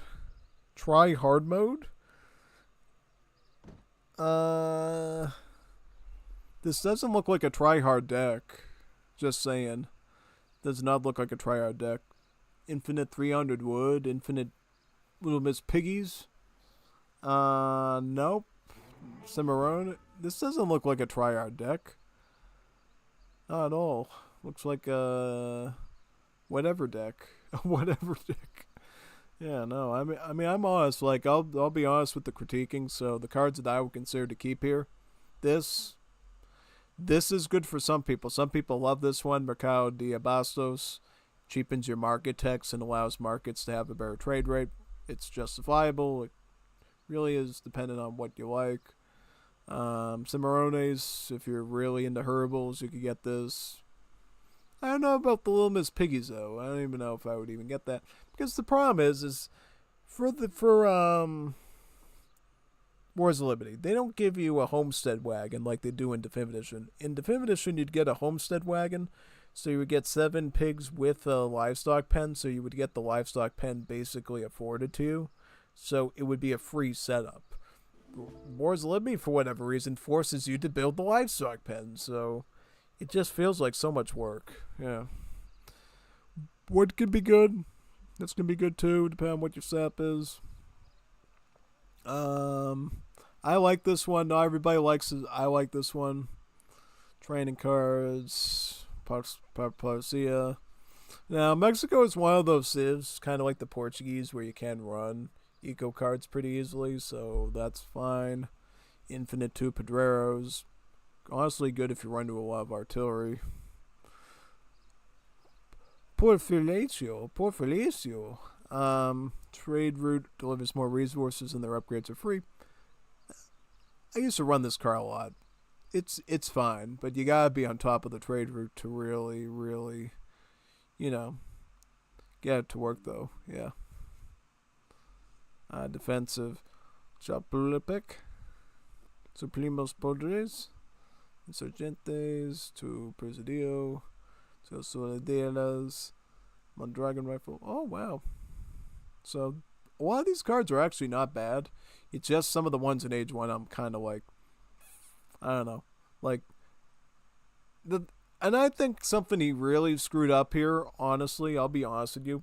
Your biggest mistake, you did not send this first. You always send the Presidio first, and then you send other stuff afterwards. You know why? Because this is an additional place to make villagers. It's an additional place to make infantry and cavalry from. It defends your base.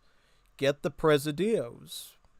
If you don't get the Presidios, you're basically throwing the game, and you're wasting a really good Civ bonus. Yeah, no. Alright, well.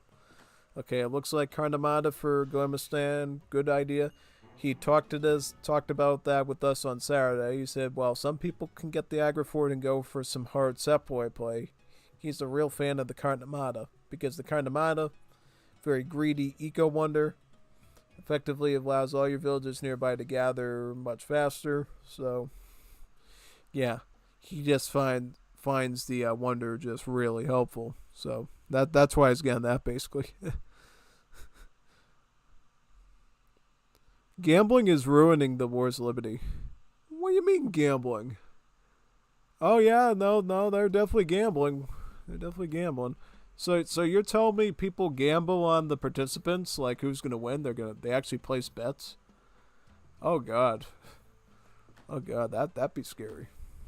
Imagine if I did this on Twitch and I put those polls up and people started voting for certain Juanitos to find out that they don't even get their Presidio versus Mexico. That would be pretty scary, man.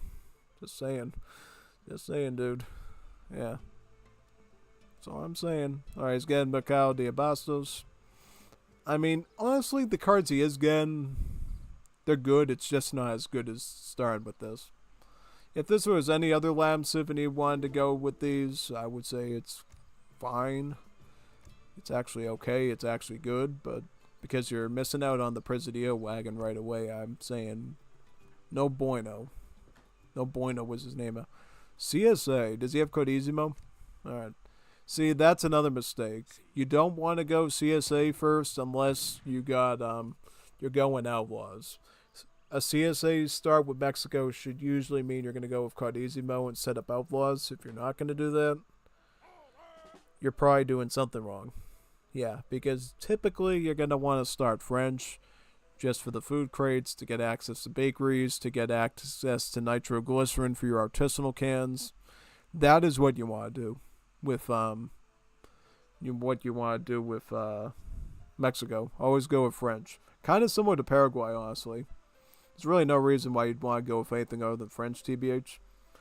Plus, if you want to go more conscripto or something like that, having those Red Devil Cab is always helpful to you. That way you don't have to go into Lanceros early and you can save them for later.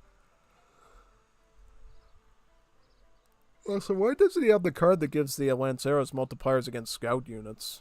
Or assault units or whatever it was? Why doesn't he have that? That to me is also kind of a big oopsie doodle. Yeah.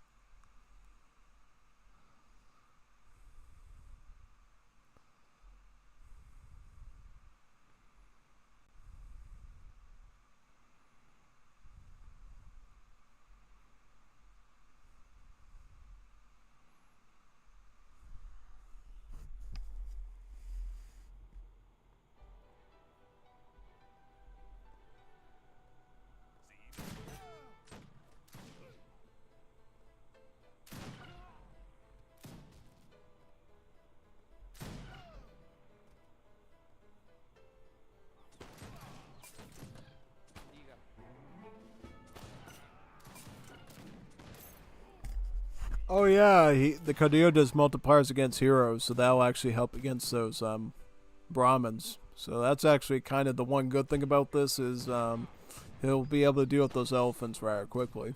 So that's great. Now, what sort of outlaws is he gonna get? Is he gonna get outlaws? I wonder. Is he gonna get outlaws? Because I would probably go for them if I could.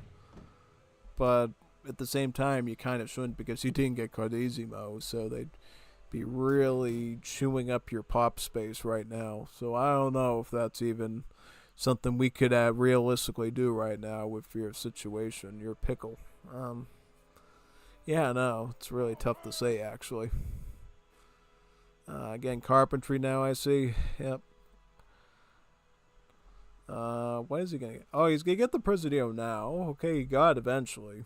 It's just way too late. But as long as you get it, I guess it's fine. But you're definitely gonna have to work on that build order, I think, in this match.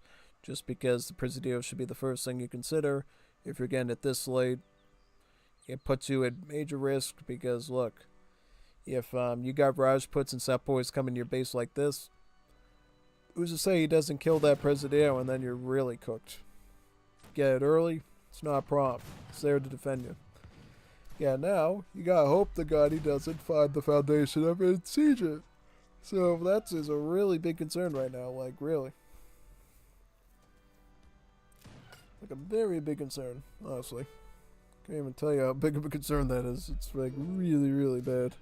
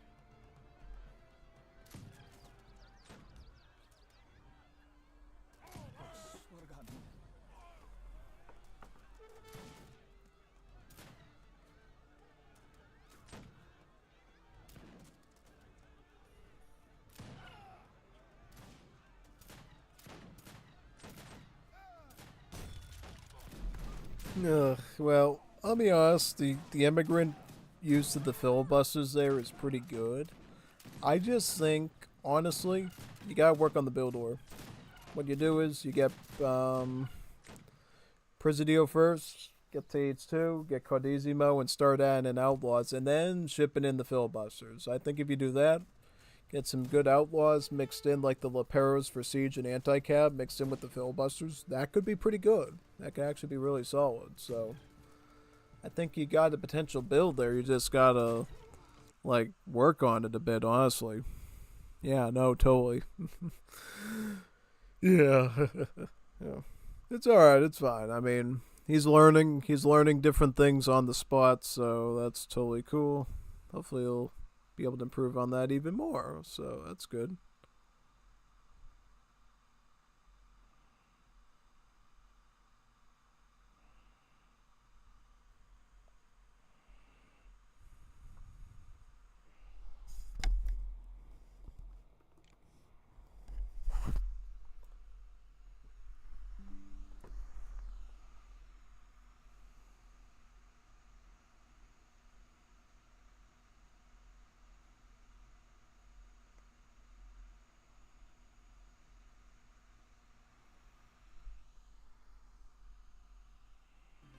Alright, let's check out the third match. See what they got for us today. I'm booing up D right now. Ugh. Burping up a storm after eating all that guacamole.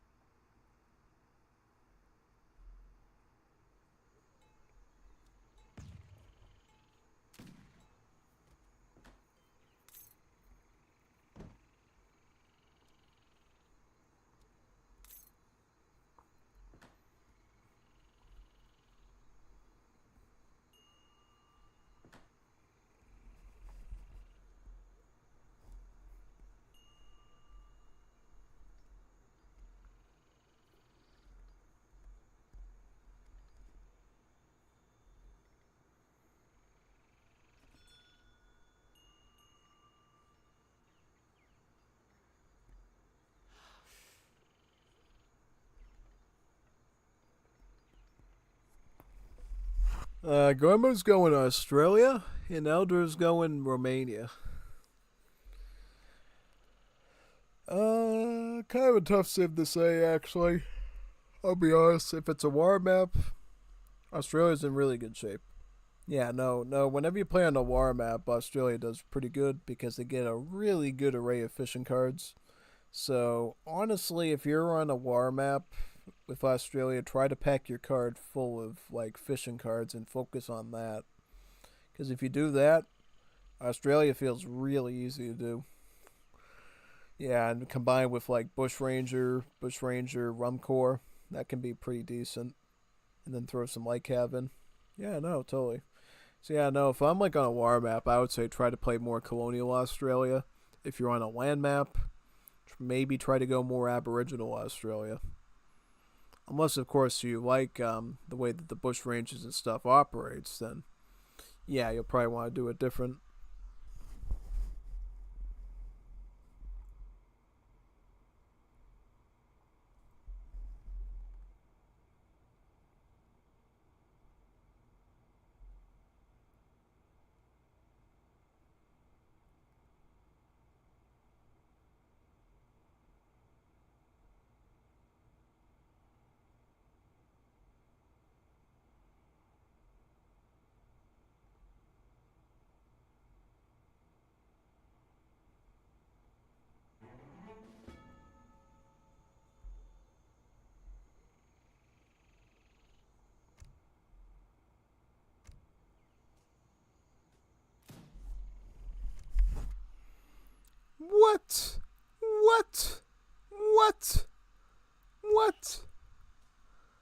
Wait a second. Wait a second. Alright, so this is Australia's deck, right?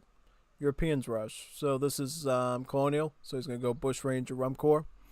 Okay. Let me go back to Romania for a second. What? What? What? He has a 0-card deck? I thought this wasn't gonna happen during this Liga. Wow. I didn't think we were gonna get that bad. Somebody running a 0-card deck in a tournament, man. There's 3 people here witnessing this stuff, too. This is scary. Look at this. No cards in this deck. What is wrong with you, man? You trolling or something? This is like a troll deck. There's not even any cards in there. He's not even running any cards at all. And he's getting animal bells in... I don't know what's going on. What is he doing? Because you see, a yak there. Does he have... He hasn't even gotten a single herdable yet. And he's already gotten animal bells. What is going on with this situation? Did you do this just to get my attention? Because you definitely got it in the wrong way. You definitely got it in the wrong way. Oh god. No cards in your deck, man. Whoa. Just wood. Woody the Woodwood. Yeah. Well, there's a throwing a match. It's fine, but... Gotta remember to bring your decks, man, when you play. It's like rule number 1. Like I said, APM was your number 1 job. Now your number 1 job is making sure you actually bring a deck to the game. Get a deck, work on your APM.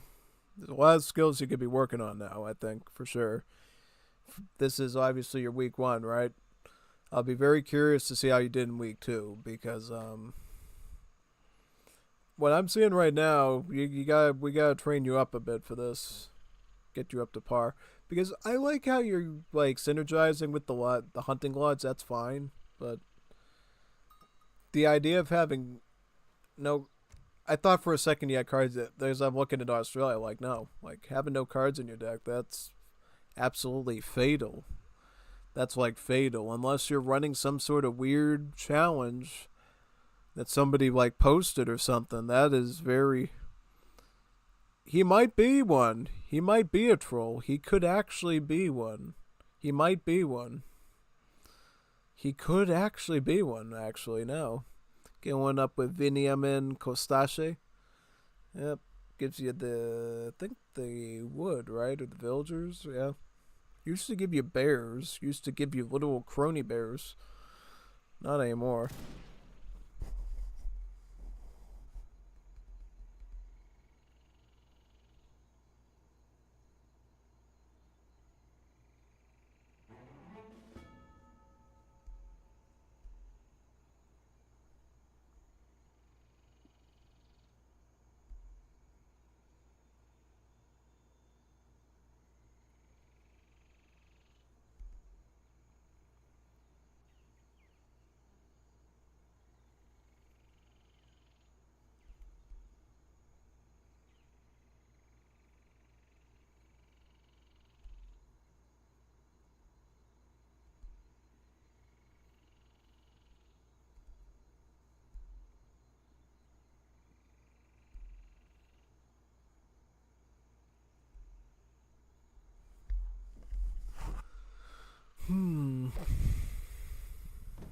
Alright, Bush Rangers start. This is something we see a lot of Australia players do, by the way, is instead of going like the Aboriginal route, which a lot of people love to do, we're starting to see a like faction of people that actually like to go Bush Rangers now.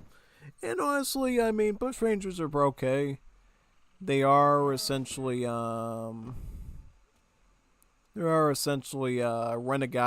stats wise, so they're not bad.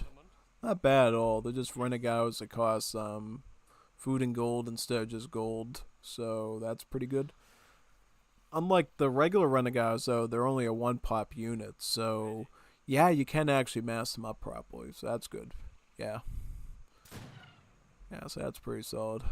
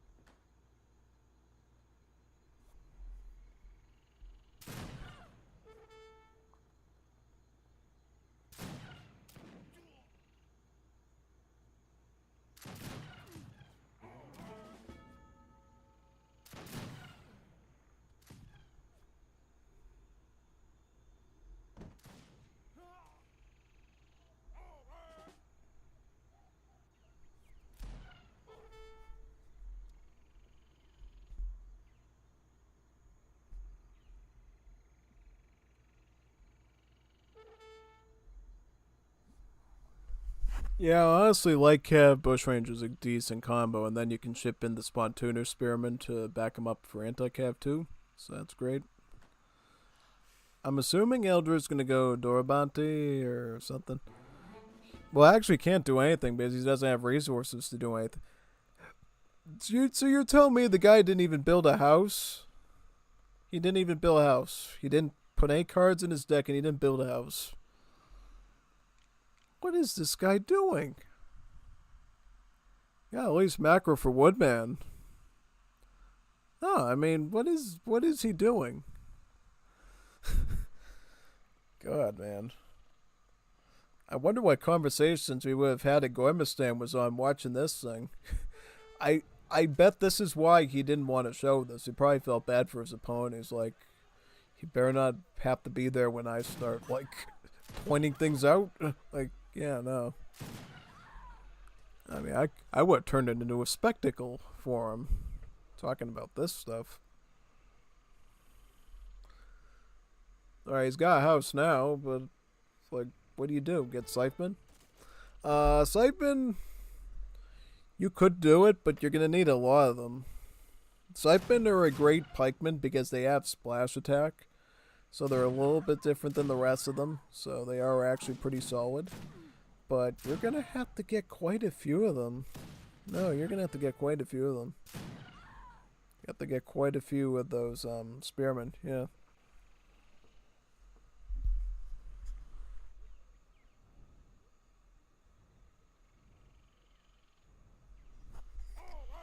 Yeah, I mean, yeah, no, this can be good against mass skirms, but you have to do it in a large mass. Like, he literally made only one unit, too. It's like, this macro was completely foiled. Mainly because you didn't even have any cards in your deck to at least send, like, Vills or something. This is like a big mistake situation to put yourself in, man. You gotta get your build order straight, and you gotta put cards in your deck. You need to get your APM up. It's like one thing after another. Like, and maybe we'll see some improvement as the Liga goes on. That's what I'm hoping, you know. Get to, like, how many weeks we have in this event? Like 16, right? Say we get to beginning of August. Hopefully we'll see by beginning of August some improvements here. So that way when I do the next Liga, you know, you'll be ready for it. Totally. I like it though. I mean, it's entertaining to watch for sure, so I'm not upset or anything. I just would love to see you improve a bit, is all. Yeah, no, totally. Because that way you'll get more out of the game and stuff. And be able to do some cool builds and everything.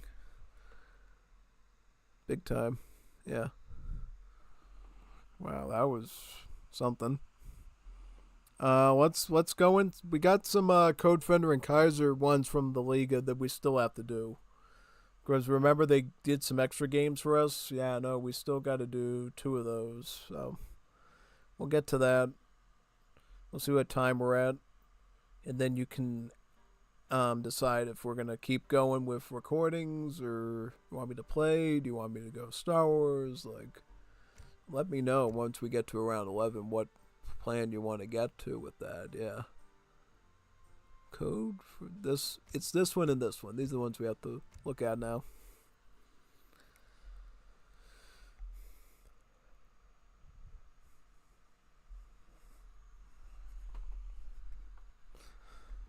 Alright, so we got Code Fender as Afghans again, and Kaiser as Mexico. That can be a fascinating one. I mean, those are 2 very evenly matched civs, as long as you know what you're doing. Mexico practically has their own citadels called the Presidios, so yeah, it just really depends on, yeah, pretty much. Yeah.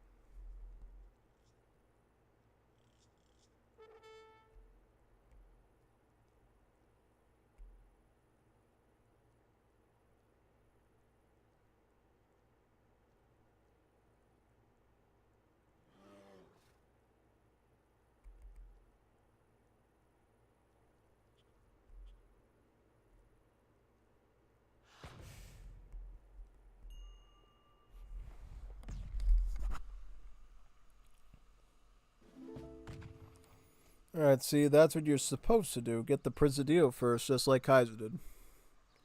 Just like that. Bada bing, bada boom. Now, this is another card I think people should really be eyeballing. Dia de los Muertos. This one takes the food graves that you get when your villagers die and triples the food offerings. So, essentially, with Mexico, your villagers actually leave behind a grave that trickles food for so many seconds after the villager dies. So this effectively triples it and makes it into a really efficient mechanic for you. So that way you're making so much food when your villagers die that, I mean, you're not going to be happy that your villagers die because your score will still get hindered, but it is rather good for your sustainability of your infantry and stuff. Yeah, no, that's what it is. That's what it is.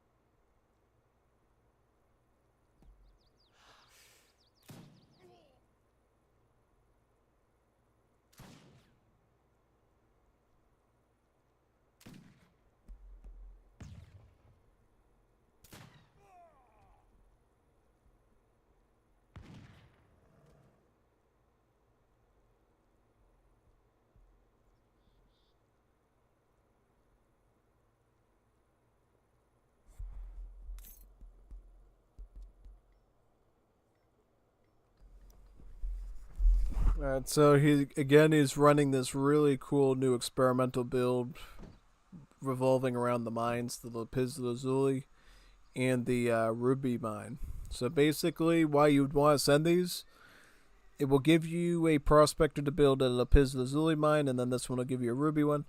Both of these mines, the card, actually allows you to mine from those mines 50% faster. So it allows you to effectively cycle through the red Madrasa ticks a lot more exponentially fast than you normally can as the Afghans.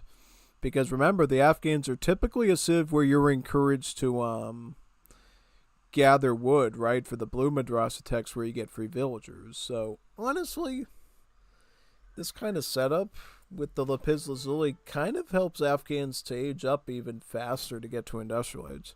So you can send your Duran line to get free sepoys and polygamy to get free villagers from your citadels. So it's pretty solid. Now, I don't know why he has the shipping of sepoys here. I would have rather gone with the Cossacks personally, but that's just me, man.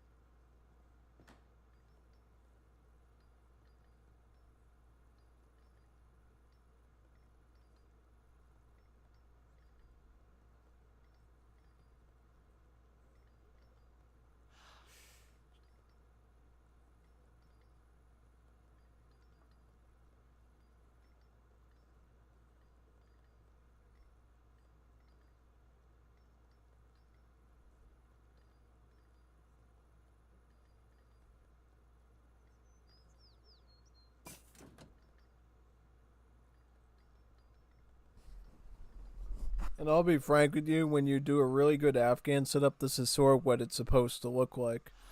Just getting madrasa tick after madrasa tick after madrasa tick.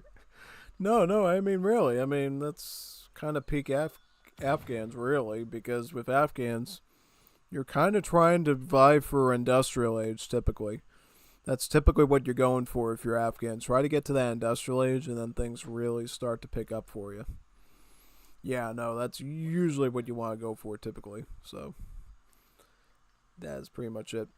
Now, this is interesting. Kaiser gets a fast fortress and goes for double Presidio shipment. Now, that's pretty good, because your Presidio build limit actually goes up per age up, so you can actually get, have 3 of them now. So this is actually a pretty good setup, honestly. And do remember, with Mexico now, you only are afforded one town center now. And you're allowed to have all these Presidios now. So, yeah, I consider the Presidios as like your periphery town centers in a way. Yeah.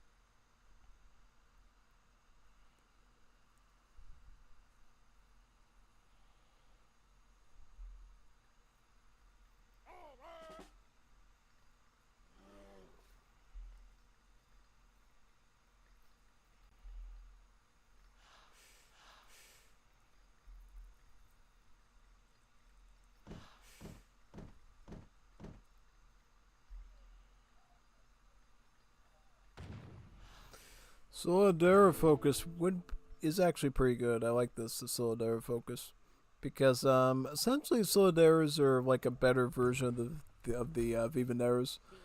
The Solidaras compared to the Vivanderas have I think they have less HP than the Vivanderas, but they actually have more range. A range of like 22. Making them pretty good at skirms. 22 range on a skirm is awfully nice, so I think that's why the Solidaras are often used a lot more than the Vivanderas, just because they have some really good range on them. I don't know about the damage, though. I don't know about that. But they do get Mondragon Rifle, lets them shoot faster. So, in many ways, the Solidaras are just a better Vivandera, pretty much. So if you like Juanitas Muy Bonitas, get the Juanitas Muy Bonitas Mexicanas, right? Yeah, these ones here. So they'll give you some really good performance from 22 range. And since you are going against Afghans with the Gizelchis that also have like 22 range, yeah, kind of important, right? Yeah, no, totally. But then again, they can also get Advanced Gunsmith and then get 30 MIL. And then they go up to a range of like 24 with the Giselle tag. So that's another thing to worry about.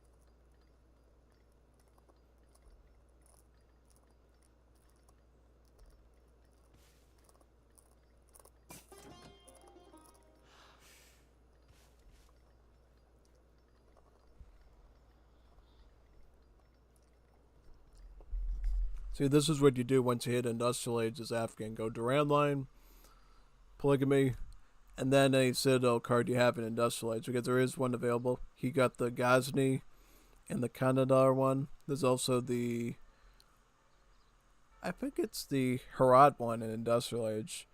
And that way you basically get all the possible Citadels you can.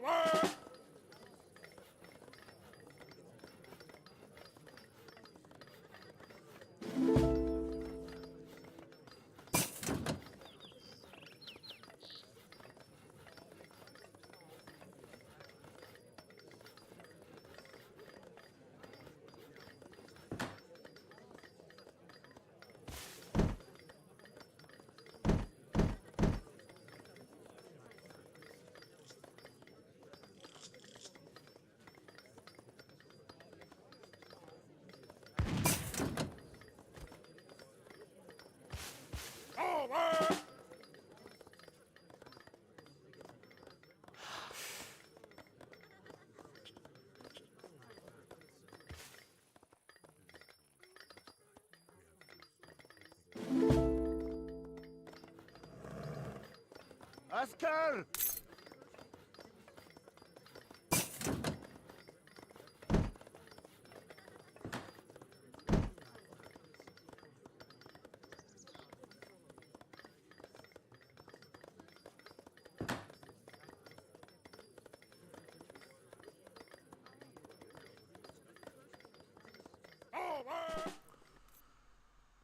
I see he's gone the Dwell Labs now. This is often the unit that you're going to want to get in Industrial Age alongside Jazelchis and Sepoys.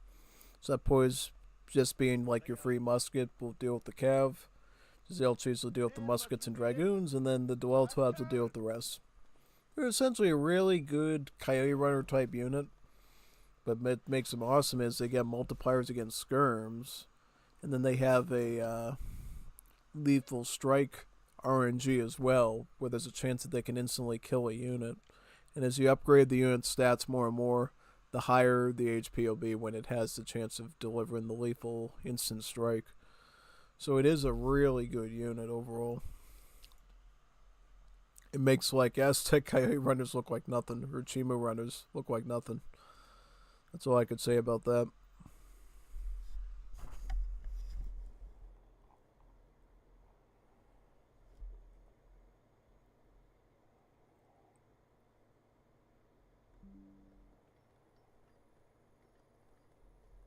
دير مصروفي دل.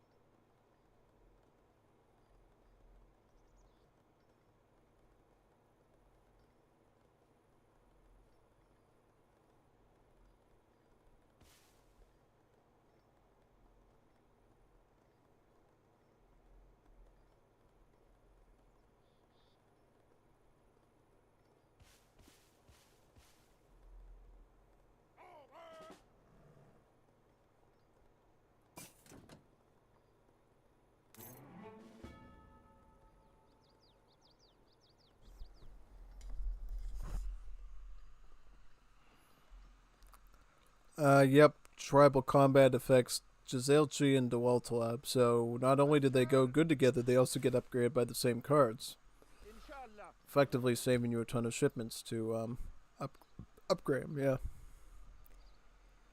I like how he also includes the Anglo-Indian drill, though, because in the event that he does need extra muskets in the form of Sarbazin from the gunsmith, he does have that option to upgrade their HP and speed, too.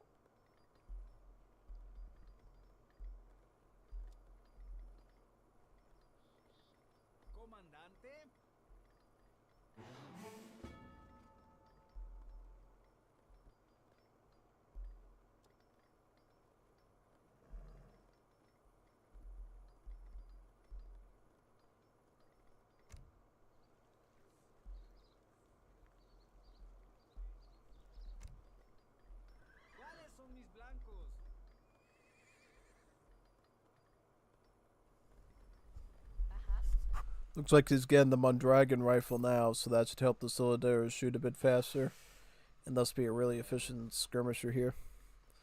Now, something that's good for Mexico in particular against Afghans is this card here, the Cholila. This one adds multipliers against scout units for the Lanceros, as you can see here.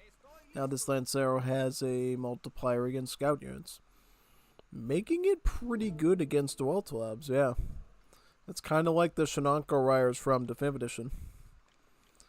Multiplier against both skirms and the cavalry. At least some of the cavalry, yeah.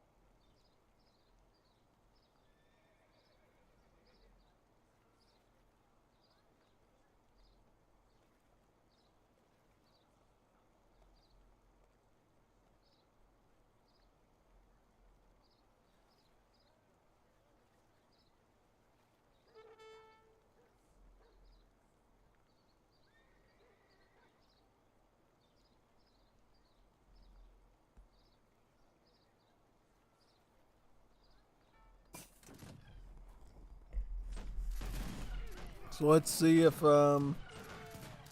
these Shenango RG upgrade Lanceros can deal with the Duelta Labs or not. Backed up by a large range support army of filibusters, Soldadas, and Valentes. Is he running the Vills at the artillery? He might be. That's like weird, man. Wow. Didn't expect that.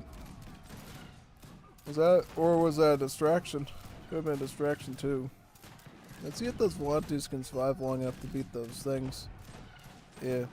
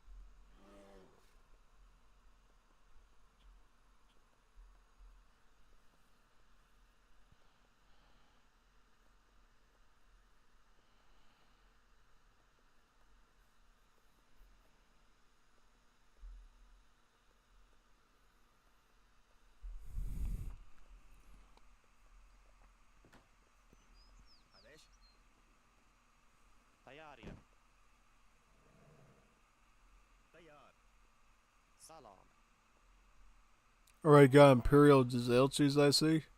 Yeah, that's quite good. Could also add these two cards to give him even more damage.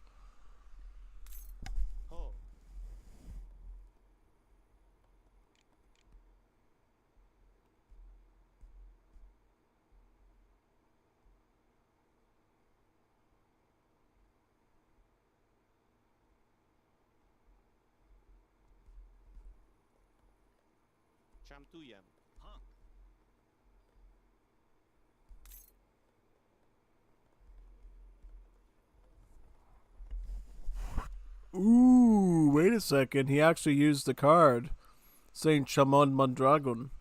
Gives him one modern field gun. Wow. So he actually has a World War I piece of artillery now to help him fight off the Afghans. Yeah, as long as he gets it in the bombard mode fast enough and can protect it, it's actually going to be a really good asset he should try to protect. No, this is awesome. Okay, so he's going to try to get into bombard mode, but he's trying to pull it back first. If he had his stuff right here, it'd probably be fine, but... You know, no, I've never seen anyone use this before. It's actually a really neat strategy. Because field guns do a lot of damage. They're like... sort of on par with heavy cannons. But they have multipliers against cavalry, too. So they're good at actually killing almost anything. So, going for the field gun is a really good idea. Yep, it's really smart. Unfortunately, though, he's not protecting it very good. He doesn't have enough to protect it with. So now he just lost his biggest weapon, man. Weapon he can't even get till he gets to the World War I age.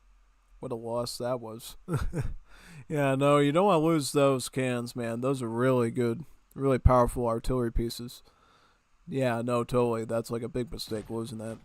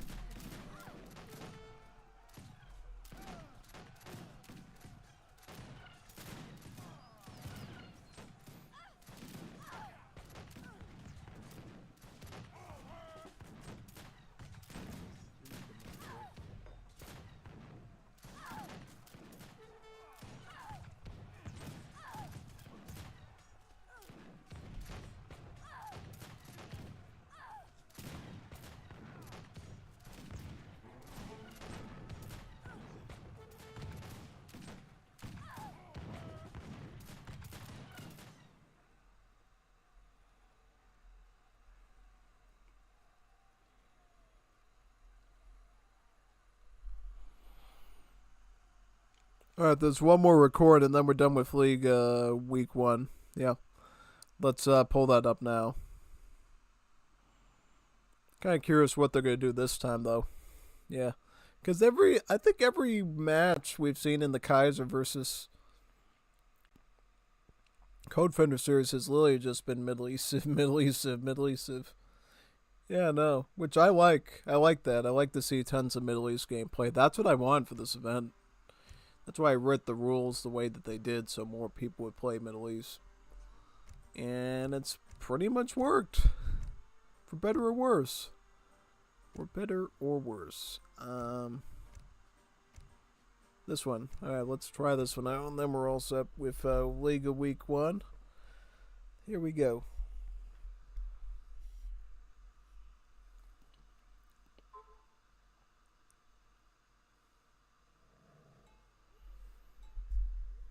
Okay, so Code Vendor's playing China, so he's playing something out of the Middle East. And then Kaiser's doing Canada. Okay, Canada versus China. That's a good matchup. I like that. That's a very competitive matchup, actually. Two really good rushes. No, I think this is gonna be a solid one. Let's see how it turns out. Let's see how it turns out.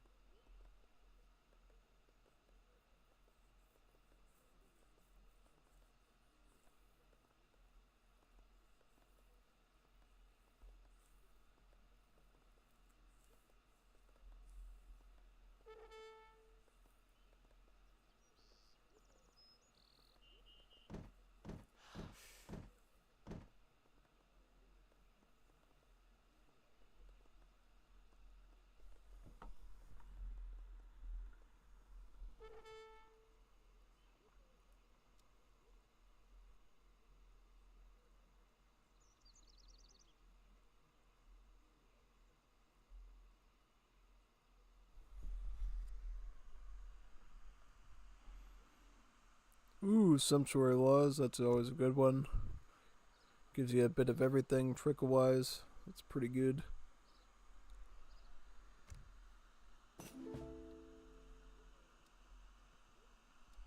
This Kaiser's gonna go 2 for trares. Yep, this is what during Saturday with Gormistan we agreed was probably the best card to send. Pretty much 2 for trares, just because they're such a good food gatherer.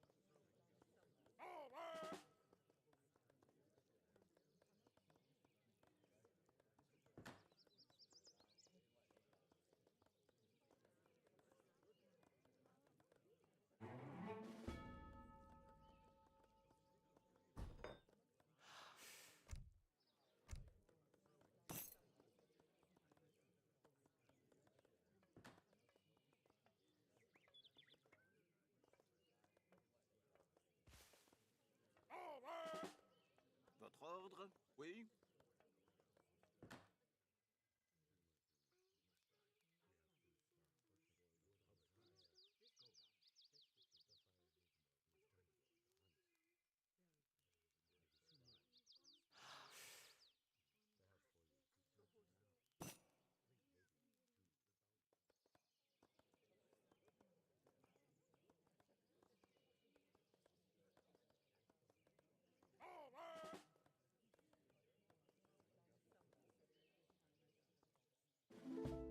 Prêt.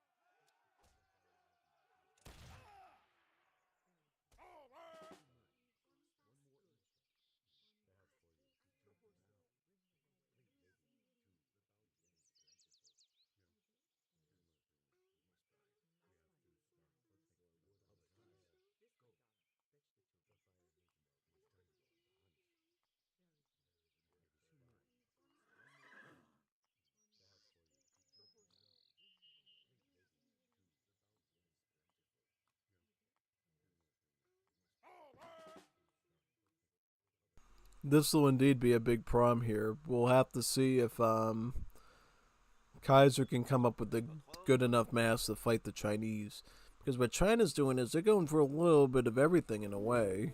They got some Nien Riders, they got some Tigerman, Chukunu, and then they got the Maykoff line infantry from the German consulate allies. So they're going to have a bit more variety to deal with different things, whereas Kaiser's going for a mostly massive skirms to try to beat out his stuff with the longer range, ideally. Yeah, pretty much.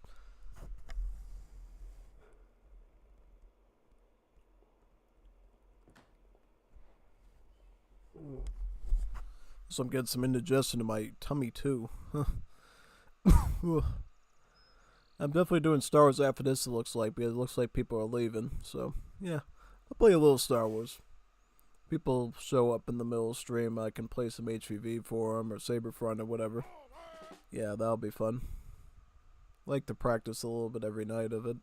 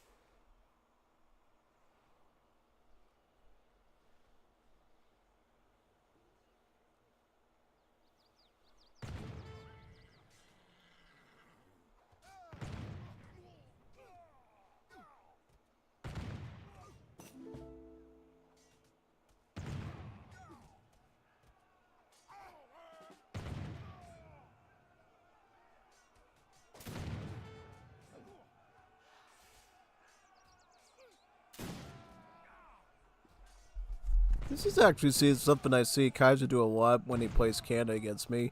He loves to go into this big box formation with either militia or Troupedia Marines and just like micro out like this. As you can see, it's pretty efficient because he can keep scoon shooting, and take out as much stuff as he can. So, pretty nice. Now, the thing that confused me is why did he go with Jeffrey Amherst instead of one of the French-Canadian ones? Because our foot guards are not that great.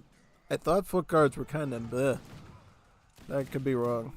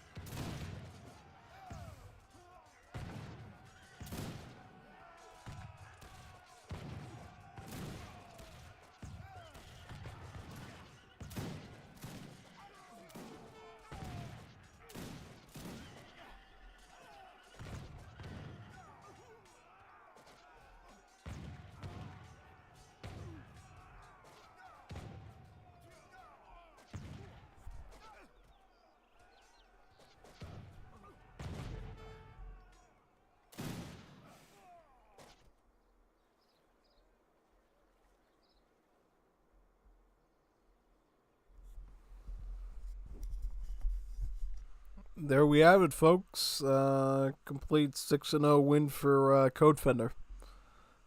Good bells. Good micro, actually, from both. So that was pretty solid. It was pretty good. Alright, so now we're going to set up the HVV Chaos, I think. Unless you want to do any matches versus me. I think that's what we'll do. Alright, let me get that set up now. So it should be all good.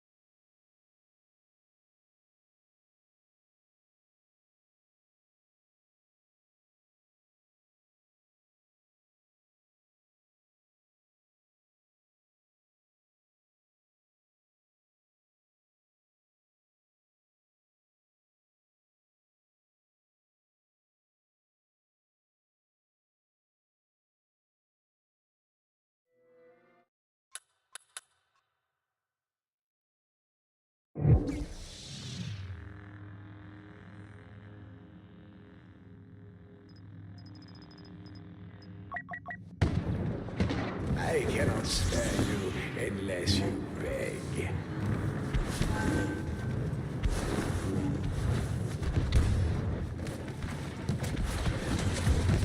Follow my lead.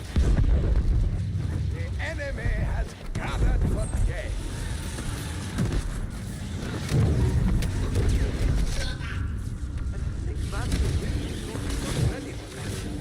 Destiny proves no match for the villains daring to challenge the legendary Anakin Skywalker.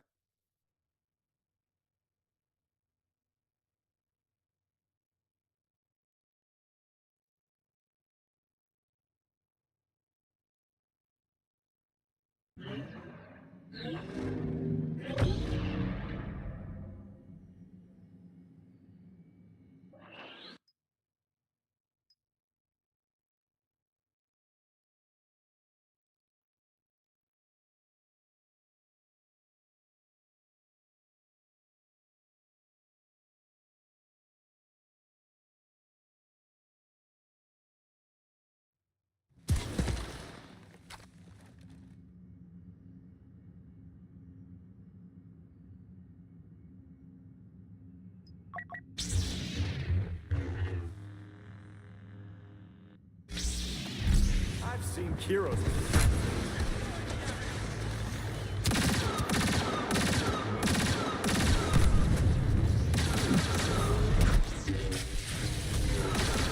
First blood for the peaceful negotiators. Good gruesomely triumphs over evil. Good is triumphing over ineptitude.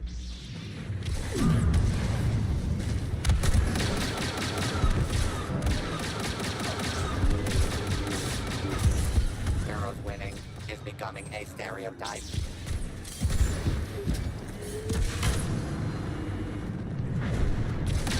Solo hyperslaves the competition.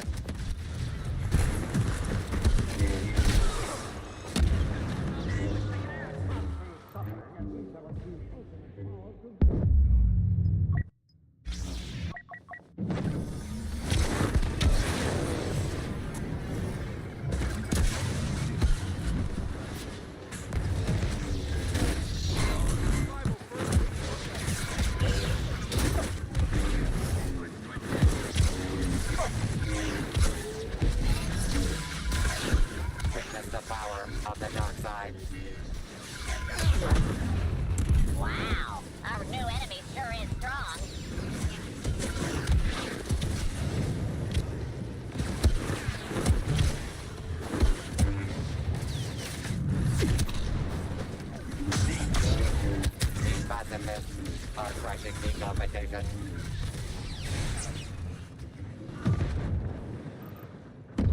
Good. Gruesomely triumphs over evil. Down and dirty tactics pay off for the dark side.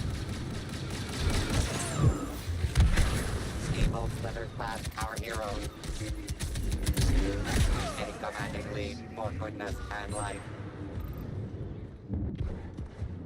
Heroes winning is becoming a stereotype. Score 1 for the good guys.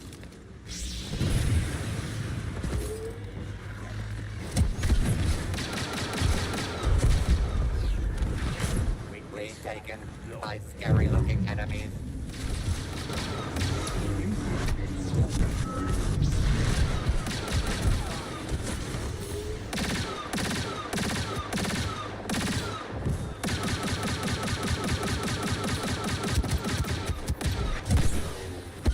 The Emperor of Extermination strikes again.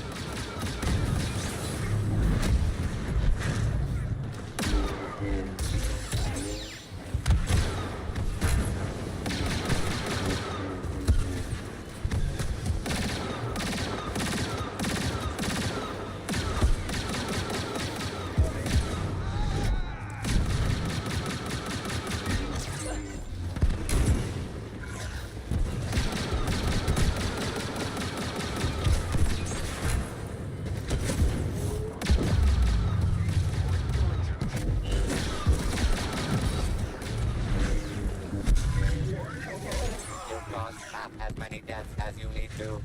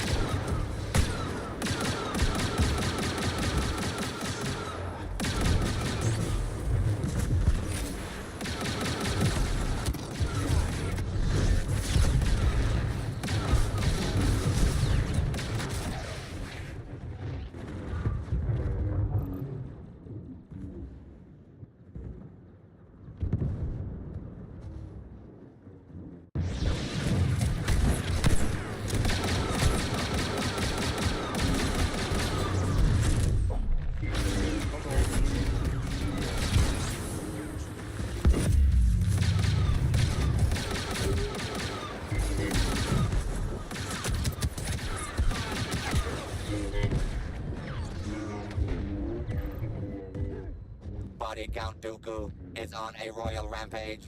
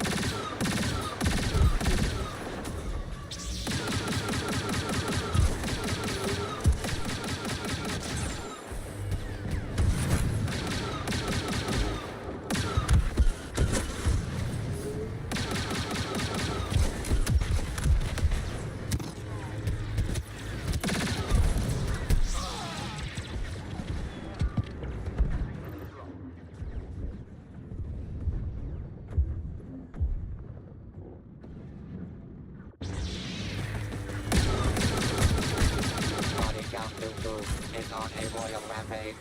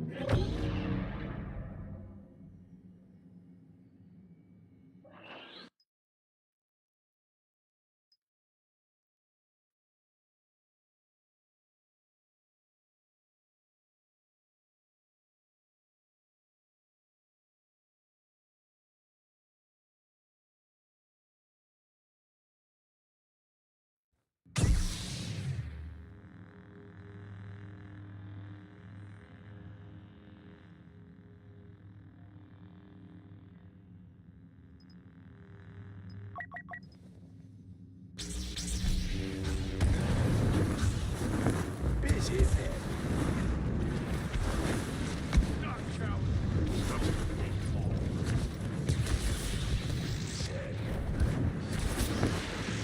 The heroes don't waste any time taking down their first target.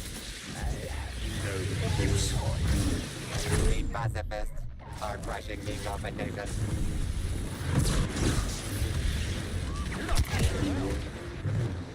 Heroes winning is becoming a stereotype. Domination by the light side. Ready yourself.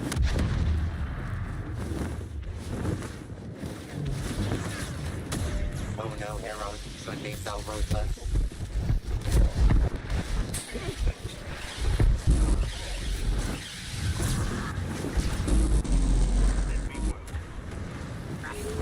Something's not right. I can feel it.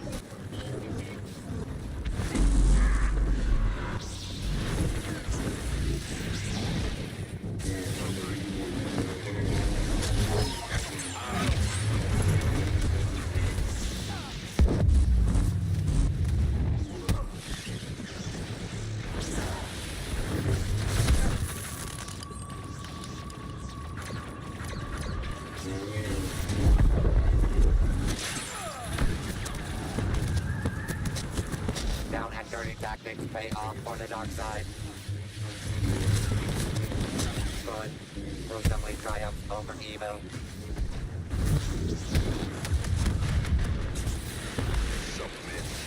The less evil team takes the lead. Do not try my patience. The dark side continues to eclipse the light.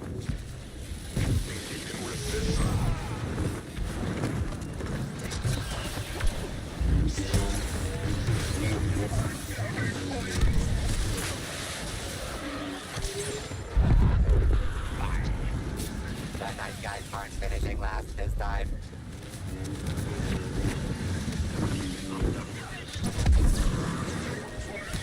Good is triumphing over ineptitude.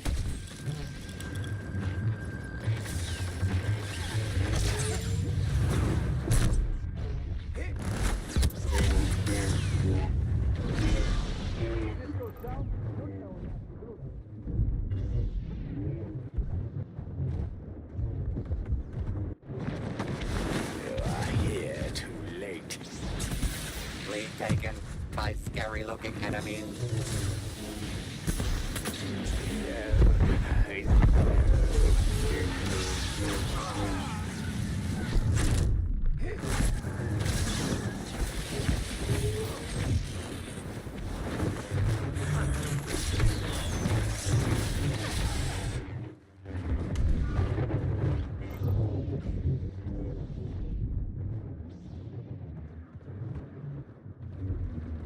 Solo hyperslaves the competition. Yeah.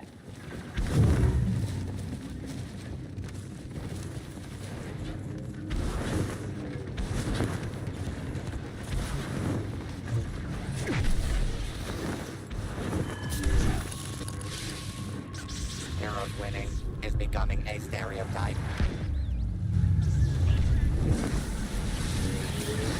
Villainy steals the lead. Who knew heroes could be so ruthless?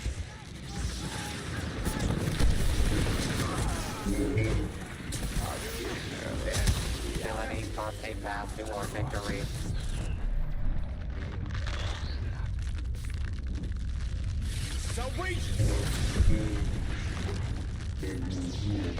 The heroes can't stop the mole streak.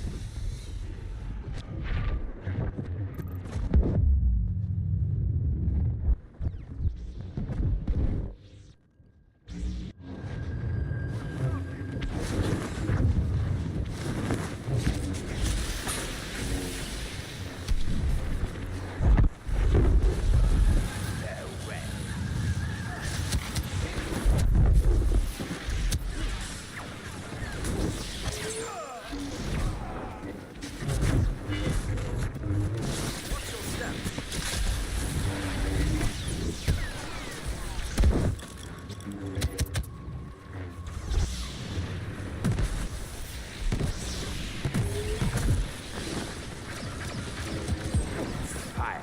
Fire!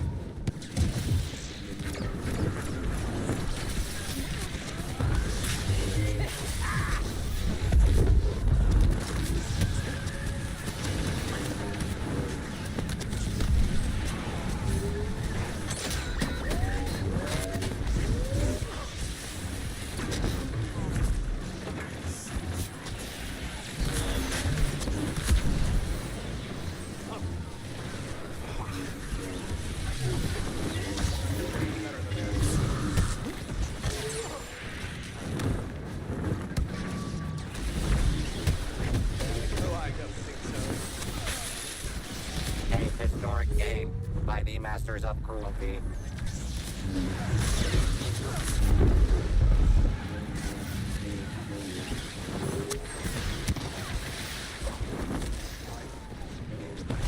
The Emperor of Extermination strikes again. The heroes can't stop the mole streak. The Emperor of Extermination strikes again.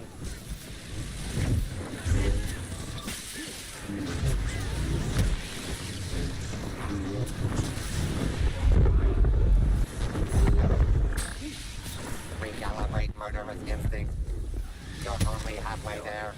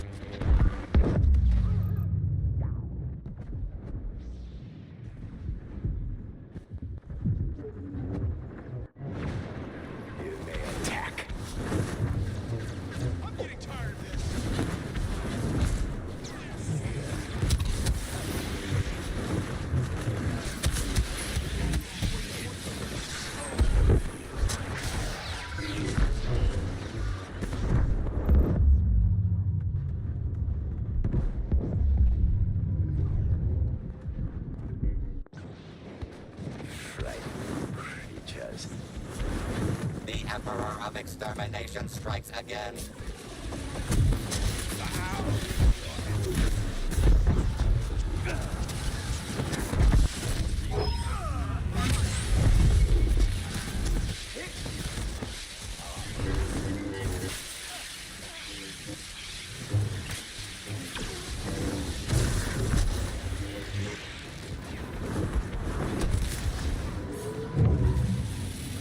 Let's avoid any of General Skywalker's.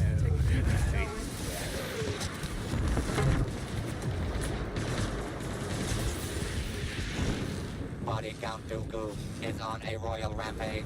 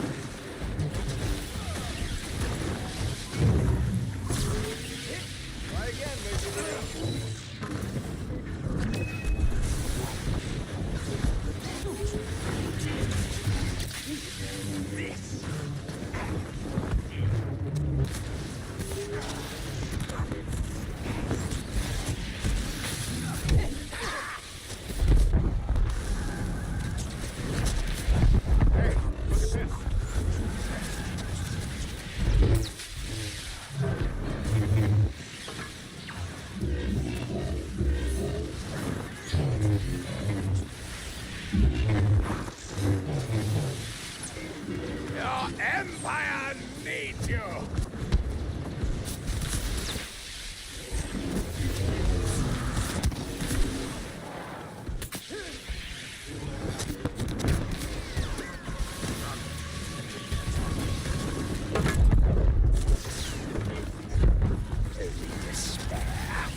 Solo hyperslays the competition.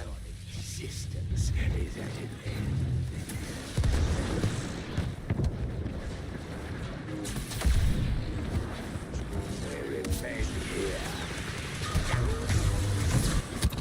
Destiny proves no match for the villains daring to challenge the legendary Anakin Skywalker. The only counting today will be the stacks of bodies Dooku's reign of terror has left behind.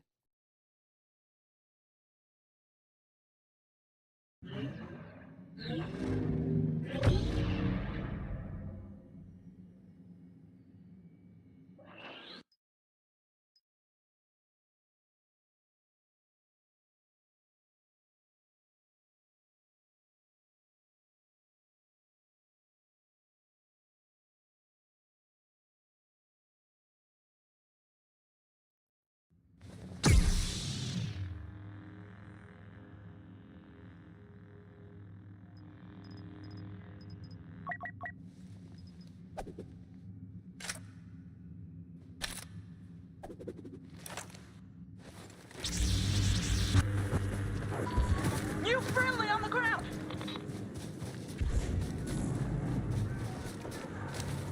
And the slaughter is underway as evil attacks.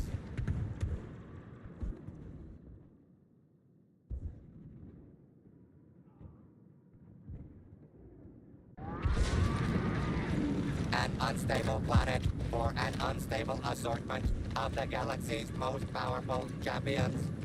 Brought together by fate and my need for constant amusement.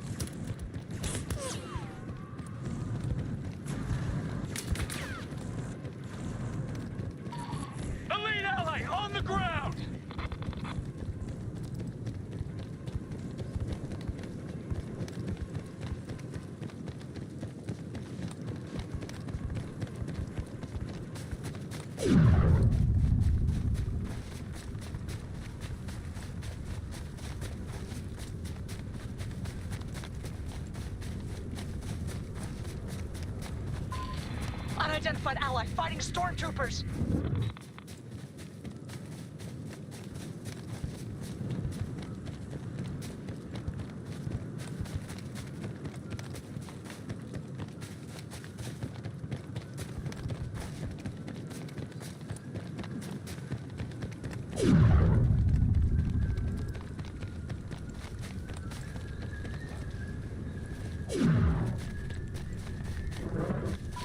Enemies running scared.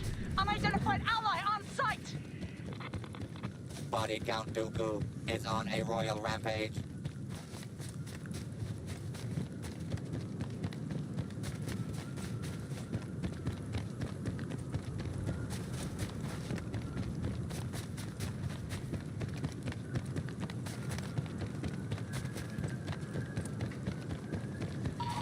Enemy leader taking point!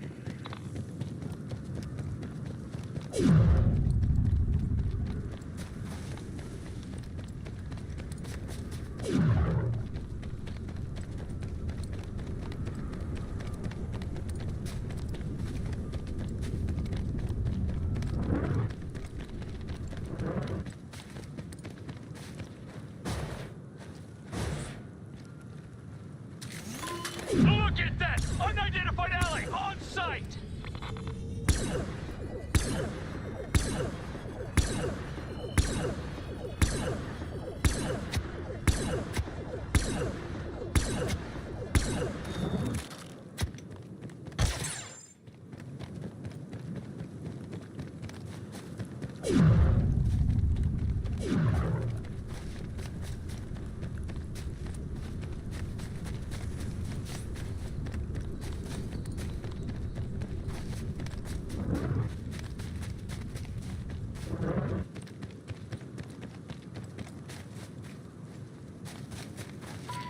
Enemy elite on sight. Watch out.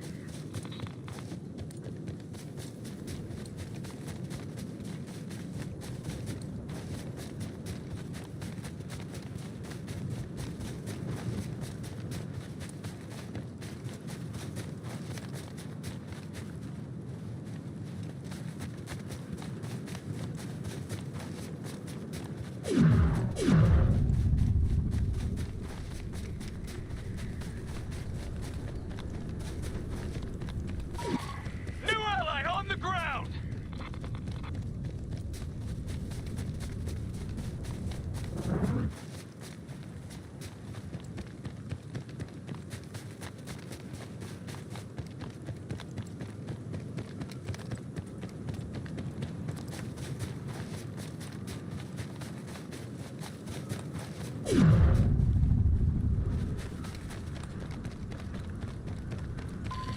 Unidentified ally fighting stormtroopers.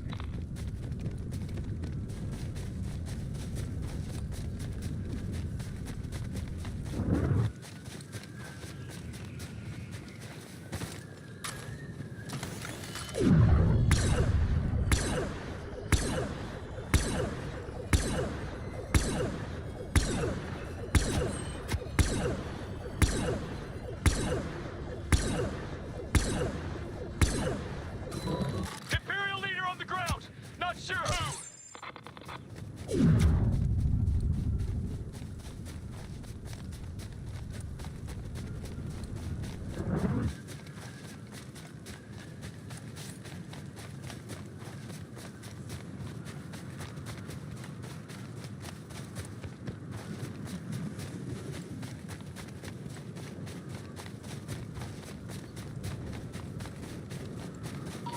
Who is that?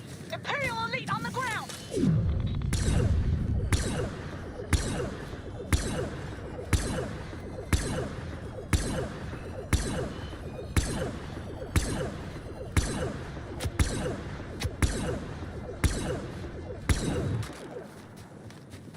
Body Count Dooku is on a royal rampage. Some kind of special combatant on the ground.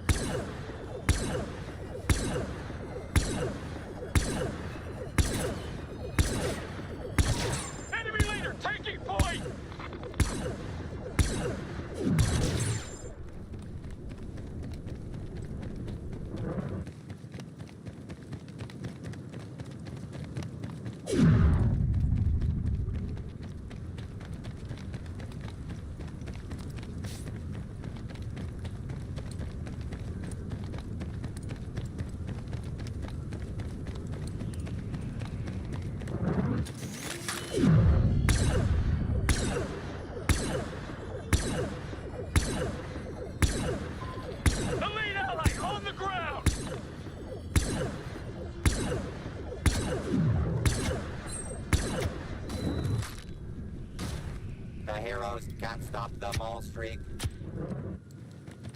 The raging Ren is on a Kylo spree.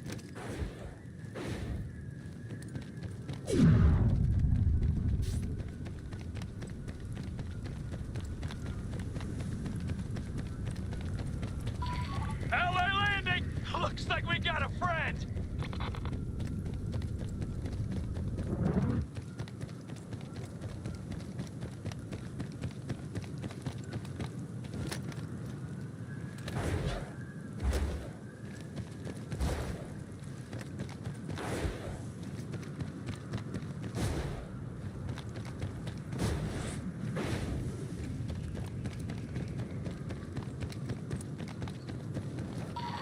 Imperial leader on the ground! Not sure who!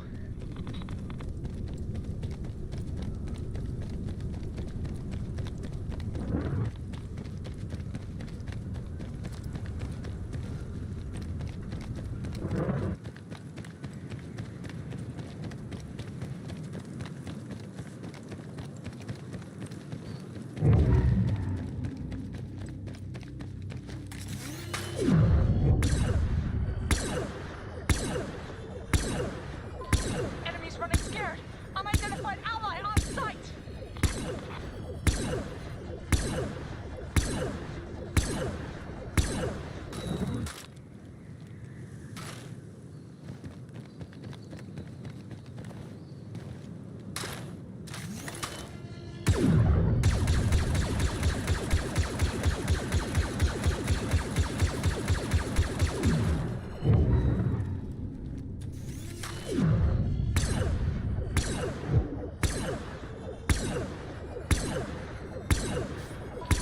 Enemy elite on sight. Watch out.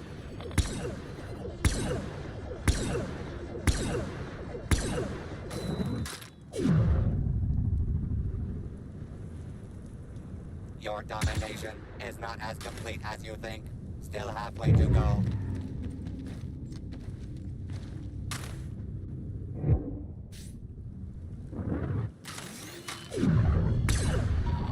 Unidentified ally fighting stormtroopers.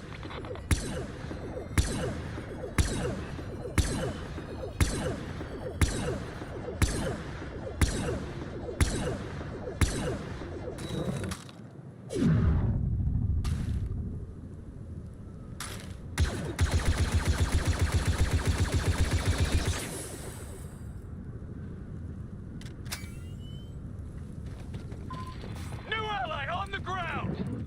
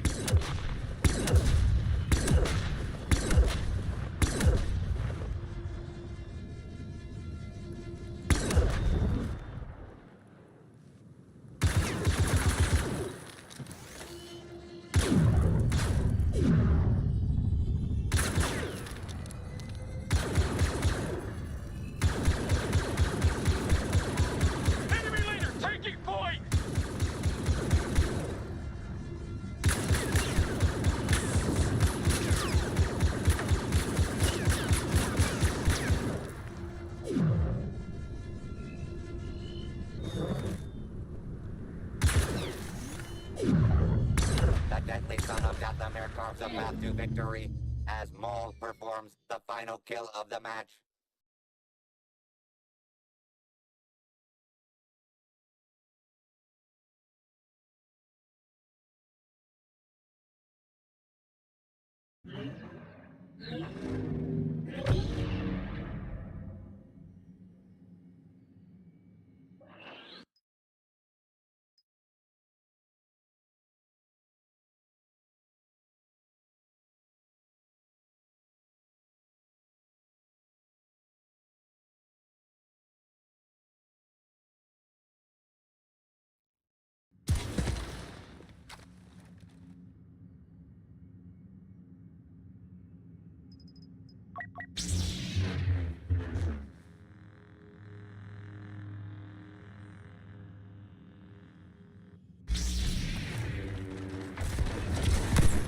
No one will escape.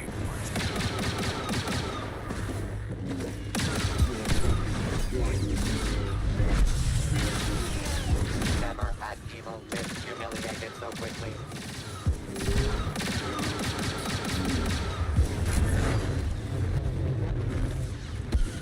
Good versus evil, light versus dark, heroes versus villains. Who's gonna win?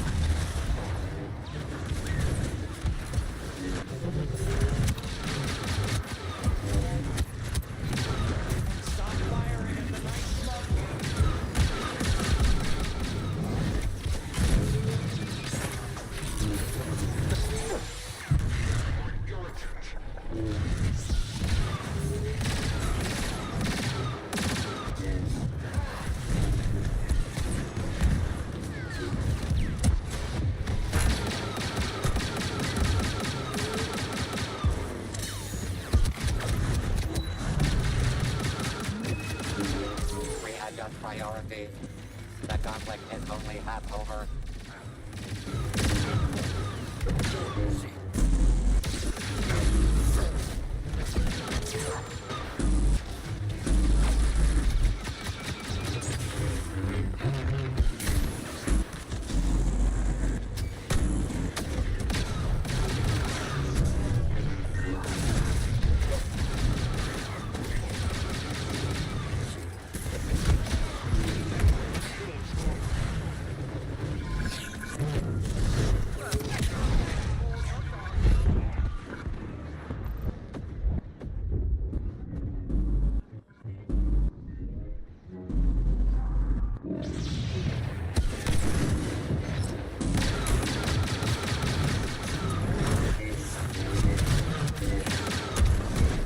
I didn't even do anything this time!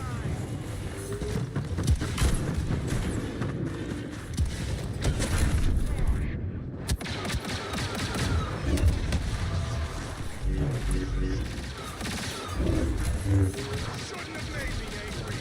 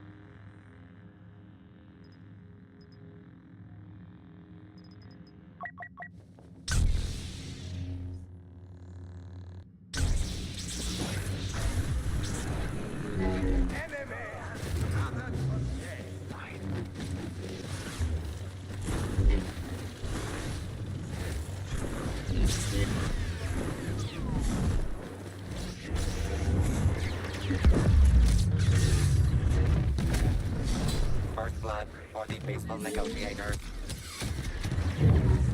You have already.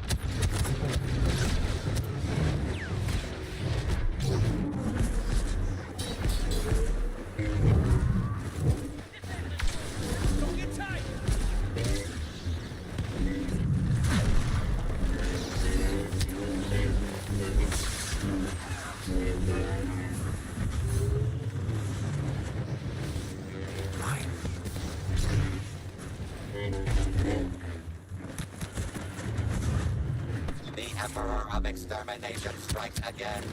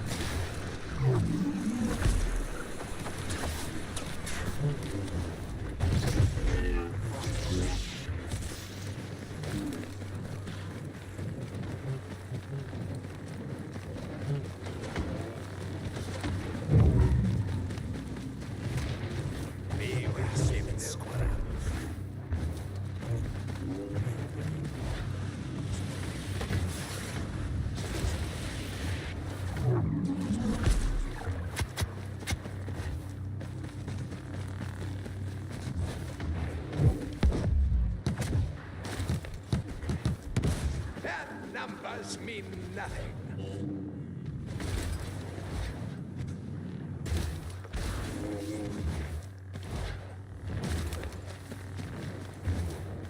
If you die nobly.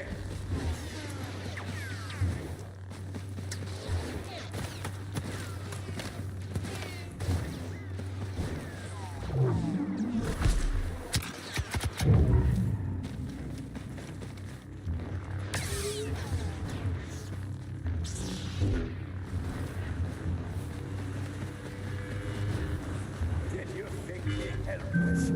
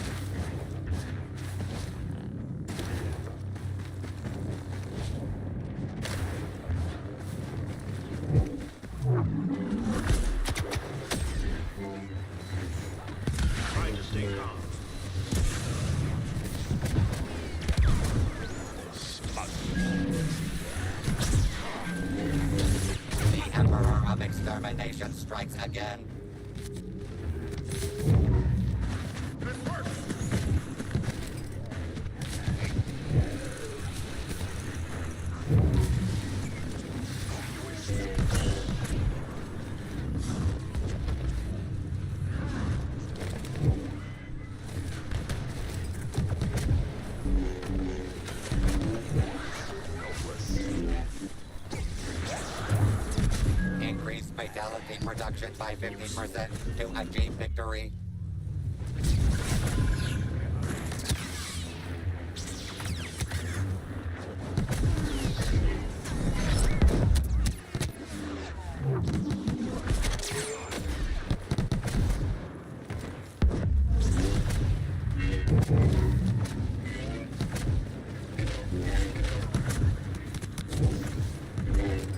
We will give them back. Bye.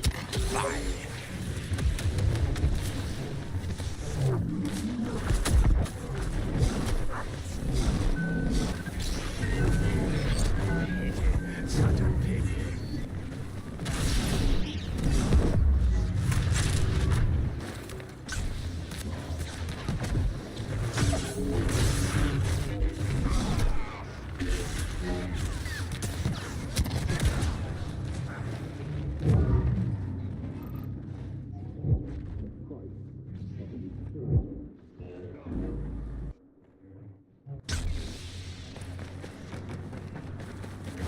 Solo hyper slays the competition.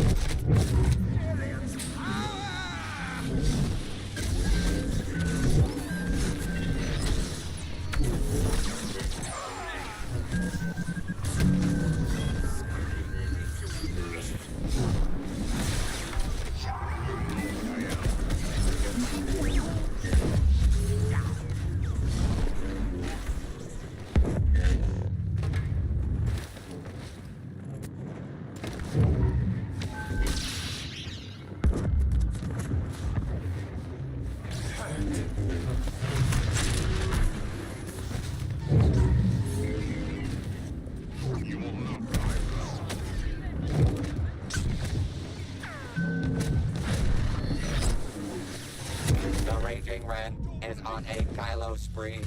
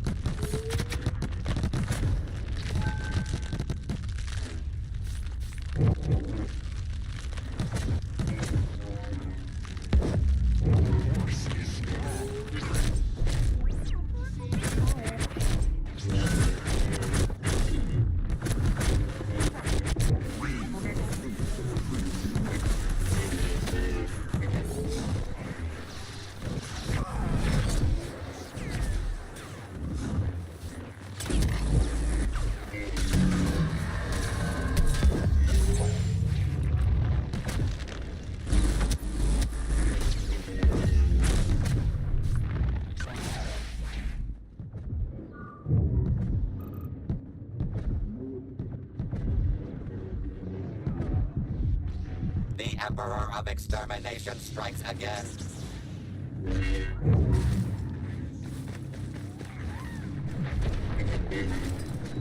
The only counting today will be the stacks of bodies Nuku's reign of terror has left behind.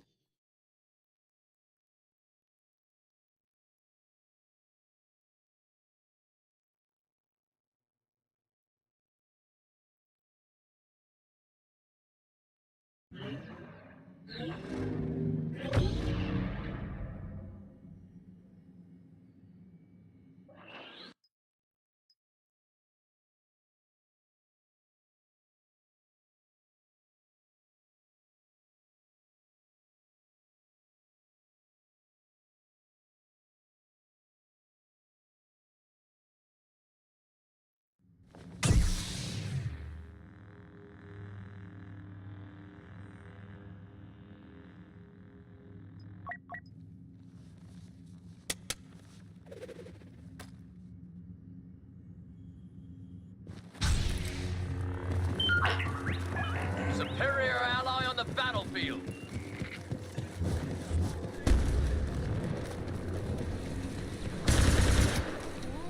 Bring the kill.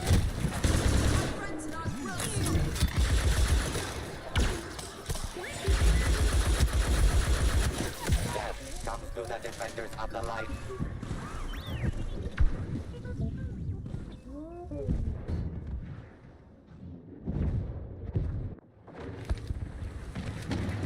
Score one for the good guys.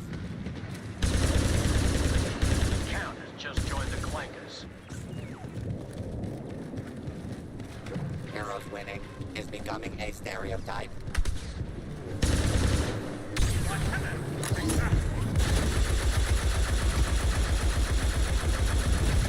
Evil's domination continues.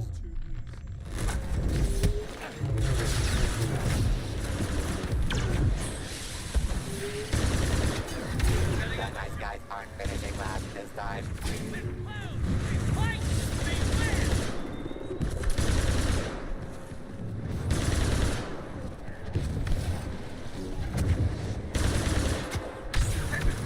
A historic game by the masters of cruelty.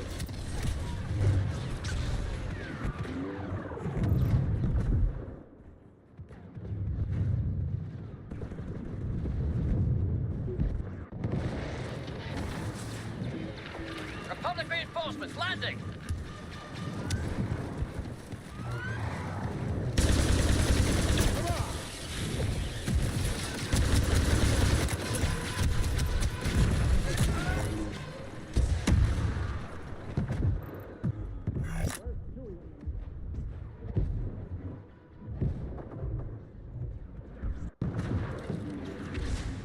Solo hyper slays the competition.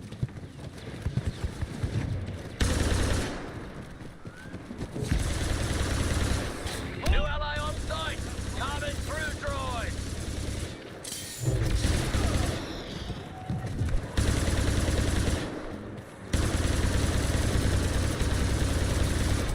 Delivering the kill.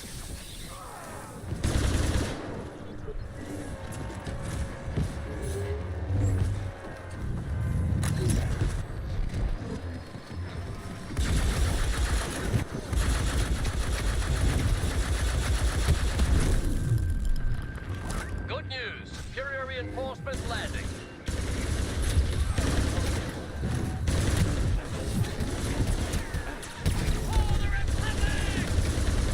Good is triumphing over ineptitude.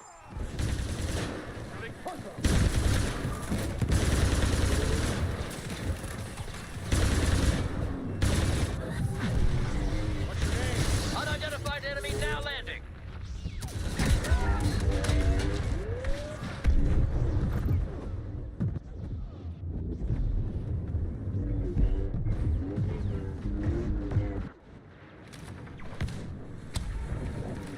Villainy steals the lead.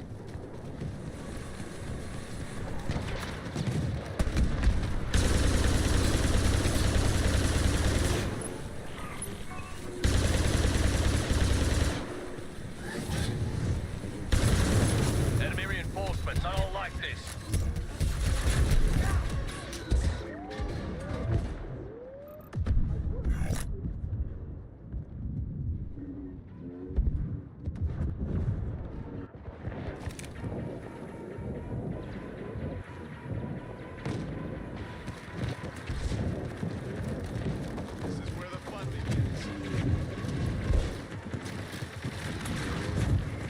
Unidentified enemy on the battlefield.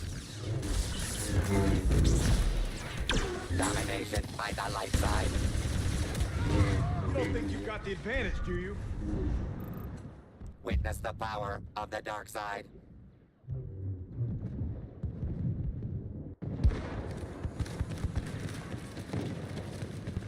Body count Dooku is on a royal rampage. Ally landing, moving to assist.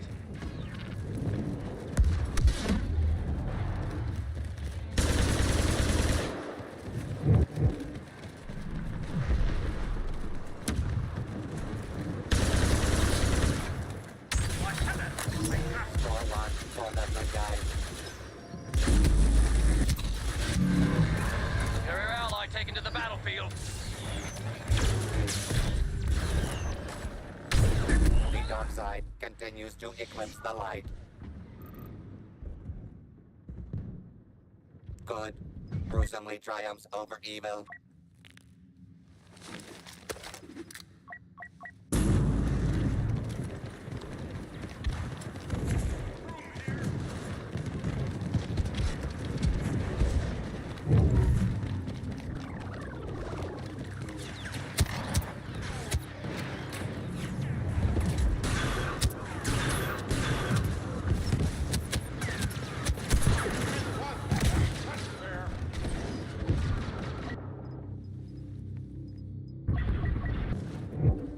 We'll burn you all.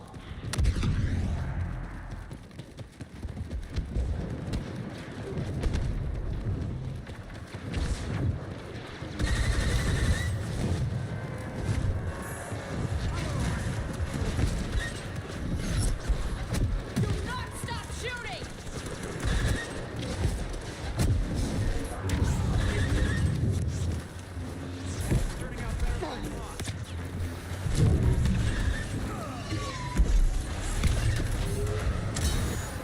Stand with me!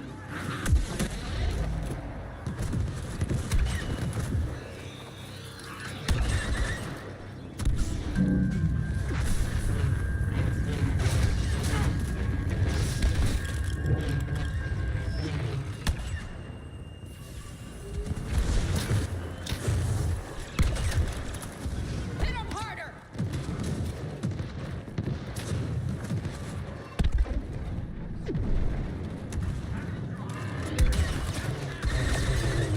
Hit him with everything you got! Roy, shield!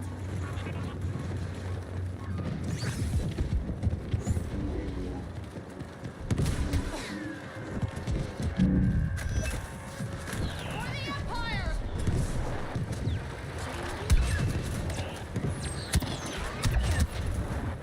There it is.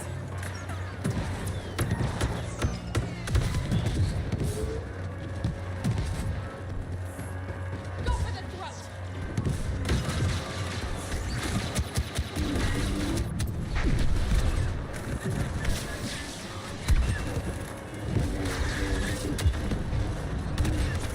Shock!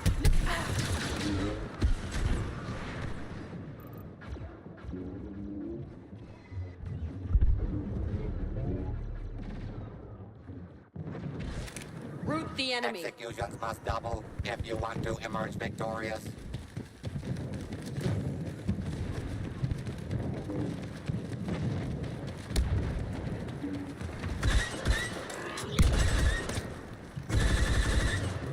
Special Forces is here to help.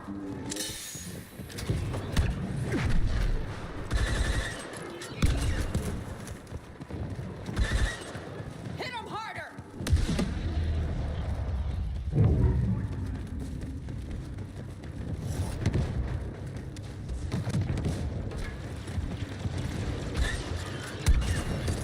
Annihilate them!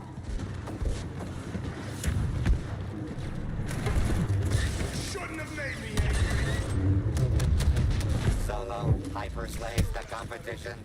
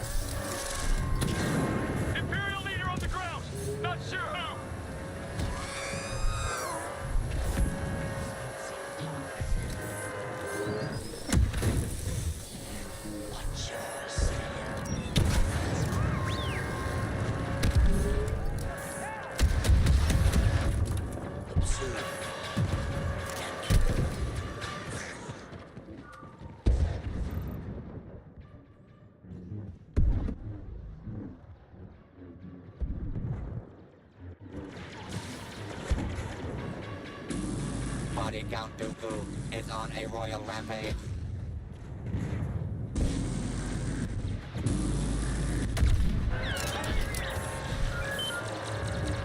Enemy elite on sight! Watch out!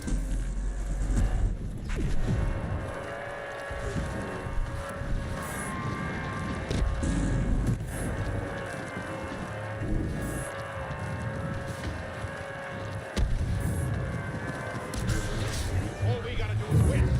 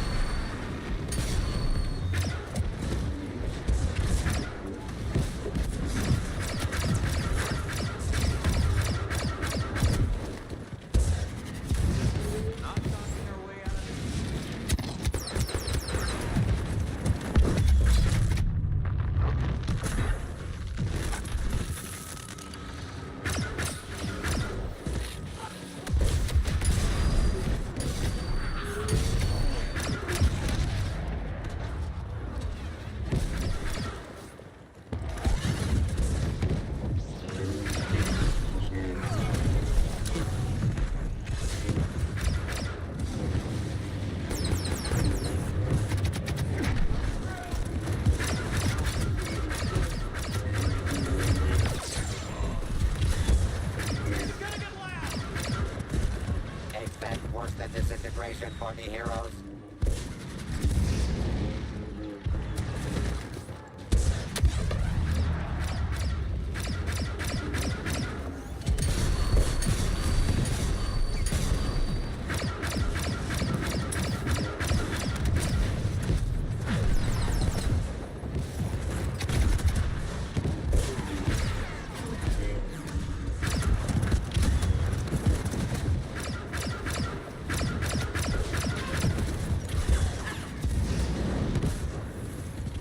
Body Count Dooku is on a royal rampage.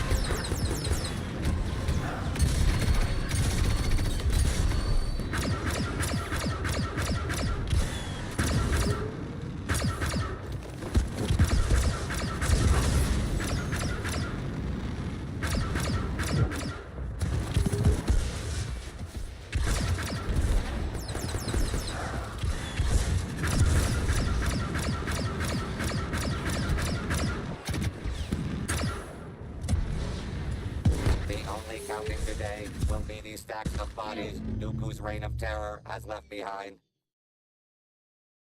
Destiny proves no match for the villains daring to challenge the legendary Anakin Skywalker.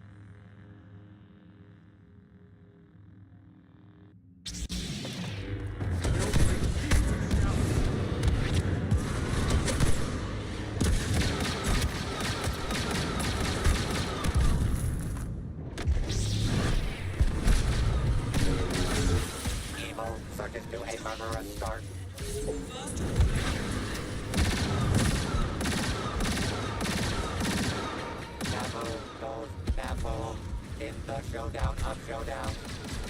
Explosive hero versus villain action. You don't have to be a battle droid to meet your maker today.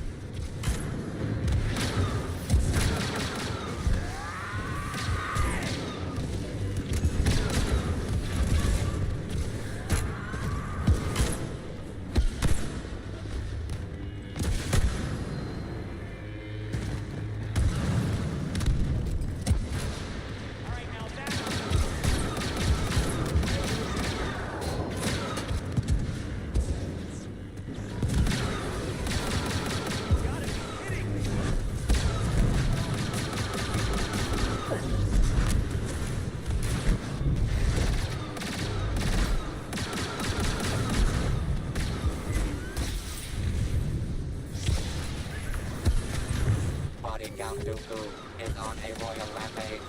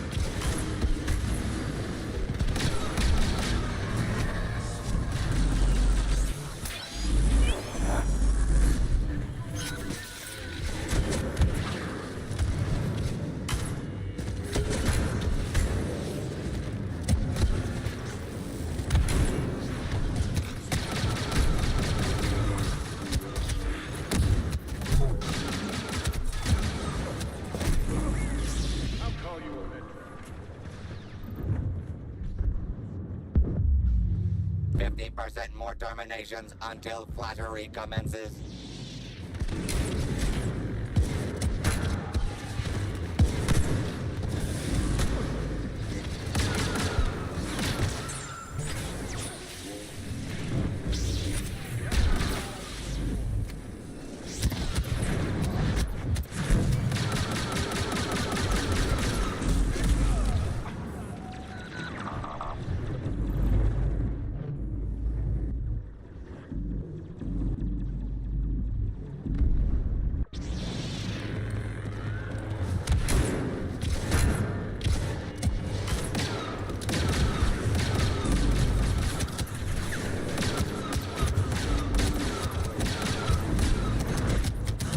Solo hyper slays the competition.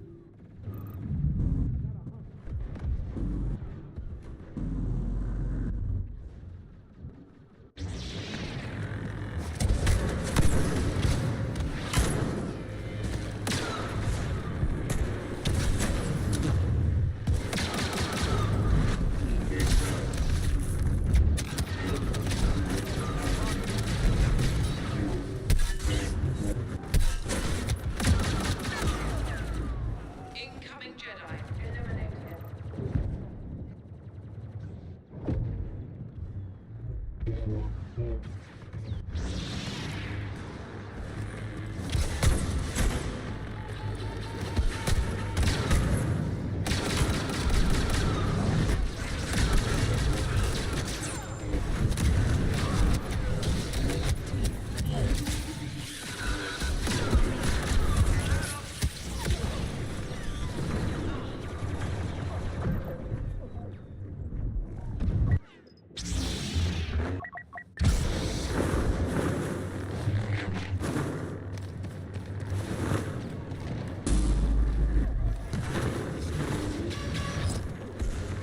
New enemy on the battlefield. Looks like trouble. Getting tired of this. Help us out!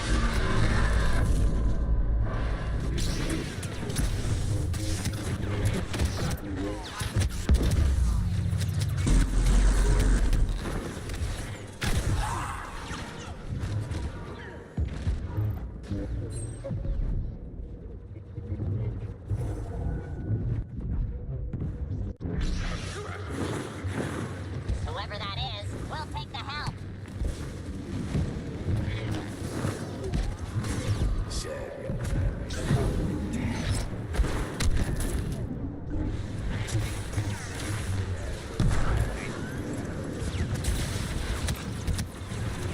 Don't be stupid.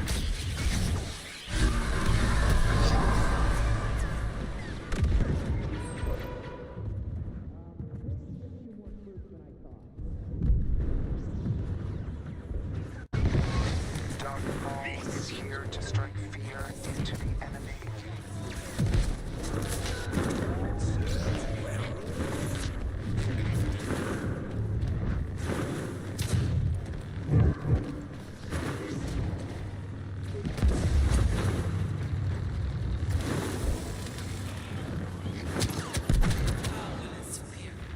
Body count Dooku is on a royal rampage.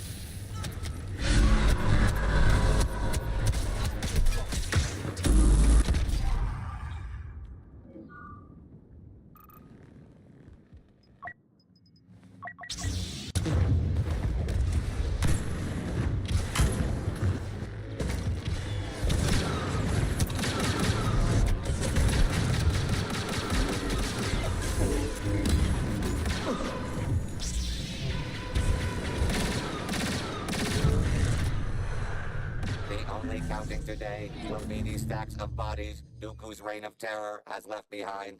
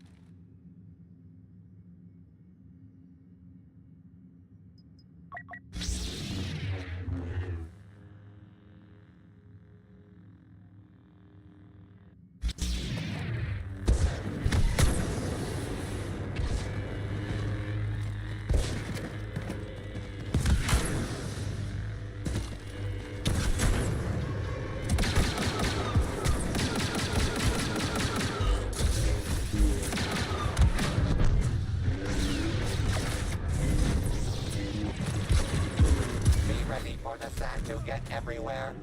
As today's competitors take each other down faster than you can say Sarlacc pit. And the heroes begin the slaughter.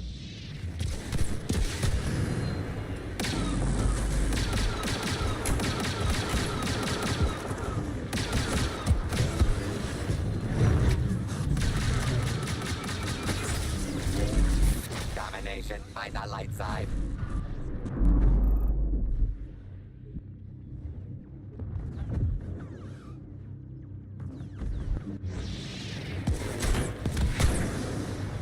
Heroes winning is becoming a stereotype.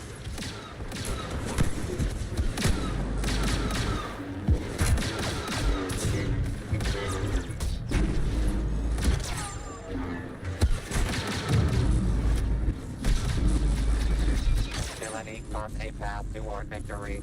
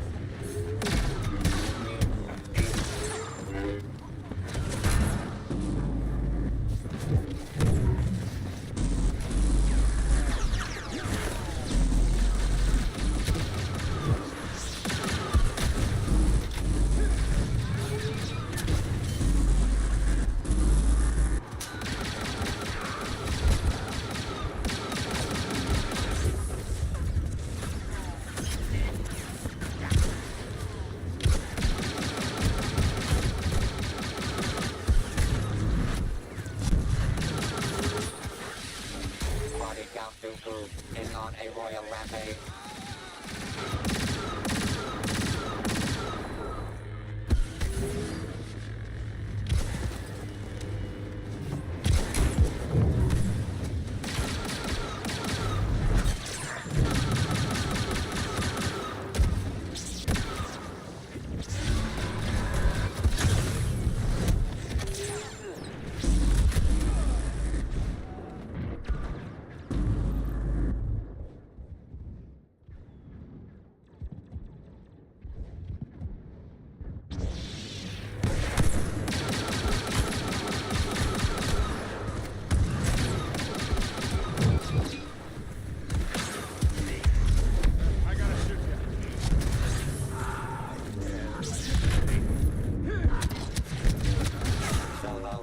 Slays the competition.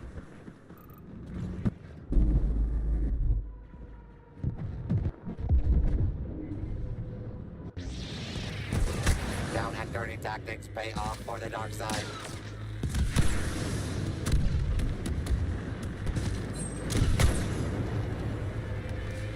Good is triumphing over ineptitude.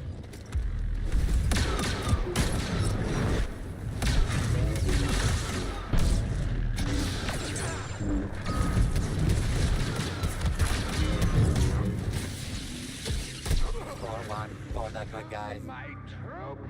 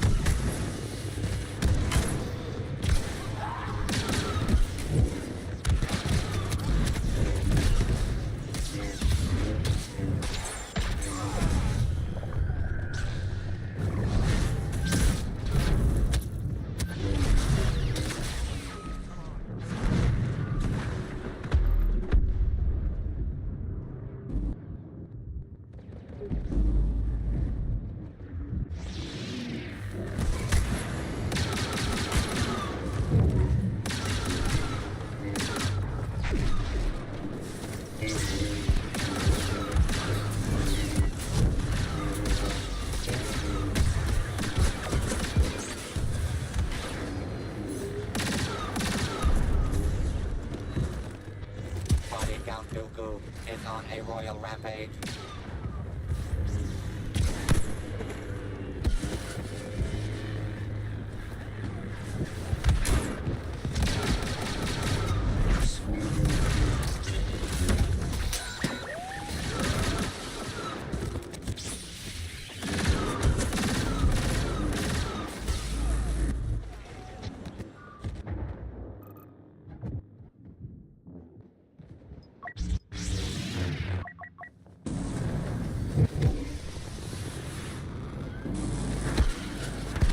The Republic has a new ally.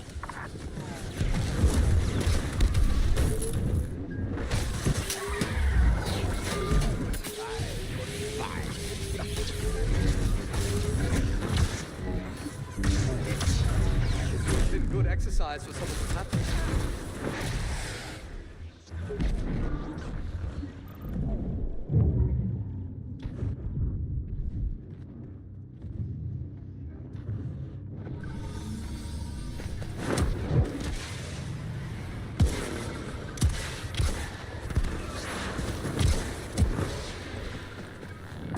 All units rejoice. Count Dooku is here.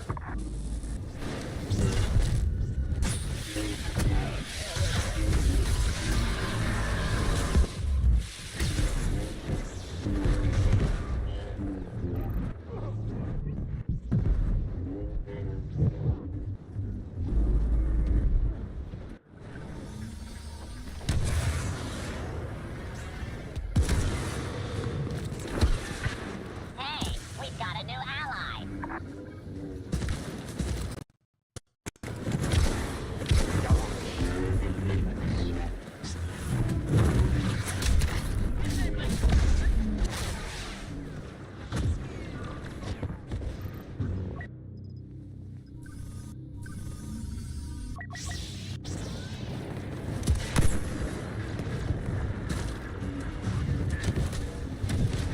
Body Count Dooku is on a royal rampage.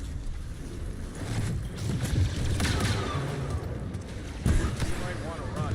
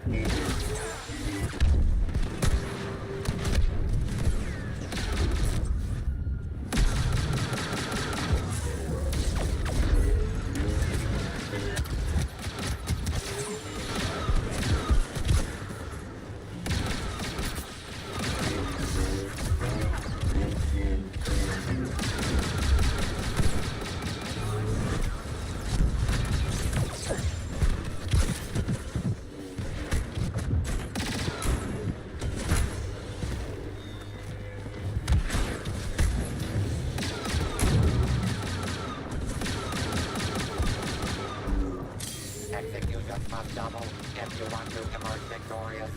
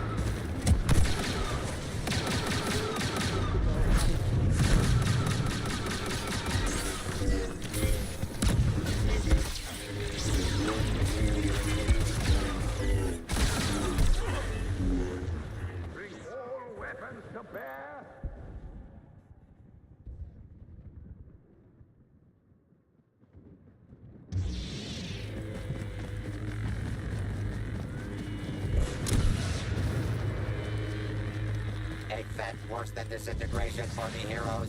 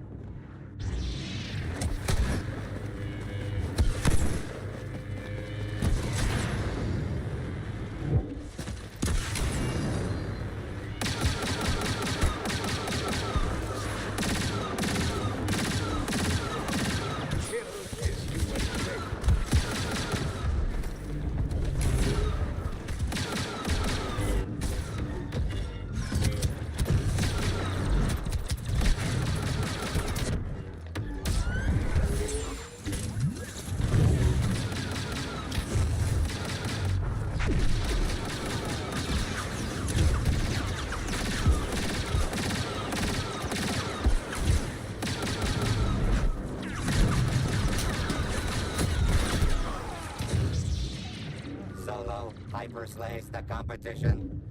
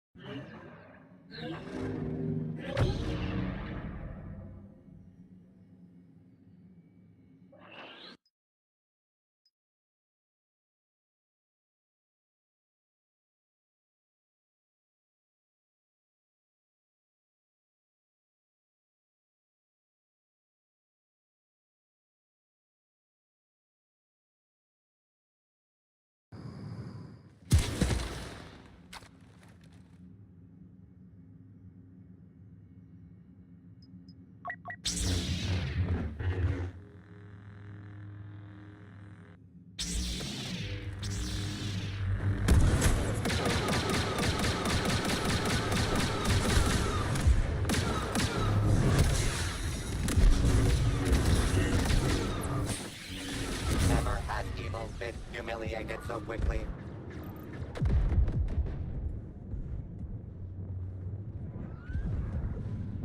Today's contest will be a battle of wills. And blasters, lightsabers, lightning, and anything else you can maim your enemies with.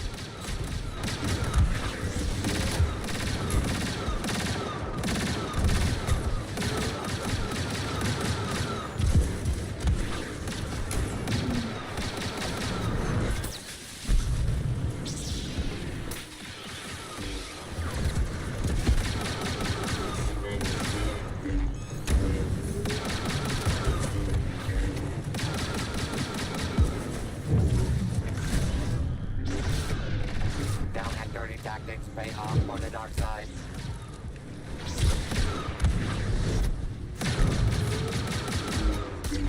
Witness the power of the dark side.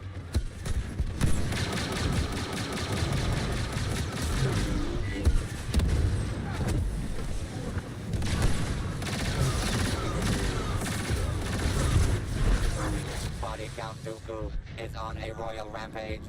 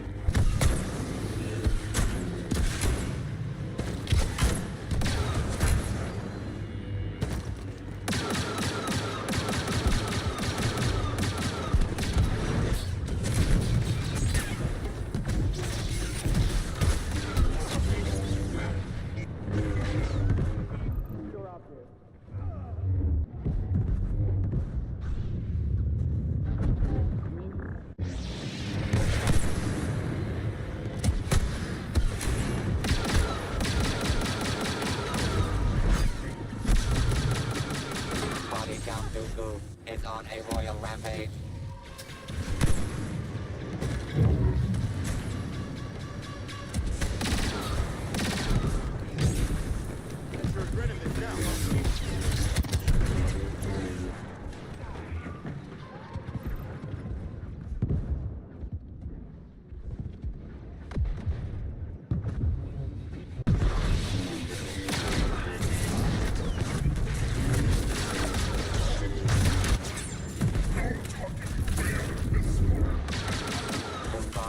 As many deaths as you need to.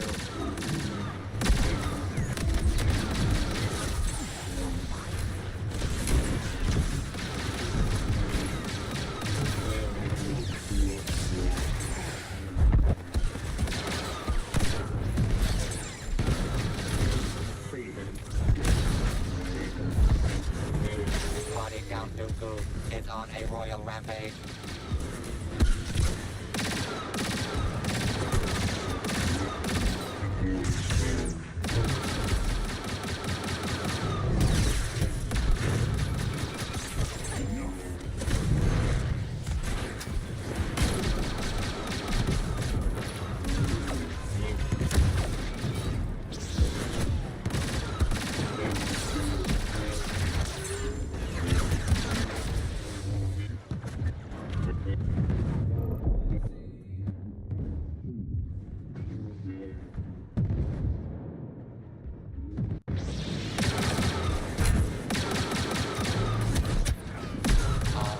Dark Lord of kill streaks.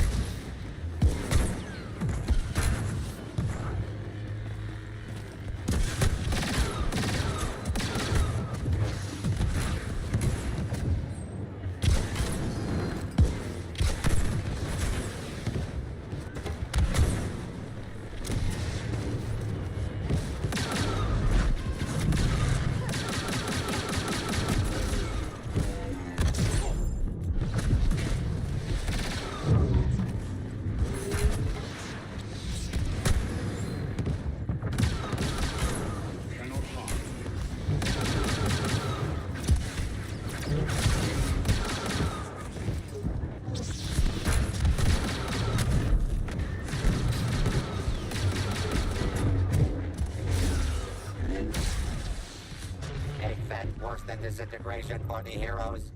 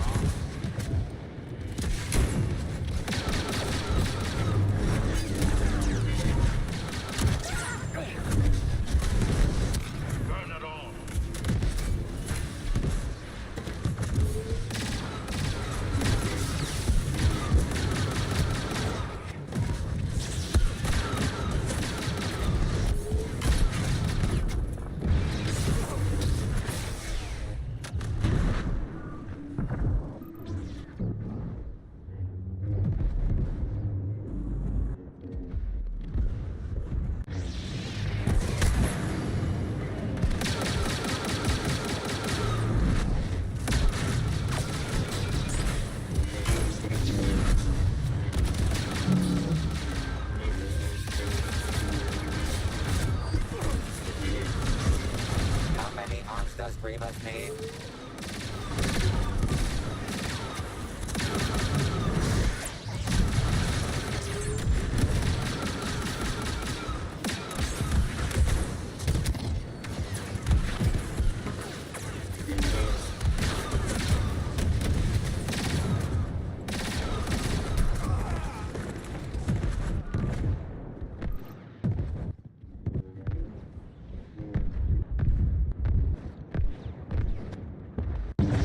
Emperor of Extermination strikes again.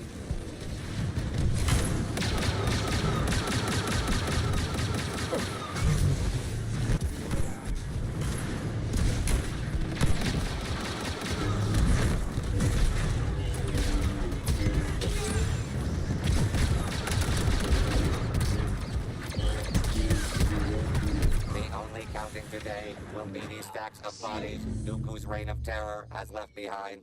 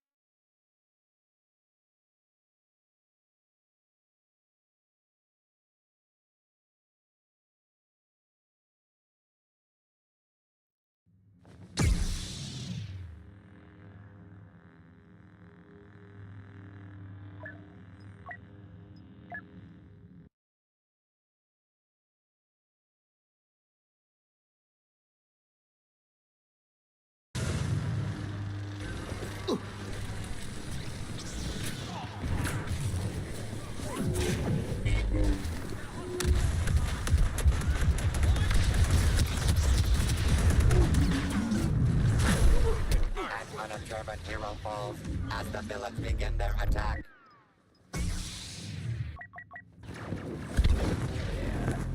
Decent. The nice guys aren't finishing last this time.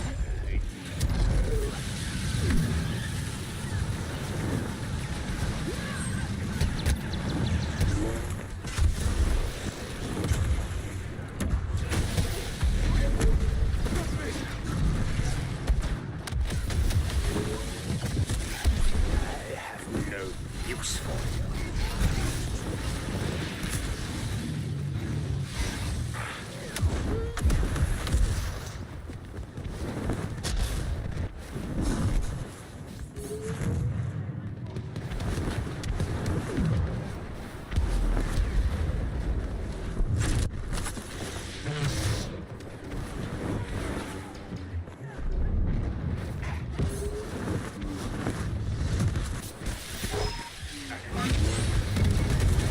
The Raging Ren is on a Kylo spree.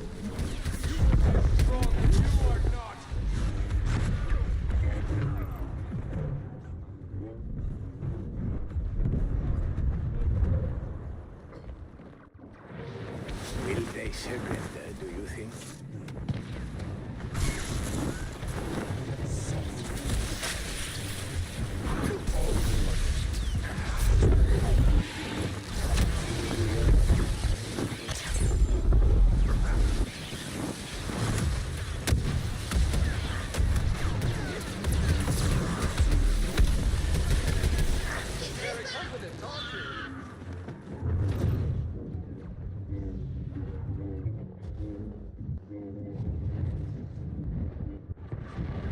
Dash them to pieces.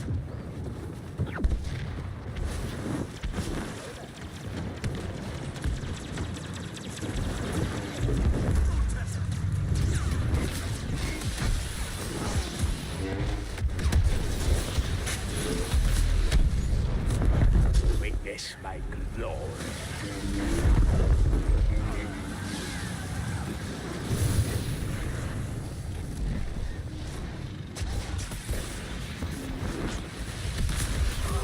Experience power!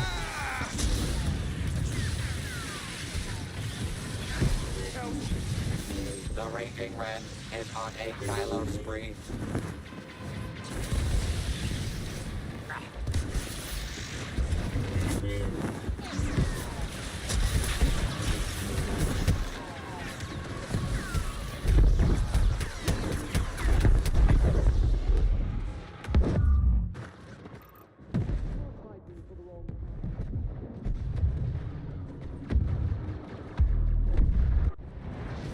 I order you attack.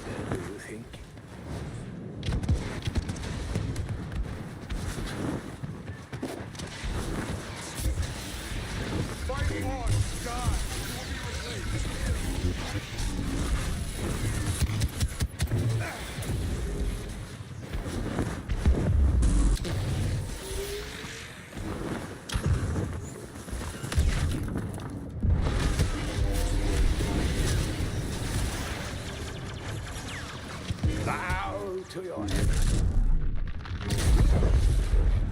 Body Count Dooku is on a royal rampage.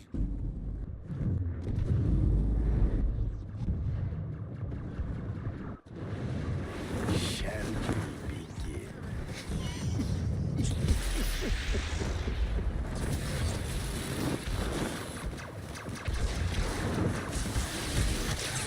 This!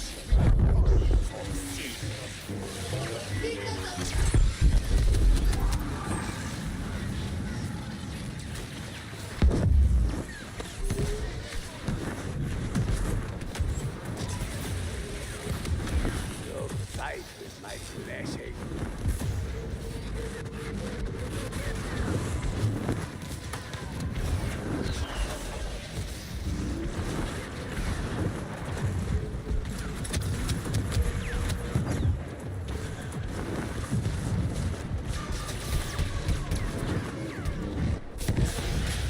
Non-existence.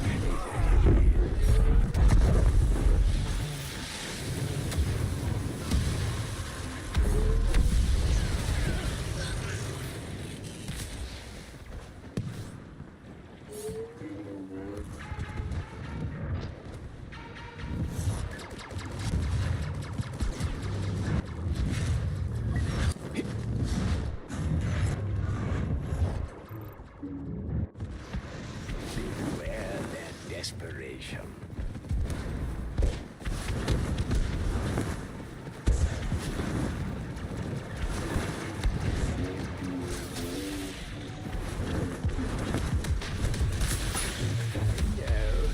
Body Count Dooku is on a royal rampage. Only despair.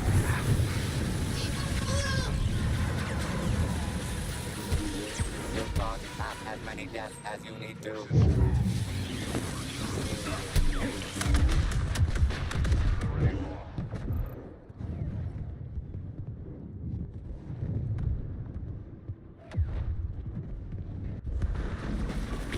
The attack.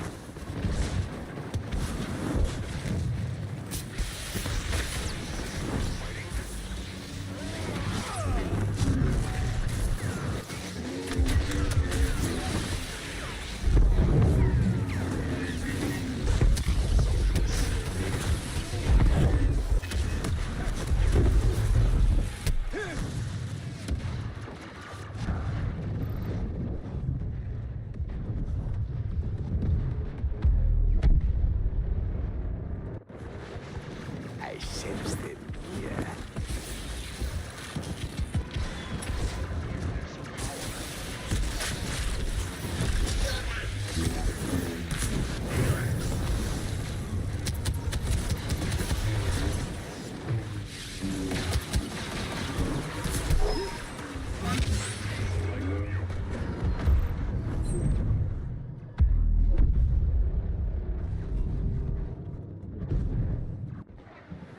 Will they Body Count Dooku is on a royal rampage.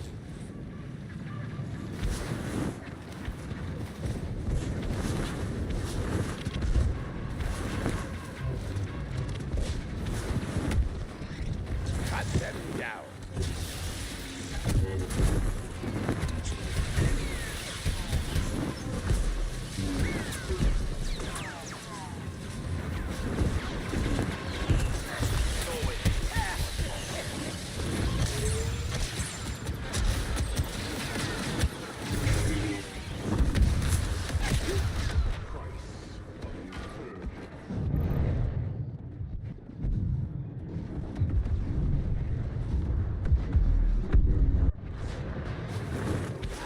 All hail the Dark Lord of Kill Streaks.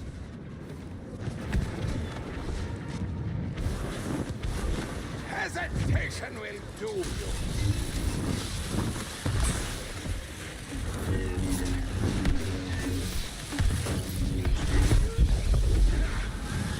Mark your squad up behind me.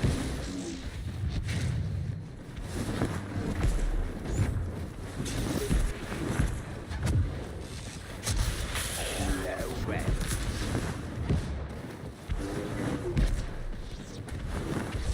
They're undisciplined. Use it against them.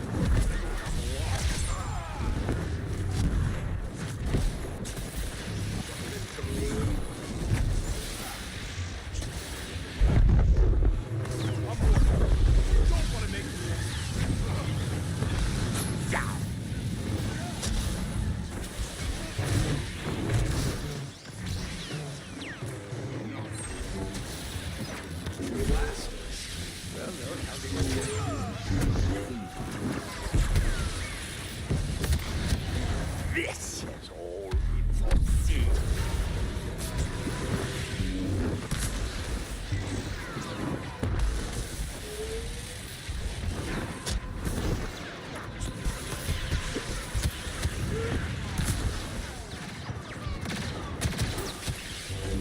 They will give no ground.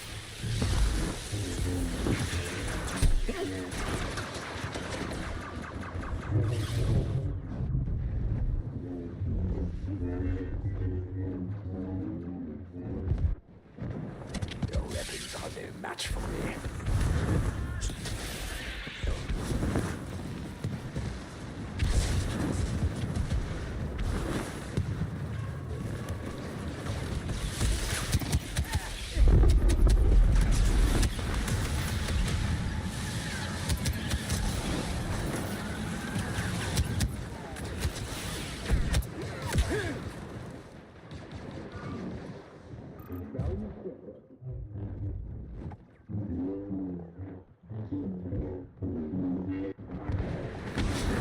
A threat.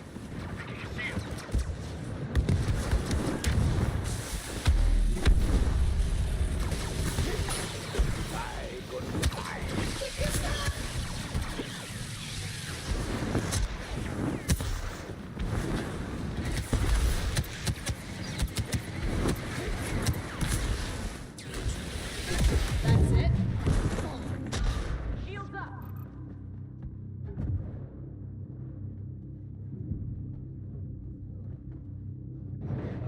Feeling some bad vibes up this guy. I have no use for you.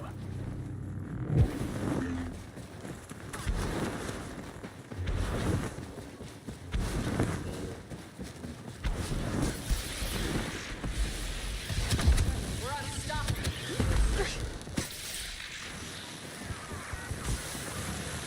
So much anger in you, bounty hunter.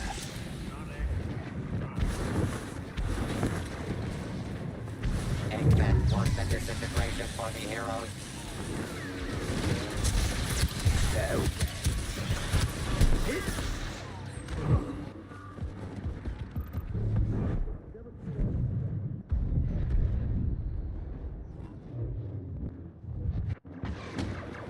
Now face the potence of the Sith. No, no.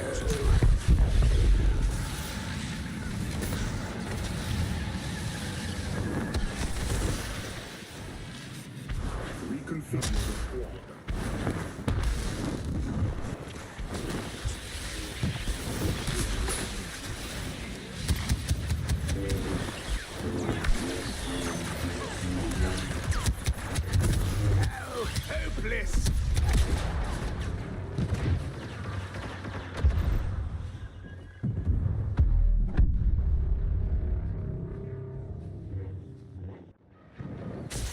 I expected it.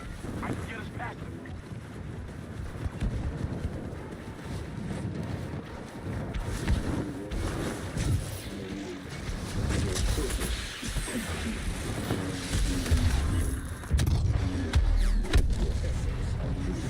Darth Vader, proving once again, no one ends an argument like a Dark Lord of the Sith.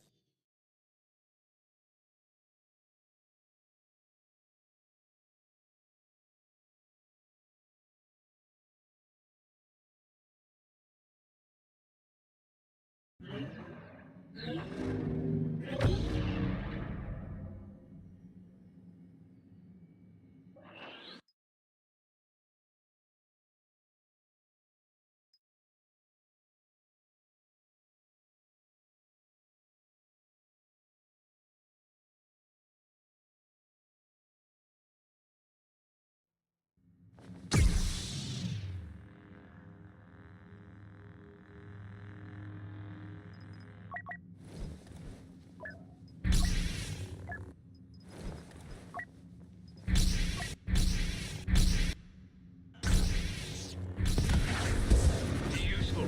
Count my kills. A heroic first impression.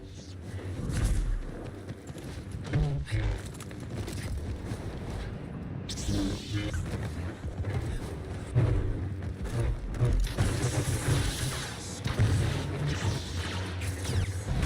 knew heroes could be so ruthless?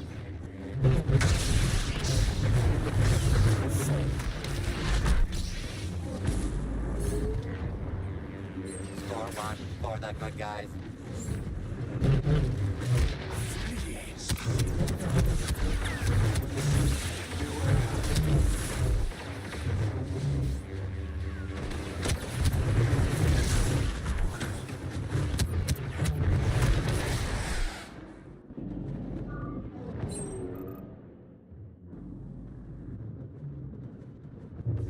Villainy steals the lead. Your might.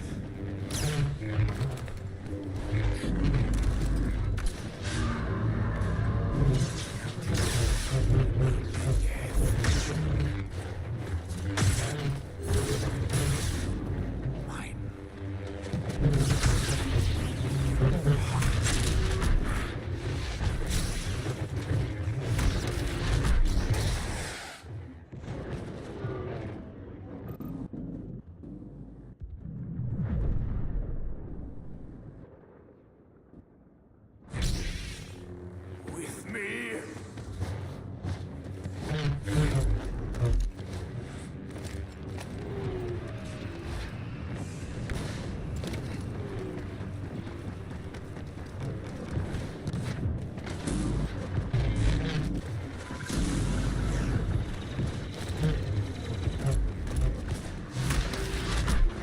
You are nothing. Good.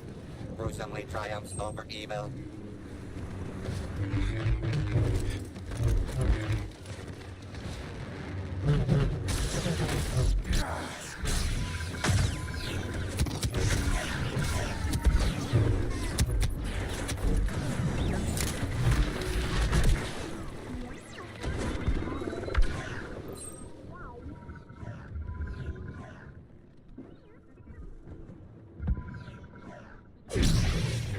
Kindle your hate.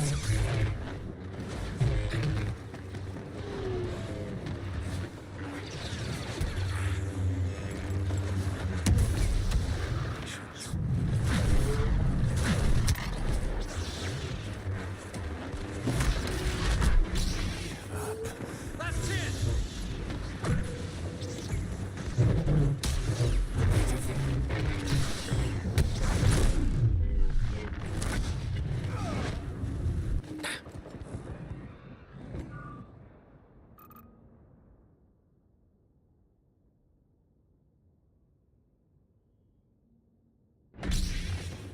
Slay them.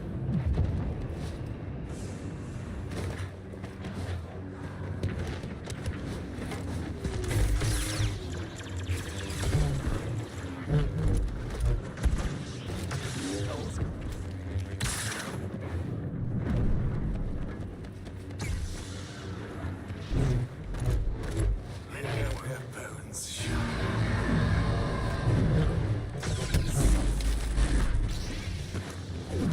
Go!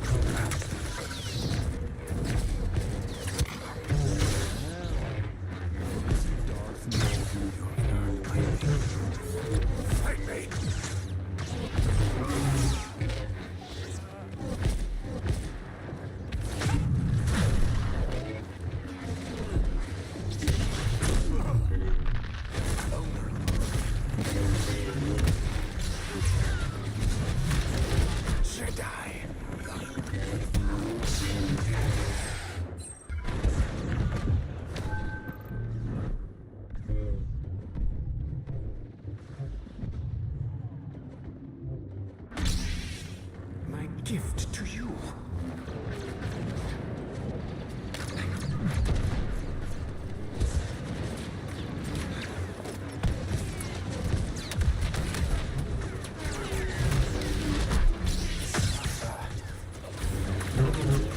Executions must double if you want to emerge victorious.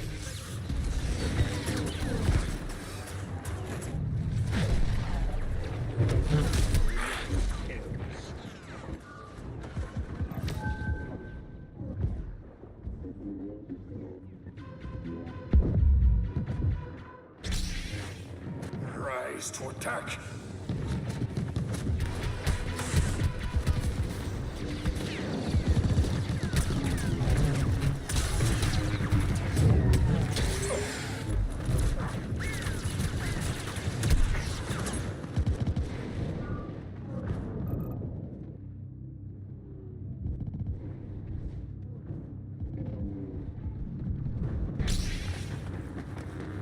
Shed blood as one.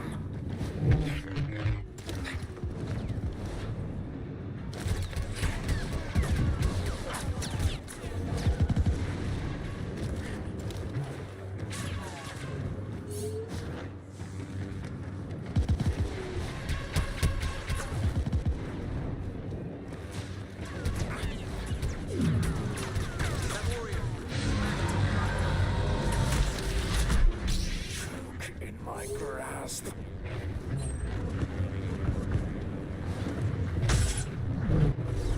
Pitiful.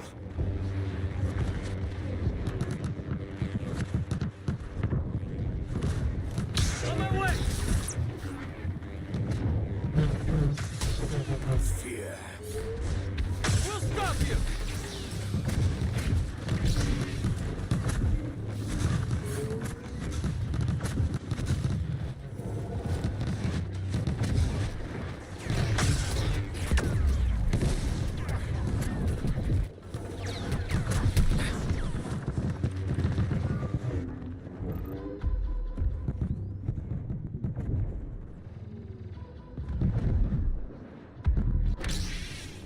At last.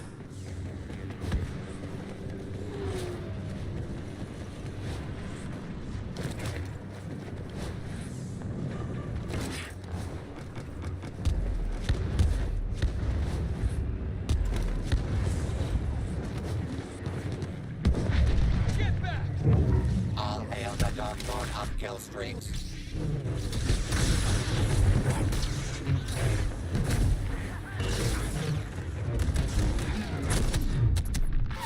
I fought sick.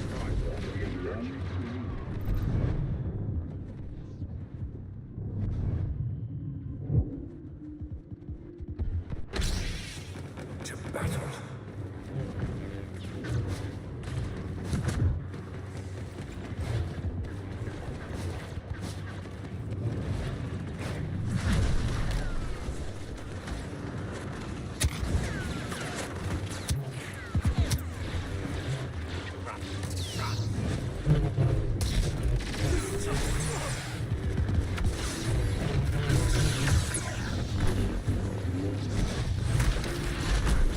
You are helpless.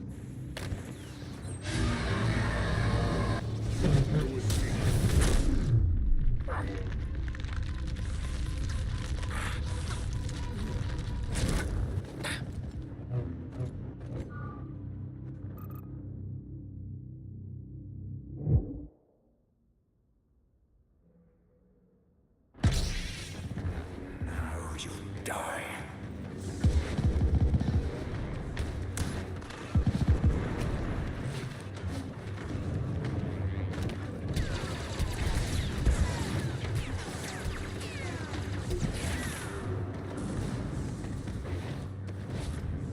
Shadow me.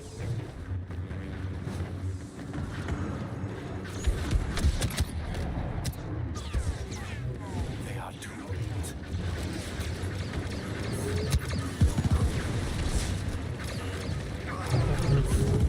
Fight me.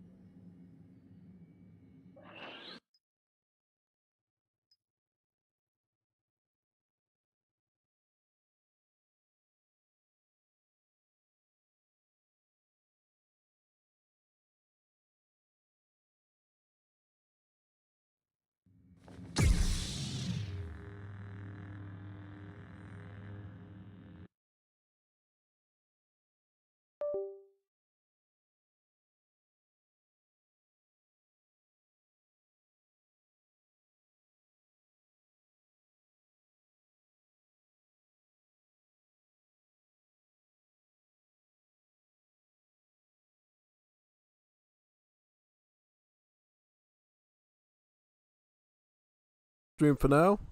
Thank you for coming today. Tomorrow's gonna be a big day. We're gonna do Age of Mythology Divine Edition to try out the 2 new major Greek gods, Eris and I forget the other one. Should be fun. They have some really cool abilities and stuff, so it'll be pretty interesting. Sign off now. See you tomorrow for some Age of Mythology.